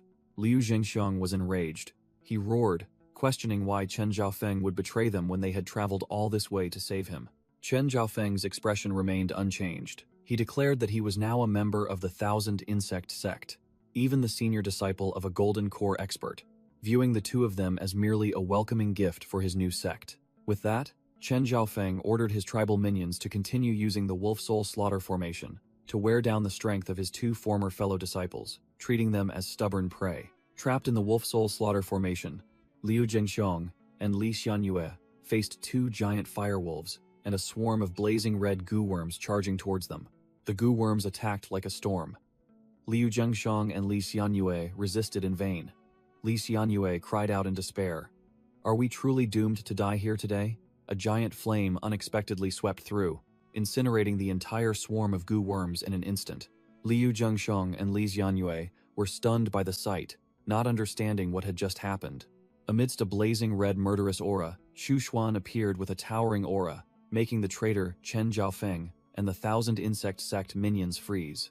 Liu Zhengxiang joyfully called out his junior brother's name, but Li Xianyue immediately stopped him, warning that Xu Xuan had been missing for too long and might have joined the enemy. Liu Zhengxiang stubbornly argued that it was impossible, but Li Xianyue coldly retorted, what if he saved us only to finish us off himself, to claim all the credit? Li Xianyue continued to analyze, questioning how Xu Xuan could have become so terrifyingly strong without joining the enemy, making Liu Zhengxiang waver. Xu Xuan stood there with a mysterious half-smile. Li Xianyue admitted that his aura was now completely different from before, unfathomable. Liu Zhengxiang looked at Xu Xuan's back and asked in a bewildered tone, Junior brother Chu, are you also planning to follow Chen Zhaofeng's path and slaughter your fellow disciples? Before his fellow disciples' question, Chu Xuan sneered coldly. Slaughter fellow disciples? It's common, I've done it. My principle is simple. Those who care for me, I cherish. The traitor, Chen Zhaofeng, sneered, recognizing Chu Xuan, and thought to himself, this brat is really lucky. He actually survived after I beat him up last time. Chu Xuan's eyes blazed with fire. He growled, finishing the latter half of his sentence. As for those who provoke me, they must die. Chen Zhaofeng arrogantly ordered the 1,000 insect sect minions. Hess, probably just using some trick. At best, his cultivation is only at the second level of foundation establishment. You guys go deal with him. I don't have time. Liu Zhengsheng was overjoyed. He shouted, I knew it. Junior brother, Chu isn't a traitor. Then he hurriedly yelled, but you've come at the wrong time. Quickly run. 2,000 insect sect goons charged like two wild beasts. But Chu Xuan merely stood still, coldly retorted, no, I've come at precisely the right time. Whoosh! A flash of blood-red light appeared. The two minions hadn't even touched Chu Xuan before they were sent flying back by a terrifying force. Chu Xuan hovered in midair. A blazing red demonic energy in the shape of a ghostly claw enveloped his hand, making one enemy realize in panic. Damn it, he even knows Yinsha demonic arts. Not giving them time to recover, Chu Xuan waved his hand. Demonic energy condensed into a giant fire dragon, roaring as it charged towards the two small fries. The fire dragon opened its maw wide and swallowed one of them. The man's eyes were wide with horror before vanishing in a sea of flames. The remaining tribesman saw his comrade vanish in an instant. He turned pale, muttered a curse, and tried to flee. But before he could run, Tang Hu, in his corpse general form, loomed before him, muscles bulging, murderous aura surging, and let out a roar. The tribesmen panicked and quickly unleashed a swarm of iron-armored beetles, hoping to hold back this muscular monster. A small fry trying to show off. Tang Hu threw a punch using his blood slaughter art. The blazing red fist wind shattered both the man and the beetles, sending the minion to his demise. The leader of the tribesmen saw two of his subordinates dealt with in a flash. He could only scream in despair. His resentment turned into desperation. He formed hand seals, growling a vow to kill the enemy. The only response to that threat was Chu Xuan's icy gaze, as if asking, who do you think you are? Whoosh. Chu Xuan activated the Yin demon shadow, his body transforming into countless after-images moving at unimaginable speed, creating dazzling golden streaks of light. Liu Zhengsheng and Li Xianyue watched, dumbfounded, unable to comprehend how Chu Xuan could execute the Yin fiend evasion technique so quickly and wastefully of spiritual power. Chu Xuan reappeared, clutching a sharp bone whip, the newly refined soul-binding whip, ready to purge the last remaining foe. Chu Xuan sneered. The soul-binding whip in his hand roared, its crimson killing intent surging like a malevolent dragon. The tribesmen's trashy goo insects fell to the ground, utterly useless. Chu Xuan cast a disdainful glance, coldly declaring, it's my turn. Whoosh! The bone whip tore through the air, lashing straight towards the leader of the 1,000 insect sect goons. The soul-binding whip coiled tightly around the tribesman like a python strangling its prey, making him scream in agony, eyes wide. Slash! With a single strike, the bone whip crushed his body, sending him to his demise swiftly and without hesitation. The last goon collapsed like a tattered sack. Chu Xuan calmly retracted his whip while Chen Zhaofeng stood frozen in the distance. Chen Zhaofeng broke out in a cold sweat, his face pale, utterly disbelieving the terrifying power he had just witnessed. The traitor quickly knelt on the ground, weeping and shamelessly begging, Senior brother Chu, save me. They implanted goo insects in my head. Without a word, a hand enveloped in demonic energy directly grabbed the top of Chen Zhaofeng's head. Liu Zhengsheng's jaw dropped. He had to admit Chu Xuan's performance was truly shocking, while Li Xianyue could only silently observe. Chu Xuan sneered, while the traitor Chen Zhaofeng behind him tensed up, planning a sneak attack. The fool Chen Zhaofeng roared, die, unleashing his demonic scale soul-devouring claw, intending to stab Chu Xuan from behind. But Chu Xuan didn't even bother to turn around, standing still as the small fry flailed about uselessly. Suddenly, Chen Zhaofeng's eyes widened. A hand shrouded in dark demonic energy had pierced through his chest without him realizing it. The demonic hand emitted a crimson glow, beginning to drain his life force amidst his desperate screams. Liu Zhengsheng was furious, roaring that the traitorous dog must be killed immediately, while Chen Zhaofeng wept and pleaded, even offering a top-grade divine artifact in exchange for his life. Chu Xuan grabbed his hair, coldly declaring there was no need for formalities. He would extract all information about that divine artifact himself. Without further ado, Chu Xuan activated the soul-searching art, a crimson stream of energy pouring directly into Chen Zhaofeng's head to extract his memories. Done with his task, Chu Xuan tossed Chen Zhaofeng's lifeless corpse aside like trash. After cleaning up, Chu Xuan turned and cupped his hands to his fellow disciples. "Senior brothers and sisters, I apologize for making you suffer." Liu Zhengsheng grinned, overjoyed that his junior brother was not only alive but also incredibly powerful, saying that if Master knew, he would be thrilled. Li Xianyue seriously thanked Chu Xuan for saving her life a second time, secretly calculating, "It's unclear what cultivation realm Chu Xuan has reached, but he's definitely superior to me. Thankfully, he's on our side." Chu Xuan calmly replied that it was only natural for fellow disciples to help each other, then announced, "Let's go. I've searched Chen Zhaofeng's soul. Besides us, there's no one left alive at the foot of Iron Thread Mountain." Chu Xuan suddenly remembered, pointing down the mountain. "Ah, no, there's still one more. The traitor Zhao Luan is lying flat down there, muttering curses about that damned demonic cave." Chu Xuan slowly walked over, his shadow stretching long over Zhao Luan, who was sprawled on the ground, his tone full of sarcasm. "Fellow Taoist, it seems I must disappoint you." Zhao Luan looked up, his face drained of all color, as he recognized the person standing before him, his voice trembling distortedly. "Chu Xuan?" A blood-curdling scream echoed throughout the mountains, a sure sign that it was Zhao Luan's turn to experience the soul-searching art. In the extreme Yin cave, Wan Wuying was in a furious rage, roaring at the newly returned Chu Xuan. "Speak. Did you kill Chen Zhaofeng out of jealousy?" Chu Xuan closed his eyes, calmly replying without a trace of fear. "Master, no. I killed him to clean up the sect on your behalf." Old ancestor Wan Wuying roared, his gaze sharp as daggers piercing Chu Xuan. "Excuses. Did you kill Chen Zhaofeng because you coveted his supreme-grade magic treasure?" Chu Xuan knelt on one knee, his expression unchanged, admitting bluntly, "I won't lie to Master. I truly did desire that magic treasure." Liu Zhengsheng and Li Xianyue froze, never expecting this young man to have such guts, daring to openly admit it before Master's wrath. Hearing the straightforward answer, Wan Wuying unexpectedly burst into hearty laughter. "You brat. At least you're honest." The old ancestor concluded the matter of the traitor, but then moved to a more pressing issue. "Speak quickly. What have you been doing for the past month that your cultivation jumped from the second layer of foundation establishment all the way to the seventh?" The surrounding disciples were also utterly shocked upon hearing this, now understanding why Chu Xuan was so dominant that he swept away 3 Gu masters as easily as eating candy. Chu Xuan stood up, beginning his classic tall tale. "Master, I was originally at the 4th layer. I merely concealed my true strength to avoid scrutiny from the Tianyin sect." Wan Wuying nodded in approval, praising Chu Xuan's foresight in avoiding trouble, secretly thinking that this young man would one day surpass even him. Chu Xuan continued to fabricate a story, recounting how he was beaten senseless by a Gu master at Iron Thread Mountain and accidentally fell into an underground valley, creating a perfect scenario for a fortuitous encounter. Old ancestor Wan Wuying waved his hand, concluding, "Everyone has secrets. There's no need to elaborate. Now, get out of here. Having killed so many thousand insect sect disciples, the 100 Gu elder will surely come for revenge. Hide well in the cave for a few days."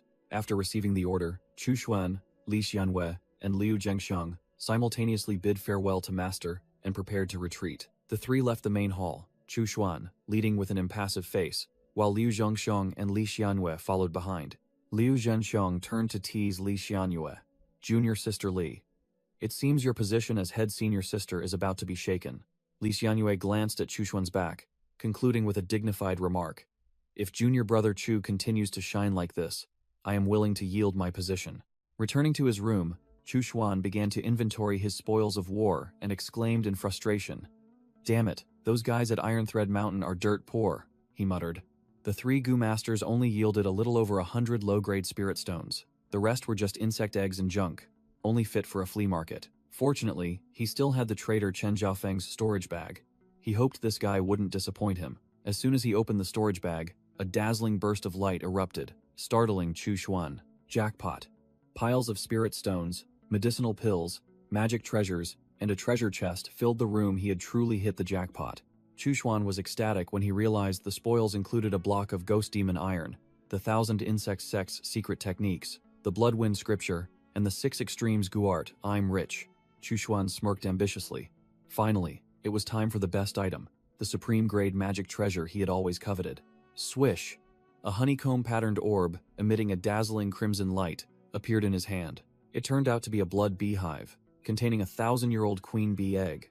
All he needed to do was refine it, and he would immediately have a high-grade natal goo insect. He envisioned hordes of bloodthirsty, ferocious warrior bees tearing apart enemies without mercy. Meanwhile, the worker bees would absorb energy from flesh and blood to produce blood honey, and as the queen bee evolved, there would be even more specialized types. This item required an extremely powerful divine soul to control, something the small fry of the 1,000 insect sect lacked, which was why they let such a bargain slip away. Chu Xuan sneered. Now he understood why the traitor Chen Zhaofeng dared to betray Master Wan Huaying. Who wouldn't be tempted by a treasure of this caliber? Amidst a mountain of spirit stones and treasures, Chu Xuan decided not to wait any longer. He had to refine it immediately. He began the refinement process, confidently declaring that thanks to resources from Earth, he would never lack divine soul or blood essence. He could refine as many natal magic treasures as he wished. 3 days later, the egg cracked open, and a plump queen bee larva with an utterly adorable pig-like snout crawled out. Chu Xuan smiled contentedly, looking at the newly hatched queen bee larva in his hand, declaring, "Success." He began planning his farming strategy. First, he had to fatten this queen bee with blood pearls, wait for it to mature, and lay its first batch of worker bees. They would then collect flesh and blood themselves to refine into blood honey to feed the queen bee. Chu Xuan smirked cunningly, calculating that this blood nectar contained even more terrifying energy than blood pills, truly a premium item to boost his cultivation speed. Scene change. The 1,000 insect sect's 100 Gu elder was utterly furious. His plan had completely fallen apart as Iron Thread Mountain collapsed, dragging Bloodwind Cave and 100-Leg Manor down with it in just 7 days. A masked dealer reported the tense war situation. The Heavenly Sound sect had swept through over 1,000 miles and was about to approach the 1,000 insect sect's main gate. The 100 Gu elder shot up, his face drained of color, shouting that the sect was on the verge of life and death, and demanded 1,000 10,000 beast spirit talismans to hold out. The masked dealer sneered, stating a blunt price. At most, only 300. He added a sweet deal. But to show goodwill, I will personally gift 10 Foundation Establishment grade formations and 50 magic artifacts ranging from mid to high grade. The 100 Gu elder tore at his hair, lamenting, "Didn't your side promise to pressure the Heavenly Sound sect into retreating? At this rate, our forces won't be able to hold on." The masked dealer calmly reassured him, asserting that everything was within the plan, and within 2 weeks, the Heavenly Sound sect would temporarily halt its attack and recall 2 formidable figures, Zhao Wuyai and Huang Yuanwu. Finishing his words, the masked dealer tossed out a jade slip, declaring that the investigation into the disappearance of the Elder's disciples and the cultivators at Iron Thread Mountain was complete, with all details contained within. The 100 Gu elder received the jade slip, and upon reading it, his face changed drastically, killing intent surging. Crack! The old man crushed the jade slip, veins bulging on his face, and roared bitterly. So it was those vile beasts from the extreme Yin cave. Chen Zhaofeng, I will definitely avenge you. The masked dealer sneered, whispering into his ear. Those brats deserve to die, but their master, Wan Huaying, deserves it even more. As long as 100 Gu elder is willing to put on a self-inflicted suffering scheme, we will help you send Wan Huaying on his way. Hearing the enticing offer, the 100 Gu elder's eyes lit up, and he immediately seized the opportunity. Are you serious? If you can do it, I'll give you all the magic artifacts you want. The masked dealer then leaned close to the 100 Gu elder, whispering a sinister plot. Both burst into maniacal laughter, and the 100 Gu elder nodded with delight. Excellent. Let's proceed. You righteous cultivators truly are masters at digging graves for others. Scene change. Chu Xuan appeared in a bustling black market, remarking that this place had visibly prospered since the extreme Yin cave took over its management. Chu Xuan smirked, muttering that the more intense the war became, the more righteous cultivators from the Heavenly Sound sect would cast aside their masks and dive into demonic cultivation for quick gains. A plump cultivator hurriedly ran over, cupping his hands and bowing to Chu Xuan with extreme reverence. Greetings, Martial Uncle. Chu Xuan tossed a bag to Martial Nephew Chen, ordering him to sell the goods with the usual commission, and the latter immediately complied. Chu Xuan glanced, realizing his Martial Nephew had reached the 7th layer of Qi condensation, and nodded. Not bad. It seems you no longer need a bodyguard. Martial Nephew Chen grinned, flattering him that it was all thanks to his Martial Uncle's hundreds of low-grade spirit stones, which helped him escape death several times in the war to reach late-stage Qi condensation. He suddenly lowered his voice, delivering sad news. Unfortunately, senior brother Wei Hua wasn't so lucky. He perished in the war. I heard he died a terrible death, impaled by an iron worm. Chu Xuan pondered, thinking to himself that qi condensation cultivators were still just small fry at the bottom of society. In this brutal war, one never knew whether tomorrow or disaster would arrive first. Chu Xuan patted Marshal Nephew Chen's shoulder, encouraging him, praising him for surviving, and suggesting that perhaps one day he could break through to Foundation establishment.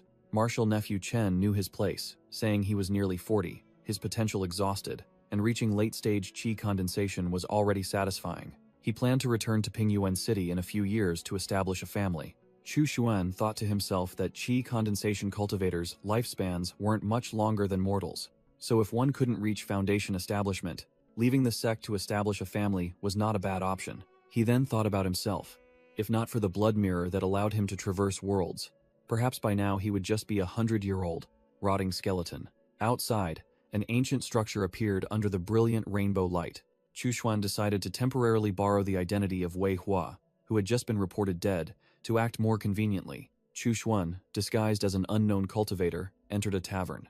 A fiery tea-house hostess came to greet him, asking if he was there to buy or sell. He smirked, declaring bluntly, "Both. I have magic artifacts, cultivation techniques, blood pearls, and even goo worms."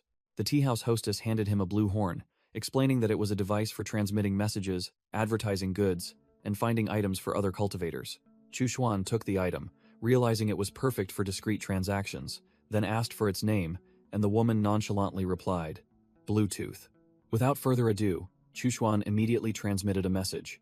Trading a premium goo worm magic artifact, plus a pile of blood pearls, for top-tier Foundation establishment cultivation techniques and divine abilities. As soon as the message was sent, Bluetooth blared loudly. Two big spenders immediately messaged back, one demanding the magic artifact, the other wanting all the blood pearls, both rushing to the tavern.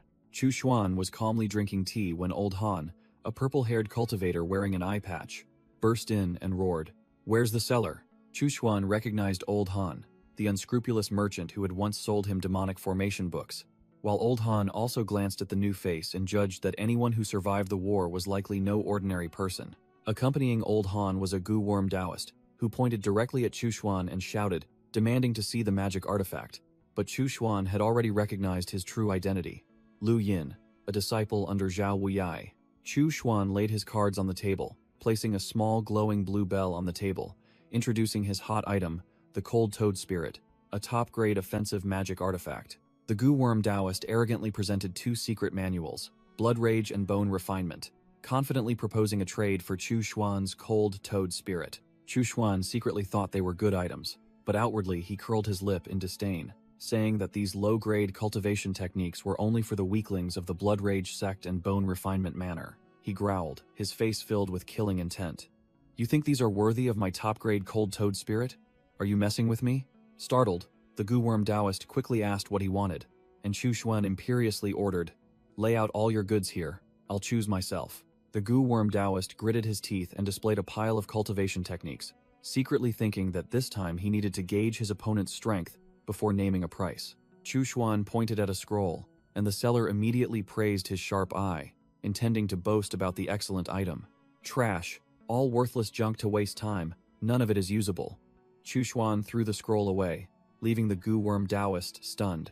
Chu Xuan pretended to casually grab a scroll, and the goo worm Taoist quickly seized the opportunity, introducing it as a top-grade secret manual, but still hinting that a one-for-one trade would be a bit of a loss. Chu Xuan sneered, leaning close to his opponent's face, exposing it as a blood cultivation technique, and challenging him.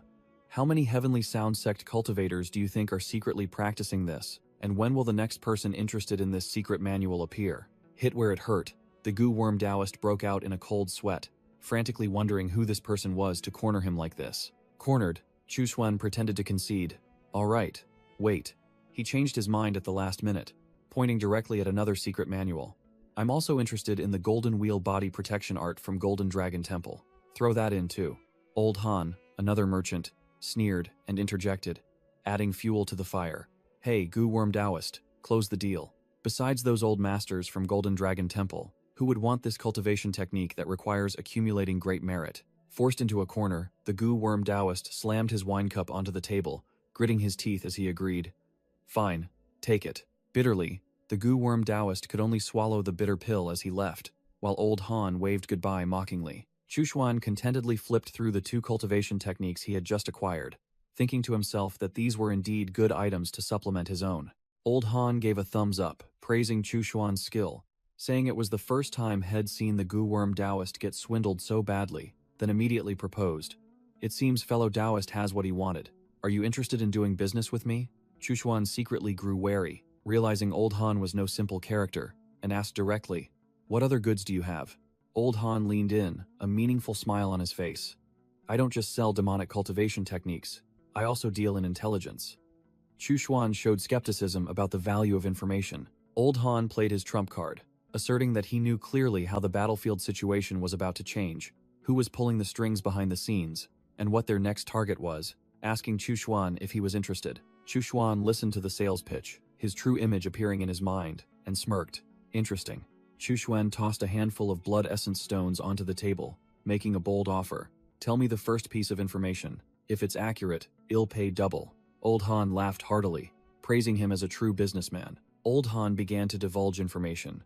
In half a month, the offensive will slow down. The 2 golden core old men, Zhao Wuyai and Huang Yuanwu, will be recalled, replaced by Zhu Taiji, Guo Zhen, and Chu Qiong. Hearing the name Zhu Taiji, Chushuan recalled information about this old man, an extremist who hated demonic cultivators and constantly called for their extermination. Chushuan revealed a profound smile, realizing that someone didn't want his extreme yin den to have peace. Sipping his tea, Chushuan analyzed the situation.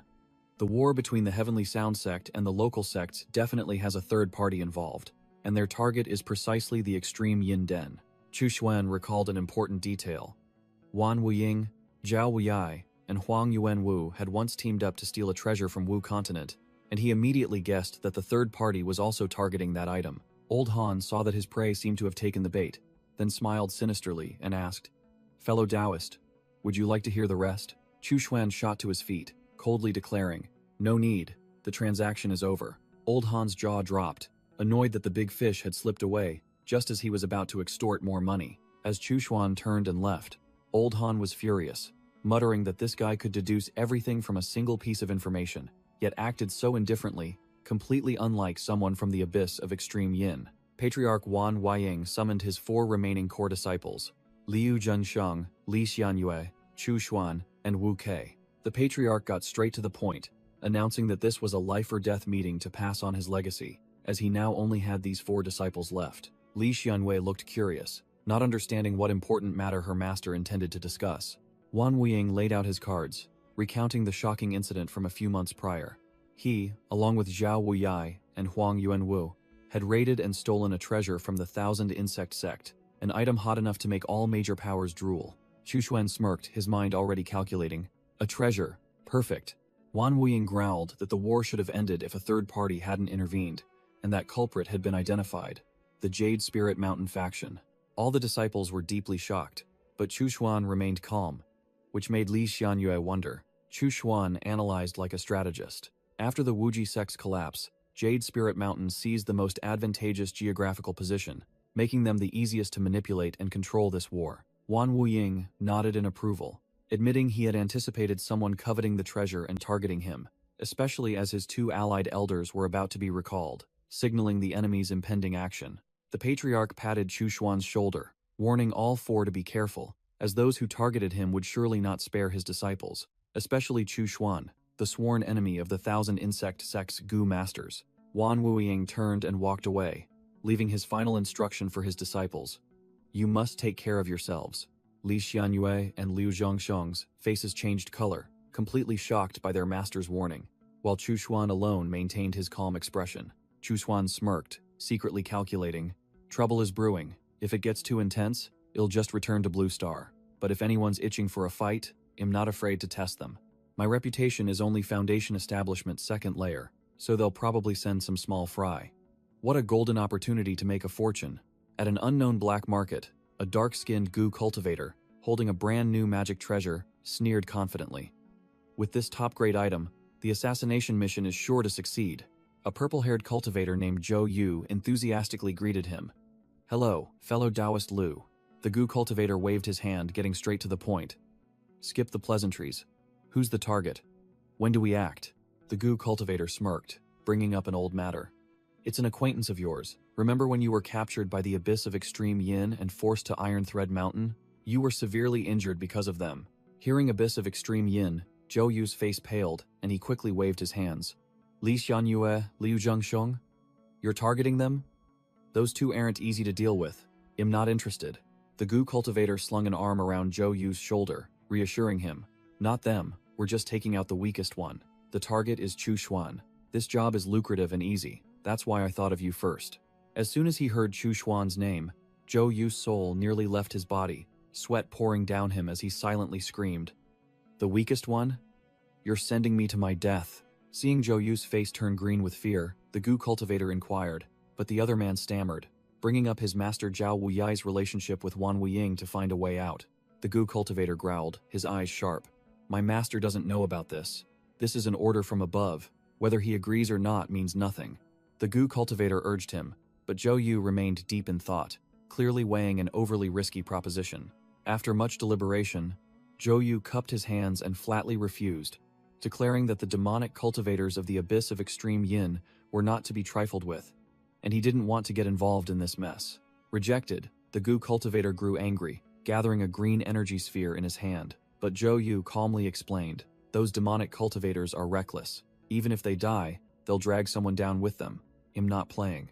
To prove he wasn't a gossip, Zhou Yu raised his hand to the sky, solemnly declaring he would immediately swear a heart demon oath to keep the secret. Seeing he couldn't be swayed, the goo cultivator turned and left, uttering a sarcastic remark. Very well, fellow Taoist Zhou is indeed a wise man. Farewell. Waiting for the other man to disappear, Zhou Yu finally breathed a sigh of relief, muttering, Li Xianyue, Liu Jingxiong, Wu Ke, Chu Xuan. Out of the four, they chose the strongest one. That's truly offering your life to King Yama. 2 months later, at the main gate of the 1,000 Insect Sect, countless cultivators had gathered, forming a dense encirclement around the fortified city. A golden core elder named Zhu Taiji appeared, declaring that after 2 months of siege, the 1,000 Insect Sect had reached its end. 2 formation cultivators, Guo Zhen and Chu Qiong, from the attacking side analyzed the situation, confirming that the enemy's defensive grand formation was running out of power, and that the 3 core figures of the 1,000 Insect Sect would surely try to break out. Just as predicted, the colossal energy shield enveloping the 1,000 Insect Sect began to shake violently, its golden light visibly dimming. On the verge of collapse, Zhu Taiji sneered, his eyes flashing with killing intent. The rats have finally decided to crawl out of their hole. A figure shot out from within the city like an arrow, none other than the 100 Gu Elder, unleashing a massive wave of sword chi to clear a path. Zhu Taiji roared, offering a surrender deal. 100 Gu, if you surrender now, you can still keep your elder position in the Tianyin sect. But the 100 Gu Elder flatly refused, declaring he would never side with the demonic cultivators of the Tianyin sect, then turned back and shouted, rallying his disciples to fight to the death. Seeing the surrender offer fail, Zhu Taiji immediately ordered his 3 highest-ranking Taoists to charge and engage the ringleaders, leaving the remaining small fry for the main force to clean up. A chaotic battle erupted. Chu Xuan plunged into the midst of the 1,000 Insect Sect's minions, both sides exchanging fierce blows. A 1,000 Insect Sect disciple, with an undercut and tattooed face roared, "Die!" then unleashed a palm strike directly at Chu Xuan. Attacked by surprise, Chu Xuan cried out as the opponent's strike pierced his defenses. Chu Xuan rode the Red Soul Devourer, chasing a Tianyin sect disciple who was fleeing headlong, roaring, "You Tianyin scum, don't even think about running." The 1,000 Insect Sect disciple, junior brother Lu, landed in a forest, thinking he had shaken off his pursuer. He was smug, seeing no one around, but was unaware that Chu Xuan had silently appeared behind him. Chu Xuan gave a sinister smirk, declaring this was the perfect place for the man to rest eternally. Without another word, Chu Xuan unleashed a swift demonic art, tearing through the air. Junior brother Lu evaporated on the spot, leaving only a pool of blood, while Chu Xuan had already seized his soul. While inspecting his spoils, Chu Xuan suddenly sensed someone else approaching. 2 other Tianyin sect disciples flew over on their swords. One with spiky hair praised junior brother Lu for his righteousness in hunting demonic cultivators, then mocked Chu Xuan as a mere foundation establishment, second layer, nobody. Both landed in the forest, bewildered as they saw no sign of their comrade. The top-knot cultivator sat down to examine the bloodstain, confirming it was still warm, and confidently declared he would quickly find the enemy using his tracking goo worm. The top-knot senior brother showed the spiky-haired one his red tracking goo worm, proudly stating he had bought this item from the treacherous bunch in the abyss of extreme yin. He explained the goo worm's mechanism. As soon as it sensed the target, it points directly. The closer we get, the straighter it stands. Suddenly, the spiky-haired one pointed. His voice panicked. Huh? Why is it standing straight up and pointing behind us like this? The top-knot cultivator froze, sweat pouring down him as the goo worm stood erect, signaling that death was right behind him. Before he could even react, he saw the world spin, wondering why he was face down on the ground. Slash. The spiky-haired disciple's head flew through the air, blood gushing like a fountain before the senior brother's horrified eyes. Scared out of his wits, the top-knot cultivator collapsed to the ground, crying out in despair, "Iron armor puppet, protect me." A puppet clad in full silver armor immediately appeared, standing before him like a final shield. Thwack! Chushuan's soul-binding rope pierced through the defensive armor like tofu, embedding itself directly into the cultivator's chest. The top-knot cultivator spat blood, impaled on the spot, while Chushuan slowly materialized in the forest and coldly uttered, "Oh, still alive?" Impaled, the cultivator coughed up blood, his voice trembling as he pleaded, "Fellow Taoist, we have no enmity. Please spare my life?" Chushuan sneered, responding mockingly, "Who says we have no enmity? Didn't you come here to kill me?" The cultivator froze, realizing that the one who had just one-shotted Zheng Changqing was Chushuan, and was horrified that the intelligence was terribly wrong. Knowing there was no escape, he roared in desperation, "Chushuan, I'll stake my life against yours." Then threw out a blue bell-shaped magic treasure. The magic treasure shot forward at terrifying speed, but Chushuan merely stood still, his icy gaze not betraying a single ripple of emotion. Junior brother Lu scrambled to his feet, bitterly thinking that the cold parasite bell, originally meant for an ambush, was now his only hope of survival. He had to flee quickly to report Chushuan's true strength. Before he could run, Wang Bao materialized like a ghost behind him, his bony hand clamping tightly around junior brother Lu's throat, making him choke in terror. Demonic flames erupted from within, incinerating the cultivator's flesh in an instant, leaving only a skeleton screaming in the blazing red fire. Chushuan gently caught the falling bell, sneering, "Using something you bought from me to kill me? What a loyal dog." Standing beside Wang Bao, Chushuan muttered in thought, suspecting someone from the extreme Yin grotto had betrayed him, taking advantage of the chaos to ambush him, and began to question senior sister Li as well. Whoosh! Having just dealt with one, Chushuan sensed new killing intent as a barrage of sharp projectiles shot towards him. Chushuan deftly dodged, a long, bony whip grazing past him and plunging into the ground. "More? Come out, all of you!" Chushuan growled, green demonic energy flaring in his hand as a new leader leaped out from the bushes. Without further ado, Chushuan summoned his two strongest fighters, Xiao Long, Xiao Bao. The ambush leader sneered, throwing out several talismans and shouting, activating the wolf-tiger soul formation. A fiery beast, a hybrid of a tiger and a wolf, roared and charged straight at the two corpse generals, who had just been summoned. Chushuan smirked, pulling out a small flag radiating malevolent energy. It was the renowned magic treasure, the 10,000 Souls banner. A sea of screaming blue vengeful spirits poured out from the flag, engulfing the entire forest and making the enemy leader's face turn pale with fright. Surrounded by the hungry ghosts, the leader formed a hand seal, and a dazzling golden light erupted from his body, repelling the wailing vengeful spirits. Chushuan was stunned, recognizing the ultimate technique.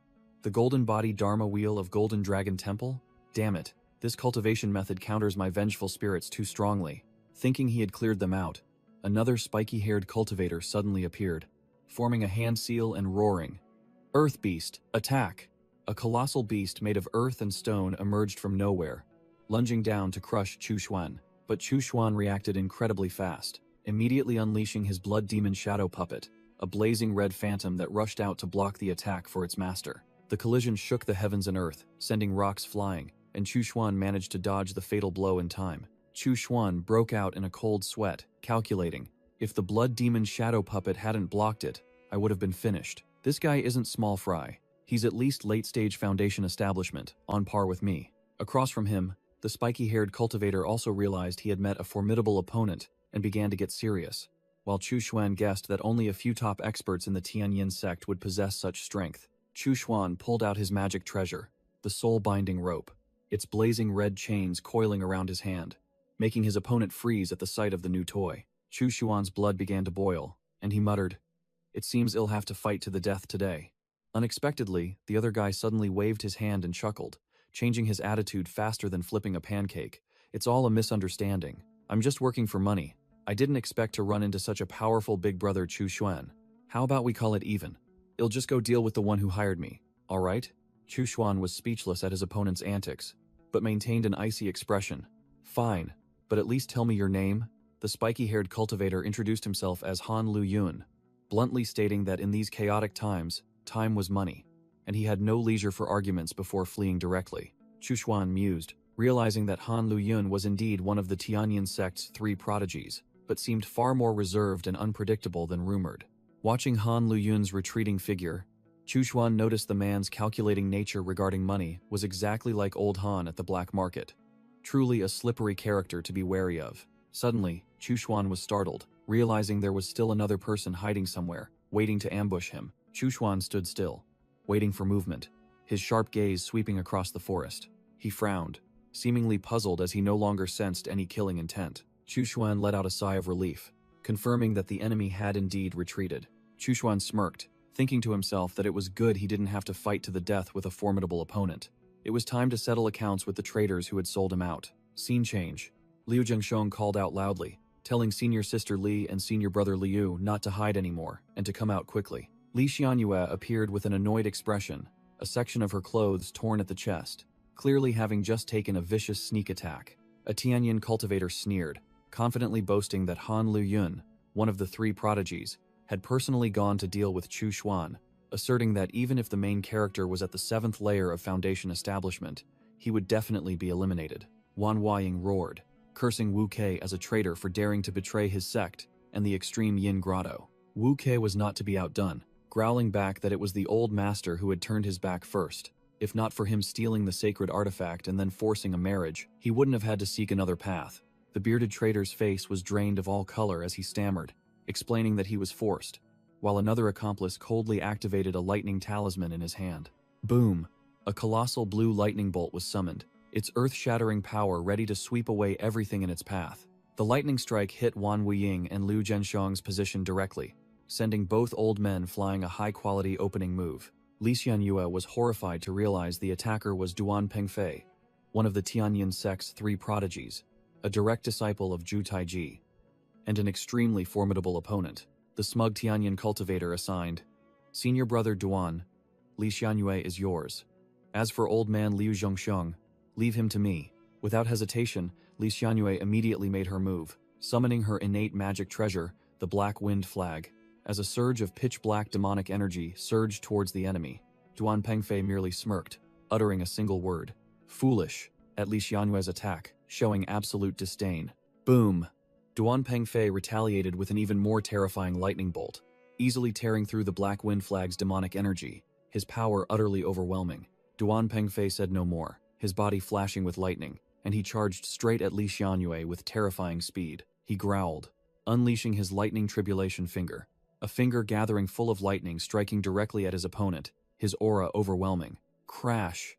An earth-shattering lightning explosion erupted, blowing away a section of the forest. Li Xianyue staggered to her feet, fresh blood trickling from the corner of her mouth, clearly having taken a significant blow. She couldn't believe her blood demon shadow puppet and her trump card were destroyed in just one move. Bitterly realizing the vast difference between mid-stage and late-stage Foundation establishment, Wu Kei suddenly appeared, shouting urgently to Li Xianyue, "Senior sister, run quickly." Seeing his prey about to flee, Duan Pengfei smirked, forming hand seals and preparing to unleash his ultimate technique. Trying to run? World-ending lightning storm. He swung his twin swords, summoning a lightning storm, many times more terrifying, determined to leave no one alive. Wu Kei and Li Xianyue were stunned by the absolute power, knowing they couldn't possibly withstand this attack. In that moment of life and death, Wu Kei shouted his senior sister's name, then used all his strength to push her out of the damage range, deciding to face the full wrath of the lightning alone. Injured but maintaining an icy expression, Li Xianyue told herself, "Don't blame me. Demonic cultivators must be ruthless and heartless. As long as I survive, a small sacrifice is nothing." Wu Kei let out one last tragic scream as he was completely engulfed by Duan Pengfei's lightning storm, his body disintegrating in the destructive light. Leaving her comrade behind, Li Xianwei ran headlong towards the front lines, confident that Duan Pengfei wouldn't dare to act in broad daylight. Whoosh! Just as Li Xianyue thought she was about to escape, a sharp, bony whip suddenly whizzed past her face, making her jump in fright. The bony whip tightened around Li Xianyue's neck, yanking her backward to fall, sprawling on the ground with a choked gasp. Duan Pengfei froze, recognizing the one who had just attacked, only one question echoing in his mind. Chu Xuan? How is he still alive? Li Xianyue looked up at Chu Xuan, who was holding the whip, her voice trembling as she questioned if he was also a traitor. Chu Xuan coldly replied that he was merely cleaning house after witnessing her act, making Li Xianyue's face turn pale as she realized she had been caught red-handed. Seeing the situation was dire, Li Xianyue immediately changed her tune, trying to persuade him with sweet words. Junior brother, listen to me. One person surviving is better than both dying. That's why she continued to bargain, willing to give up her position as chief disciple, dual cultivate, or even become Chu Xuan's cultivation cauldron, as long as her life was spared. Hearing Li Xianyue propose becoming his cultivation vessel, Chu Xuan merely sneered. Too bad for you. I'm not lacking in cultivation vessels. With that, he swung his whip and flung the traitorous girl away like a sack of trash, not even sparing her a glance. Suddenly, a terrifying bolt of lightning struck down. Duan Pengfei, one of the three prodigies of the Tianyin sect, hovered in midair with an overwhelming aura. Seeing Chu Xuan still alive and well, Duan Pengfei sneered. You're still alive? It seems that Han Luyun truly is a good-for-nothing. Chu Xuan scoffed back sharply. Then what are you, someone on par with a good-for-nothing? Provoked to a furious rage, Duan Pengfei said no more and unleashed his ultimate technique, the Thunder Tribulation Finger, a destructive bolt of lightning that shot straight towards Chu Xuan. Facing a boss-level attack, Chu Xuan calmly raised his hand, summoning a black iron shield to block the blow. Boom! The lightning collided with the shield, creating a terrifying explosion. The power of the technique sent Chu Xuan flying backward. Gritting his teeth, Chu Xuan admitted that the three prodigies' skills were indeed formidable. My blood demon art can't block this. I'll have to use that thing. Utilizing the force from the explosion, Chu Xuan activated his jet mode, rocketing away like a missile to escape the range of damage. Seeing Chu Xuan charge forward, Duan Pengfei sneered, lightning crackling in his hands, and boasted loudly. You think I only know how to fight from a distance, so you want to get close? He confidently declared that close combat was his specialty, and any fool who came near would only perish sooner. Rumble! Duan Pengfei exerted all his strength, summoning a colossal thunder battle axe that descended from the sky. The lightning axe cleaved straight down towards Chu Xuan's head, its momentum as if it could split a mountain in two. Crack! Chu Xuan's black iron shield took the full force of the blow, cracking instantly. The shield shattered into countless pieces, but Chu Xuan remained standing firm, his expression unchanged. Clang! Chu Xuan calmly formed a hand seal, and a burst of golden light of merit erupted, transforming into a colossal golden bell. Boom!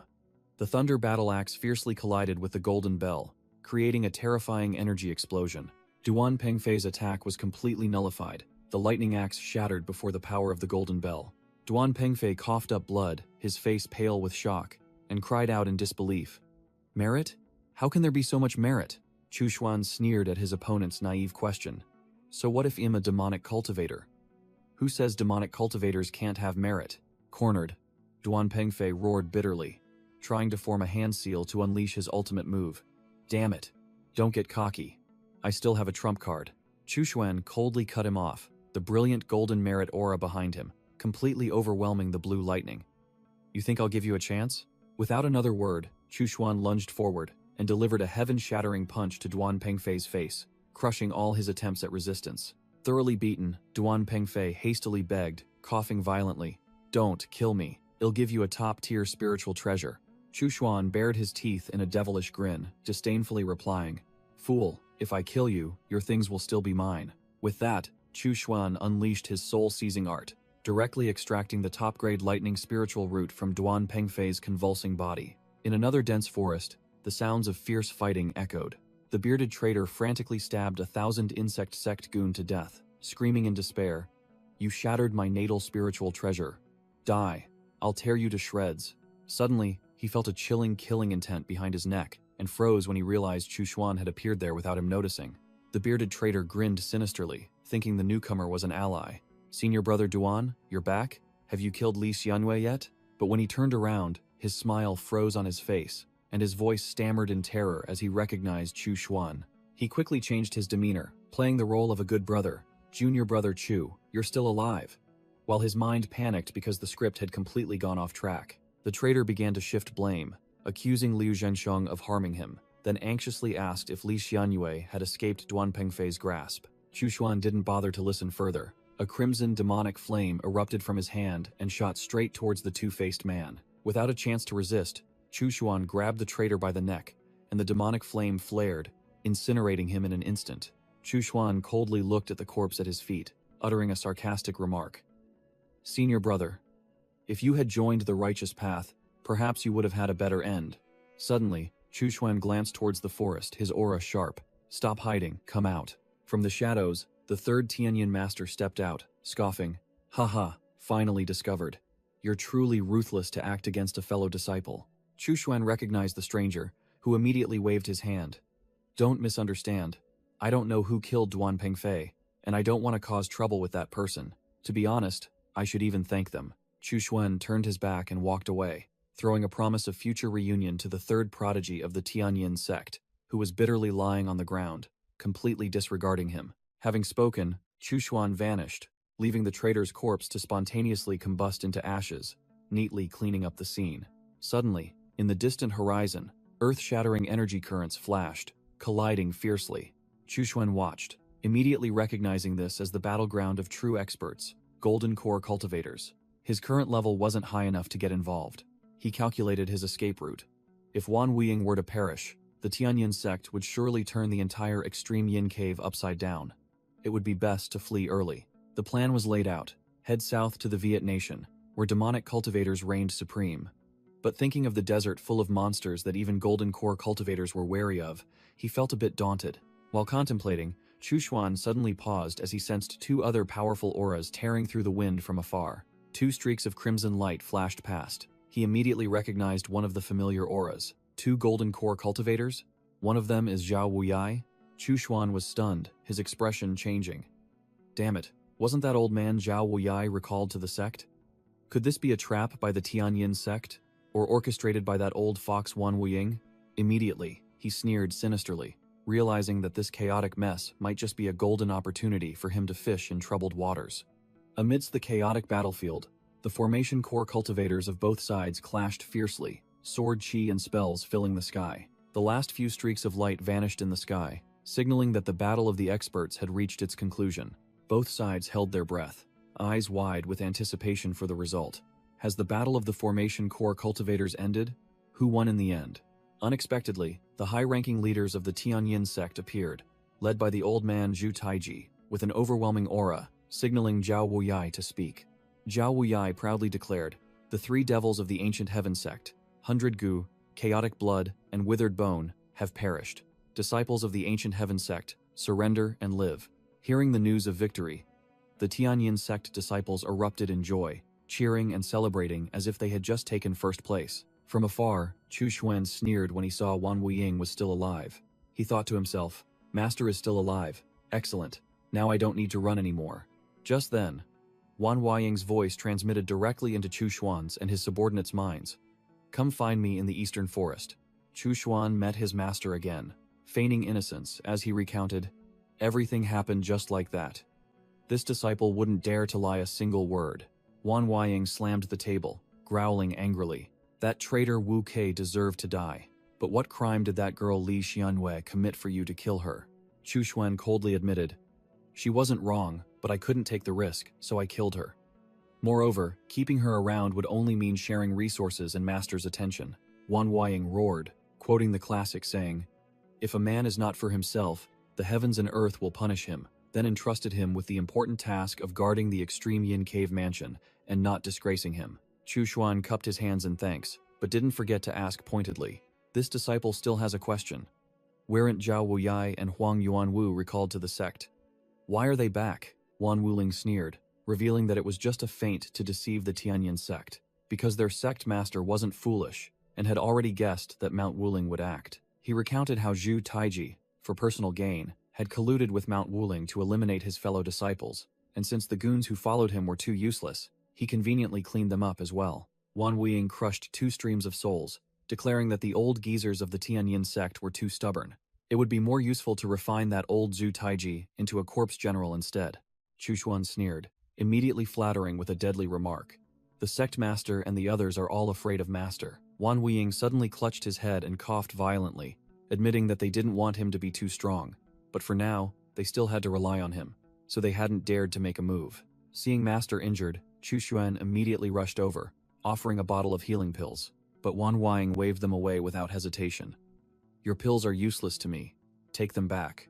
Chu Xuan smirked, casually admitting that those pills were just for show. He never intended to use them. Wan Weiying waved his hand, asserting that this minor injury only required secluded cultivation to heal, and granted Chu Xuan permission to act freely, because this battle had greatly boosted the reputation of the Wuji sect. Duan Pengfei's corpse was tightly bound to a wooden cross, becoming the most valuable spoils of war, awaiting processing. Returning to the base, Chu Xuan gloated amidst a pile of glittering spoils, boasting that this battle had helped him rake in a fortune with nearly 1,000 storage bags containing spirit stones, magic treasures, and even goo worms. He picked up a secret manual, declaring that the most valuable spoils were the 3 secret cultivation techniques he had plundered. The first technique was the turtle breath art, a top-tier foundation establishment technique that completely concealed one's aura, transforming the cultivator into a true mortal, with its peak allowing one to freely increase or decrease their aura. The second item was the poison scripture, an encyclopedia of over 100 types of poisons, exactly what Chu Xuan had always craved to add to his demonic arsenal. The last technique, and also the most sinister, the perfect root plundering art, allowed the user to plunder others' spiritual roots and graft them into their own body. Chu Xuan glanced at Duan Pengfei's corpse, which was nailed to the cross. A sinister smile appeared as he realized this was a once-in-a-millennium opportunity to seize the man's top-grade lightning spiritual root. However, the plan encountered an obstacle when he realized that performing this art required 3 specific types of pills, including a nearly priceless, supreme-grade foundation establishment pill. Chu Xuan calculated. Fortunately, he had a zombie farm that used the undead as fertilizer to grow spirit herbs. Now he only lacked a few types of seeds, and would have to go to the market. The zombie mother was still diligently laying eggs. Chu Xuan, disguised as a strange cultivator, entered a tea house in the black market, a meeting place for cultivators. A purple-haired man, calling himself Old Han, was already seated, acting superior as he directly asked who wanted to buy spirit plant seeds. Their eyes met, and both men froze, realizing something was off with the other's aura. Old Han flinched and recoiled, his face changing color as he recognized the true identity of the person opposite him. Chu Xuan also immediately realized, this aura. Old Han is actually Han Luyun?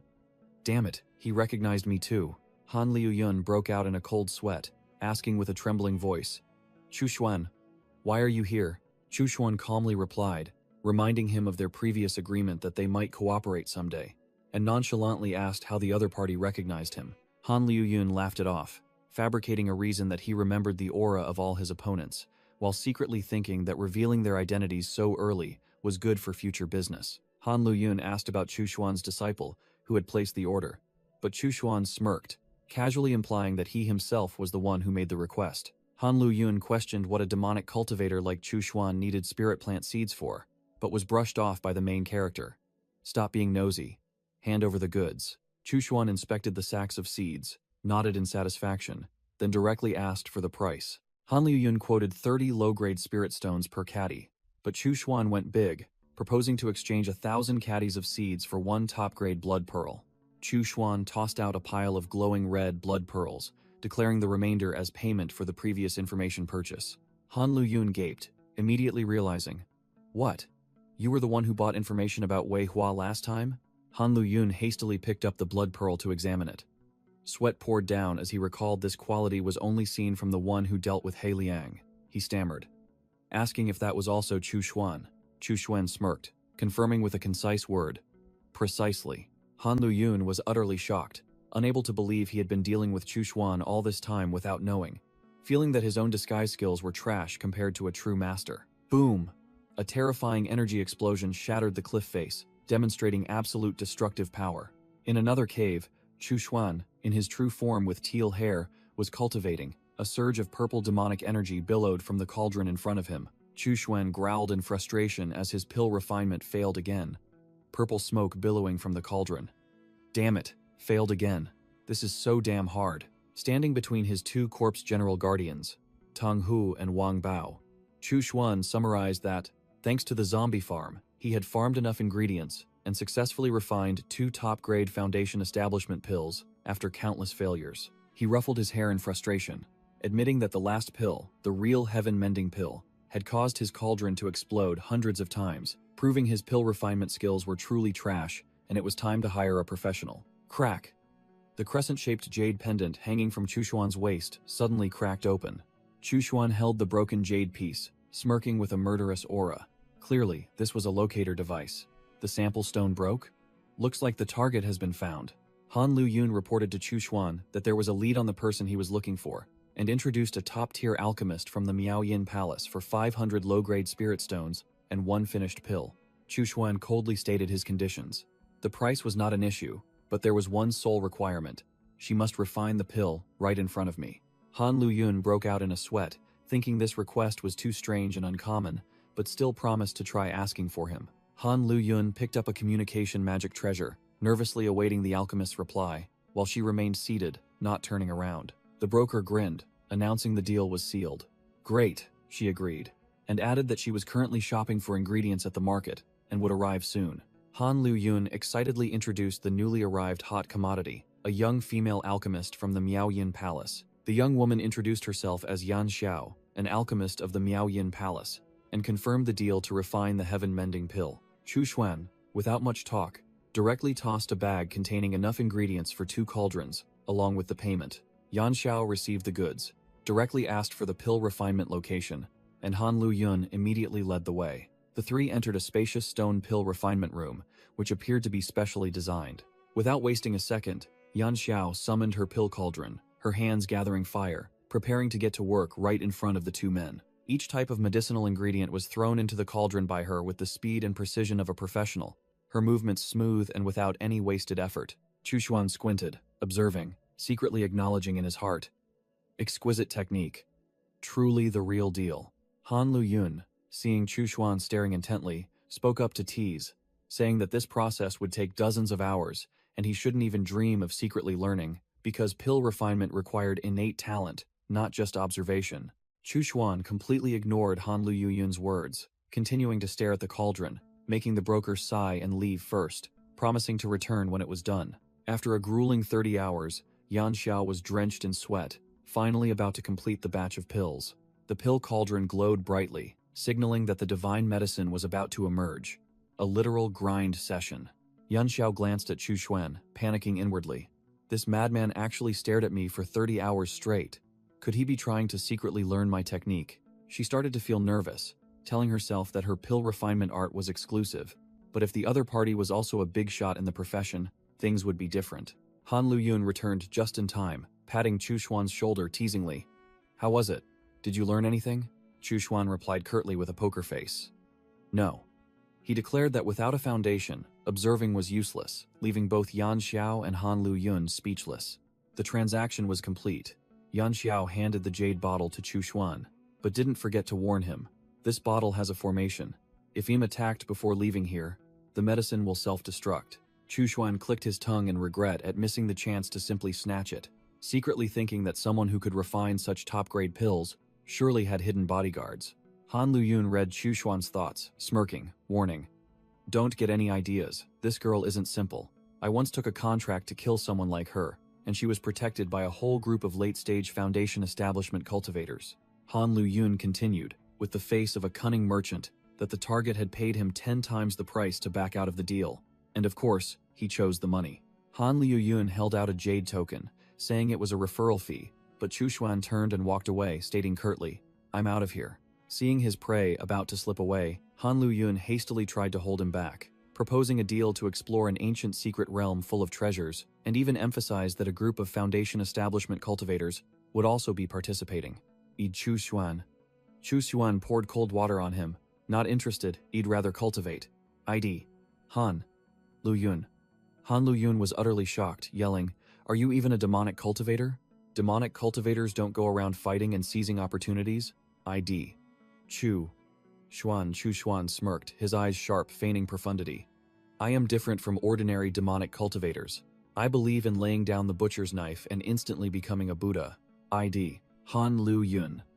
Han Lu Yun was speechless, his face twisted, muttering in his head. This guy's crazy. He's too stubborn. I can't trick him. The scene shifts to Azure Star. ID. Duan Pengfei.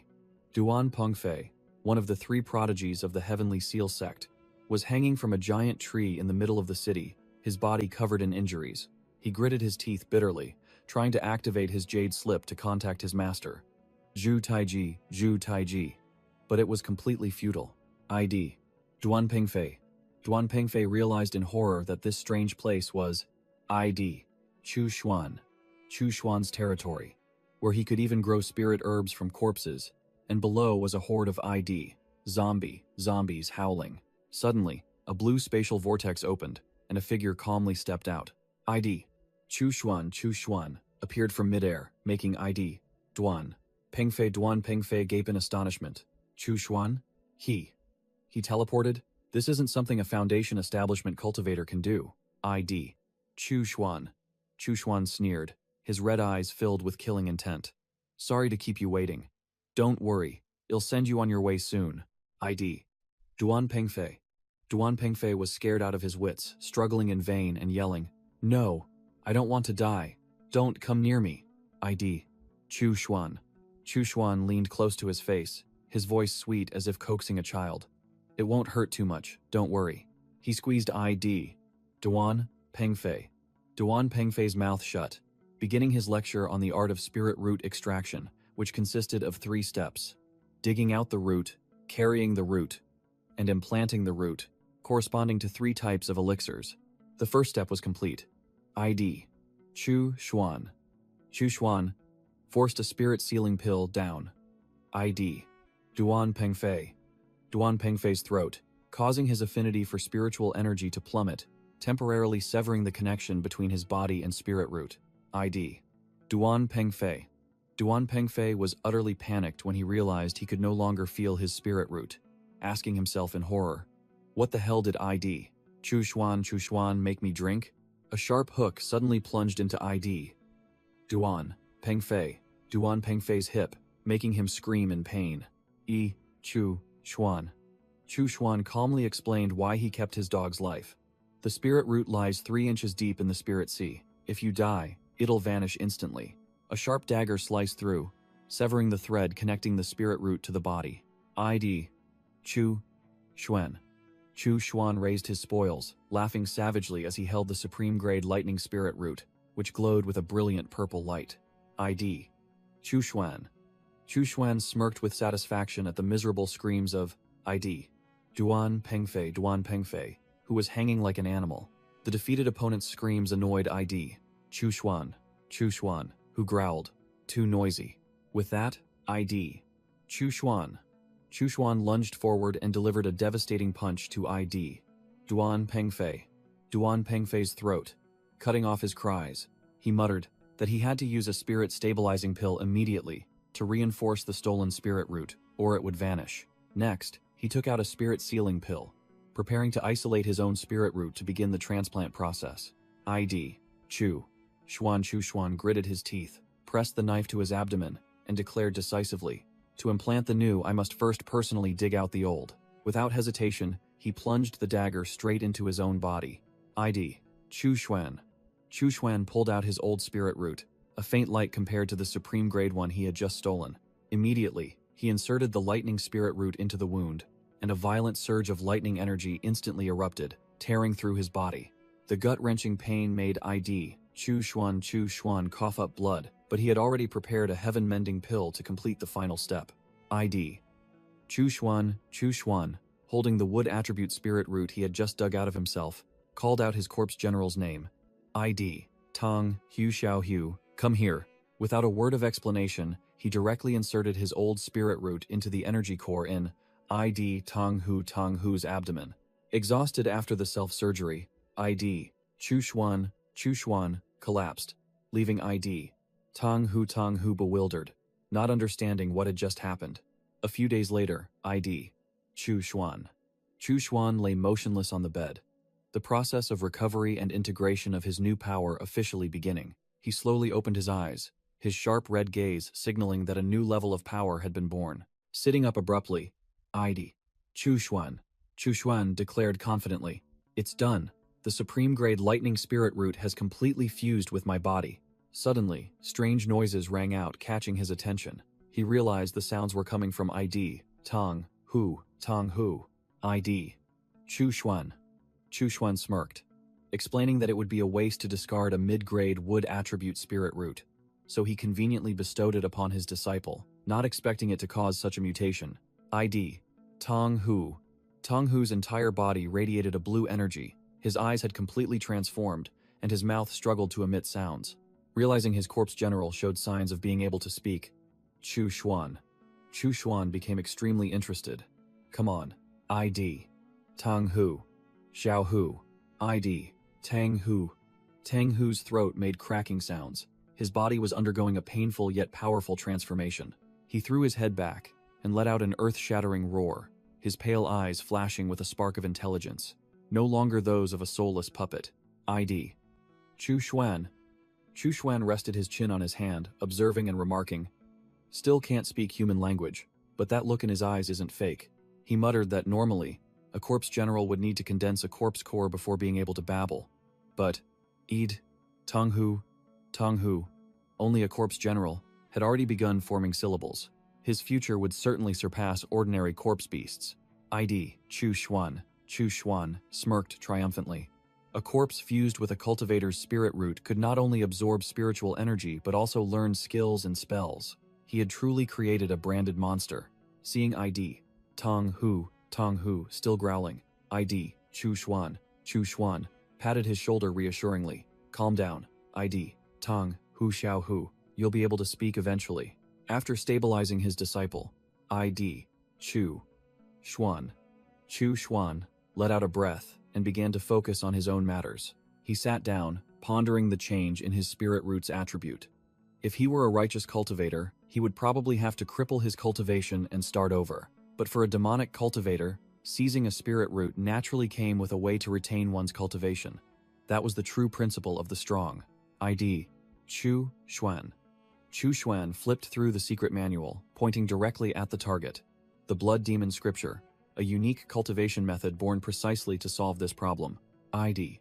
Chu Xuan. Chu Xuan analyzed that his old cultivation method was wood attribute, and lightning was considered young wood, so converting to the lightning attribute turned out to be the most favorable option. To perform this cultivation method transformation, he only needed one catalyst: lightning-struck wood. Thunder and lightning were inherently unparalleled destroyers, but the first lightning strike of spring also awakened all things, containing the power of life. ID. Chu Xuan. Chu Xuan began refining, determined to hit 2 targets with 1 arrow, both transforming his spiritual energy to the lightning attribute and strengthening his demonic wood body. A day passed, the piece of wood remained silent. Crack! The lightning-struck wood split open, its internal energy completely drained. ID. Chu Xuan sighed in relief, feeling the new power surging through his body, muttering, "It's done." He tried to circulate his cultivation, and a mixed surge of wood and lightning energy violently erupted beneath his feet, shattering the floor. Blue lightning spread throughout the room, its domineering aura overwhelming everything. ID. Chu Xuan smirked confidently. From now on, all his techniques would carry lightning energy. Soloing opponents of the same level would only result in his victory. ID.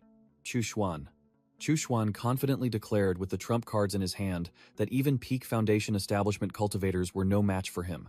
It was time to return to the sect. As soon as he arrived, ID. Chu Xuan saw his master, ID. Wan Weiying, standing next to a guardian as massive as a mountain, with ashen skin and wearing a demon mask. ID. Chu Xuan broke out in a cold sweat, feeling the terrifying aura from the guardian, muttering, "My God, he's as strong as a golden core cultivator. Master, is this a corpse general?" Ida.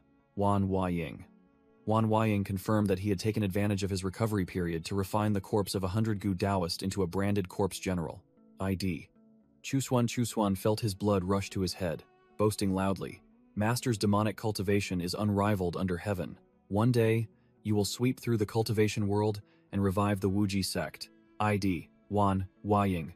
Wan Huaying poured cold water on him, saying that the Wuji sect only had a few members left and might as well close down. ID. Chushuan. Chushuan was speechless, thinking to himself why this old man was more childish than him. ID. Wan Huaying. Wan Huaying straightened his face and got straight to the point. The reason I called you back this time is to impart the method of condensing a golden core. ID. Chushuan. Chushuan's eyes lit up, and he grinned widely. He thought it was just a meeting to report, but it turned out to be a promotion. Wan Huaying began his lecture, stating that there were currently 4 methods to form a golden core. He explained the first method, also the most orthodox path, compressing spiritual liquid until it solidified into a true golden core, slow but unparalleled in power. Wan Huaying concluded the first method. Don't even dream of it without a mid-grade spiritual root, or higher, and at least a decade of cultivation. He tossed Chushuan another secret manual, telling him to try the 9 Revolutions core condensation art if he was stubborn. He explained that since ancient times, the spiritual energy of heaven and earth had been severely nerfed, making the orthodox path impossible and forcing later cultivators to find 3 other heterodox paths to advance. The second method was presented. Using a demon core as a catalyst, compressing spiritual liquid into a demon golden core, a build specializing in physical combat power but overall only average. But the side effects were extremely painful. The user could be infected by the instincts of demonic beasts, becoming bloodthirsty, afraid of light, and excessively lustful. Upon hearing this, Chushuan's face wrinkled like a monkey's backside, muttering that the price for this path was too steep, no different from digging his own grave. Wan Huaying threw out 2 secret manuals, offering 2 choices for the demon core path. One was to use a fire ape's demon core. The other was to use a lightning eagle's demon core. Chushuan remained silent, crossing his arms in contemplation, clearly disdaining this path as too trashy to bother with. Wan Huaying continued to introduce the third method, using a magic treasure as a catalyst. But he frankly admitted he had no secret manual for it, saying if one wanted to take this path, they'd have to figure it out themselves. This path would create a magic treasure golden core, which had the weakest spiritual power. But when wielding the corresponding weapon, its power would skyrocket, such as a sword core, saber core, or axe core. Finally, Wan Huaying revealed the fourth path, also the one he had chosen, plundering the spiritual seas of hundreds of Foundation establishment cultivators, and refining them into a spiritual sea core. A glowing red energy sphere, reeking of the demonic path, appeared in his hand. Wan Huaying revealed the most demonic path, devouring the spiritual seas of hundreds of cultivators to refine a blood spirit core, a glowing red energy sphere floating above a sea of blood. Chushuan curled his lip in disdain, asserting that even though the golden age had passed, cultivators still had to forge their own tyrannical path. After introducing the 4 paths, Wan Huaying asked directly, "Now tell me, which one do you want?" While the corpse marshal stood towering behind him, Chushuan chuckled, his eyes flashing with extreme greed, and roared, "I want them all." Wan Huaying's jaw dropped, utterly shocked by his disciple's audacity and boundless greed. After a moment of speechlessness, the old man reluctantly threw all the secret manuals to Chushuan, grumbling, "Fine, take them all. You're the only one with the potential to reach golden core. If I don't invest in you, then who?" Holding the pile of secret manuals, Chushuan narrowed his eyes and asked, "What about the others?" "Master, don't tell me you've taken in more true disciples?" Wan Huaying burst into self-satisfied laughter, slapping his thigh as he declared, "Of course, my reputation precedes me. Now there's a whole bunch of new recruits lining up to join." The old man gestured, preparing to introduce the new batch of disciples to Chushuan. A group of cultivators, both male and female, entered, and Chushuan turned to glance at his future fellow disciples with a scrutinizing gaze. The new recruits obediently knelt, shouting in unison, "Greetings, old ancestor." The 2 most prominent among them, a male and a female, also bowed to Wan Huaying and Chushuan. "Greetings, master. Greetings, senior brother." Wan Huaying began the introductions. "This is Xu Ming, and that is Li Xiaoman. Both are already at the early Foundation establishment stage." The old man quickly explained. They were originally disciples of the now-destroyed Corpse Puppet sect, wandering as rogue cultivators. I happened to pick up some Foundation establishment cultivation methods from their sect, and I'm short on disciples of this level, so I took them in. Pointing to the group kneeling on the ground, Wan Wuying continued. And this is the new batch of sprouts, all descendants of cultivation families in Wuzhou, who have passed rigorous selection. With that, the old man patted Chushuan's shoulder, nonchalantly handing over the task. I never take qi condensation disciples. You are the senior brother, so these little shrimps are yours to teach. I have other matters to attend to. This is your responsibility. Chushuan's jaw dropped as he watched his master casually walk away, asking incredulously, Master, what do I even know about teaching them? Wan Wuying spun around, his face filled with murderous intent as he hissed, You can teach them however you want, but this time, don't kill any of them. Chushuan was speechless, covering his face in helplessness, while Xu Ming and Li Xiaoman stood behind him, bewildered by what was happening. But just a second later, Chushuan lowered his hand, a sinister smile appearing on his face as he thought to himself, Oh? If the old man said I could teach them however I wanted, then… Chushuan nonchalantly waved his hand, pushing the entire group of new recruits onto Xu Ming and Li Xiaoman. These sprouts are yours, I'm busy. Xu Ming and Li Xiaoman's jaws dropped, utterly shocked by their senior brother's overbearing delegation of tasks, stammering their protests that they weren't qualified. Chushuan began to prevaricate, flattering the two that they loved their profession, while he wasn't good at teaching, all to shirk the responsibility. He concluded with a line full of fake enthusiasm, pointing directly at the two, This is a chance for you to hone your leadership skills.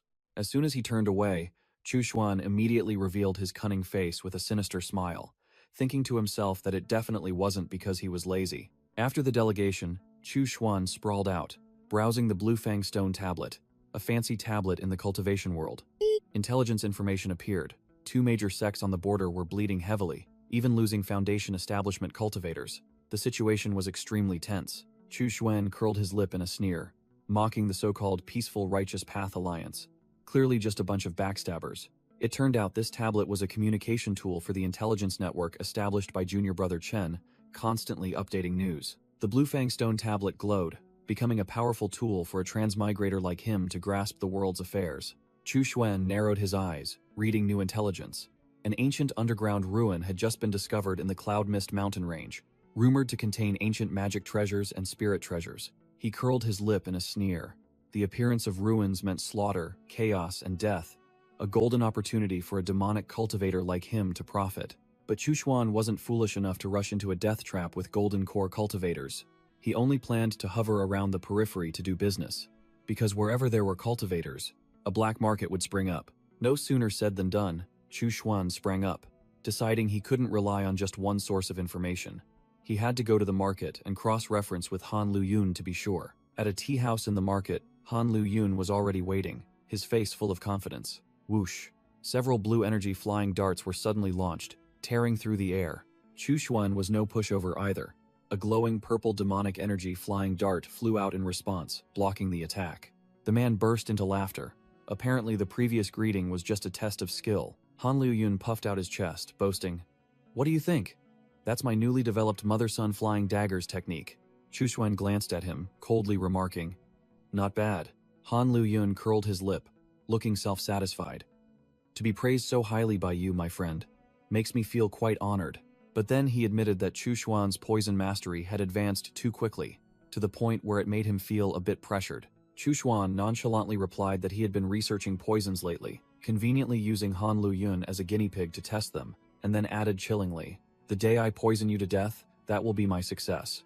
Setting aside the poison testing, Han Luyun got straight to the main topic. The underground ruin in the Cloud Mist mountain range. Han Luyun was slightly surprised that Chushuan already knew, admitting that his intelligence network was no less capable than his own. He asked directly if he intended to enter, and Chushuan confirmed with a firm yes. Han Luyun narrowed his eyes, noticing that Chushuan's aura had changed, immediately guessing that he had completely devoured Duan Pengfei's top-grade spiritual root. He began to lament that his own high-grade spiritual root only offered a 20% chance of breaking through to Golden Core, a pitifully low probability. Therefore, he couldn't miss this opportunity, certain that there must be good items in the ruin that would aid in core formation. Chushuan silently pondered the path of a cultivator. An entire life was a series of gambles, all revolving around spirit stones, magic treasures, pills, and formations to continue existing. Han Luyun clutched his throat, unable to understand why Chushuan was so indifferent to such a prime opportunity to break through to Golden Core. Chu Xuan waved his hand, casually spouting, "I don't like killing, I just want to accumulate virtue," then turned his back to prepare, leaving Han Luyun stunned. Han Luyun gritted his teeth, muttering, "If I believed you, I'd sell my house. If I hadn't seen your massacres with my own eyes, I might have actually fallen for it." 1 month later, Chu Xuan sat motionless like a statue in his cave abode, cultivating in seclusion, waiting for his moment. Beep! A tablet lit up. The intelligence he had been waiting for a month had finally arrived. Intelligence showed that the largest entrance to the ruins was occupied by the Shengang sect, while other entrances were guarded by major forces like the Tianyin sect, and the surroundings were a battlefield. The situation was growing tense. Golden Core elders from Miaoyin Palace, Golden Dragon Temple, and the 5 great righteous sects were all present, glaring at each other, preparing for a bloody battle over territory. The first batch of 50 or 60 people who entered the cave had emerged, each with their pockets full of treasures, but those who refused to pay tribute to the Shengang sect had all perished at the hands of experts. Chu Xuan pondered, confirming that these ruins were genuine, containing treasures capable of luring even Golden Core cultivators. He began to consider whether he should jump into these troubled waters. Wait! Chu Xuan's eyes suddenly gleamed as he discovered another piece of intelligence that had just been recorded 2 days prior. The righteous sects began opening the ruins' entrances to the small fry, but anyone who wanted to enter had to cough up 30 low-grade spirit stones as a fee. Chu Xuan sneered, knowing full well this was a trick. If there were real treasures, the righteous sects would have monopolized them. They wouldn't be so kind as to share with others. He analyzed the situation. Even a tough expert like Han Luyun had entered the ruins and gone silent, proving that the righteous sects were using low-level cultivators as cannon fodder to scout the path. Realizing the situation was too dangerous, Chu Xuan decided to remain inactive, temporarily not venturing to the Cloud Mist mountain range, waiting for the right moment. 2 days later, Senior Master Wan Weiying's voice suddenly transmitted to him, reporting that the ruins were actually the ghost palace of the Underworld Spring Taoist sect, and he had already gone inside to search for items. Chu Xuan grumbled that his cheap senior master had finally spoken up, but the name Underworld Spring Taoist sect made him feel strangely familiar. Suddenly, a glint flashed in his eyes. A crucial memory had just been recalled. He remembered now. The Underworld Spring Taoist sect was once a colossal demonic sect, ruling over 8 nations. It later disintegrated, and the Wuji sect was one of the branches that split off from it. Understanding the terrifying origins of this place, Chu Xuan realized why even an old expert like Wan Weiying couldn't resist the allure of the Ghost Palace. He clenched his fist, deciding it was time to act. Perhaps he should follow his senior master into these troubled waters for a trip. Just as he was about to set off, Chu Xuan suddenly paused. His mind began to race. He muttered. The news about the Ghost Palace spread unreasonably fast. In just 2 months, even small fry like old Chen's family knew about it and joined in to get a share. Furthermore, if there truly were treasures that made all the Golden Core cultivators drool, why would those formidable sects be leisurely fighting each other instead of rushing in to plunder? Chu Xuan clenched his fist, his eyes sharp. There's definitely a conspiracy afoot. Having thought it through, he decided to change his plan, declaring he wouldn't go anywhere, but would stay put and observe the changes, ready to flee at any moment. 10 days later, Chen Gei rushed to knock on the door of Chu Xuan's secluded cultivation room, shouting, "Martial uncle." Disciple Chen requests an audience.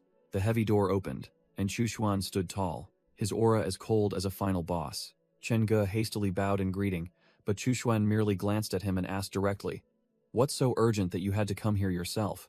The chubby man was sweating profusely, his voice urgent. "Marshal, uncle, something big has happened." Chu Xuan ordered concisely. "Speak." Chen Gei's face was drained of color, reporting that a dense black mist had enveloped the entire underground ruins and the Cloud Mist mountain range. Any spirit beasts that ventured near were drained of their life force, dying on the spot. Chen Gei reported the dire situation. A late Foundation establishment cultivator had perished in seconds after rushing into the black mist, drained of both blood and spiritual power. Even Chu Xuan's scouts stationed there had vanished. Chu Xuan's face was expressionless, realizing this was a truly major development. No laughing matter. He affirmed his judgment was correct. This so-called demonic palace was clearly a deadly trap, and any treasures within would not be easily obtained. Chu Xuan directly inquired about the movements of other forces, especially the northern and southern sects. Chen Gei nodded decisively, preparing to report crucial intelligence. The chubby man rattled off. A few days ago, an army from the Qiangkun sect invaded Wuzhou, occupying several strongholds and advancing directly towards the Tianyin sect's headquarters But no golden core experts have been sighted yet. Chushuan sneered, finally understanding everything.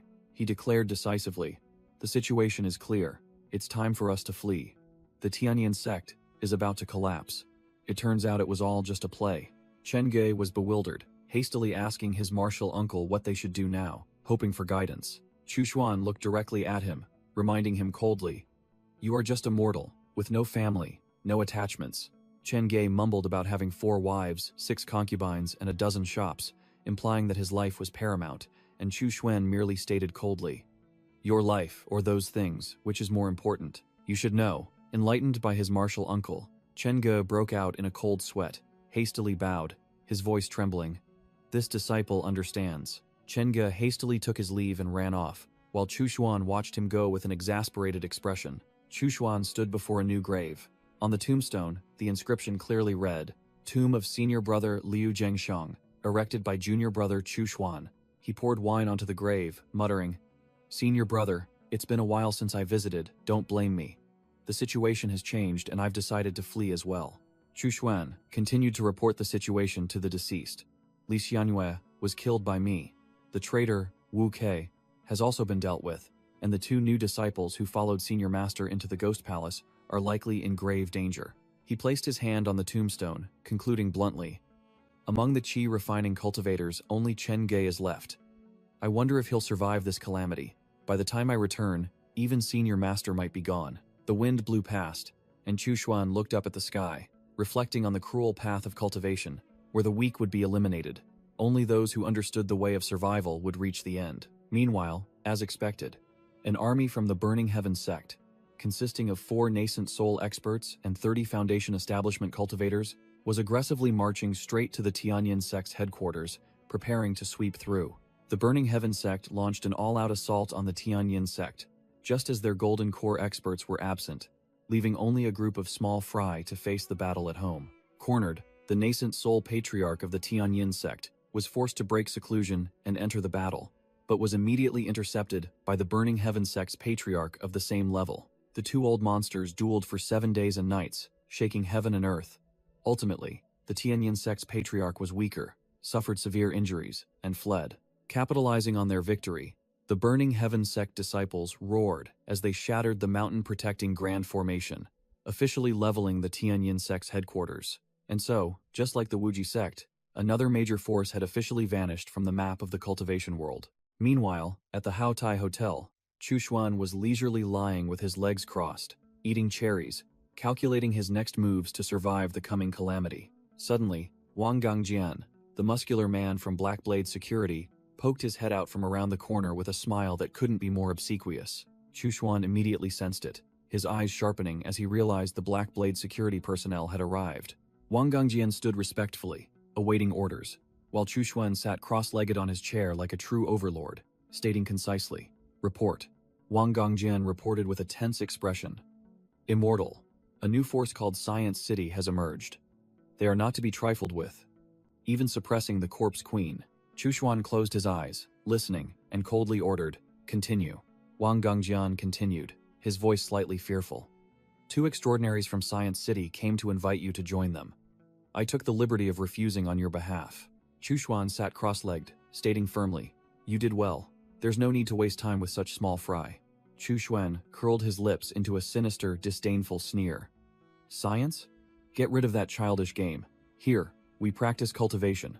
Meanwhile, in Shuanglong City, a cultivator was frantically fleeing through the forest, muttering that he had to use this information to save 2 people from Science City. The cultivator panted, full of regret.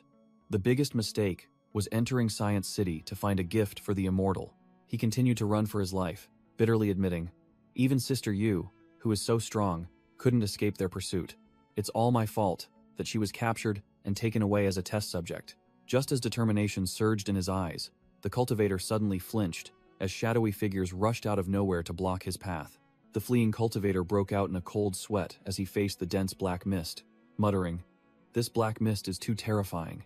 If I rush in, there's a 50% chance I'll perish." Explosions echoed behind him, cornering him, leaving no retreat. He gritted his teeth, realizing the cruel truth.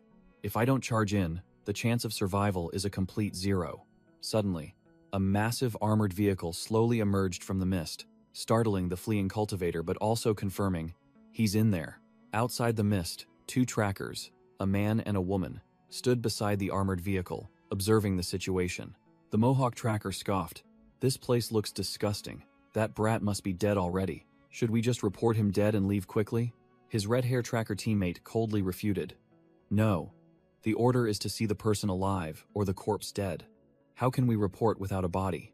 She seemed intrigued by this place, prompting the Mohawk tracker to ask if she was sensing dark matter energy in the fog. The red hair tracker reached out to feel the mist, confirming that she could clearly sense it without any equipment. This was the purest dark matter she had ever encountered. The red hair tracker decided to go big, declaring she would try absorbing the dark mist first, and if it was fine, she would signal her teammate to go in and capture the target. The moment she touched it, the dark energy enveloped her body, making her groan with pleasure. Feeling her power being greatly boosted, her power surged uncontrollably, and her body began to transform as her level continuously jumped from 5 to 6. Level 7.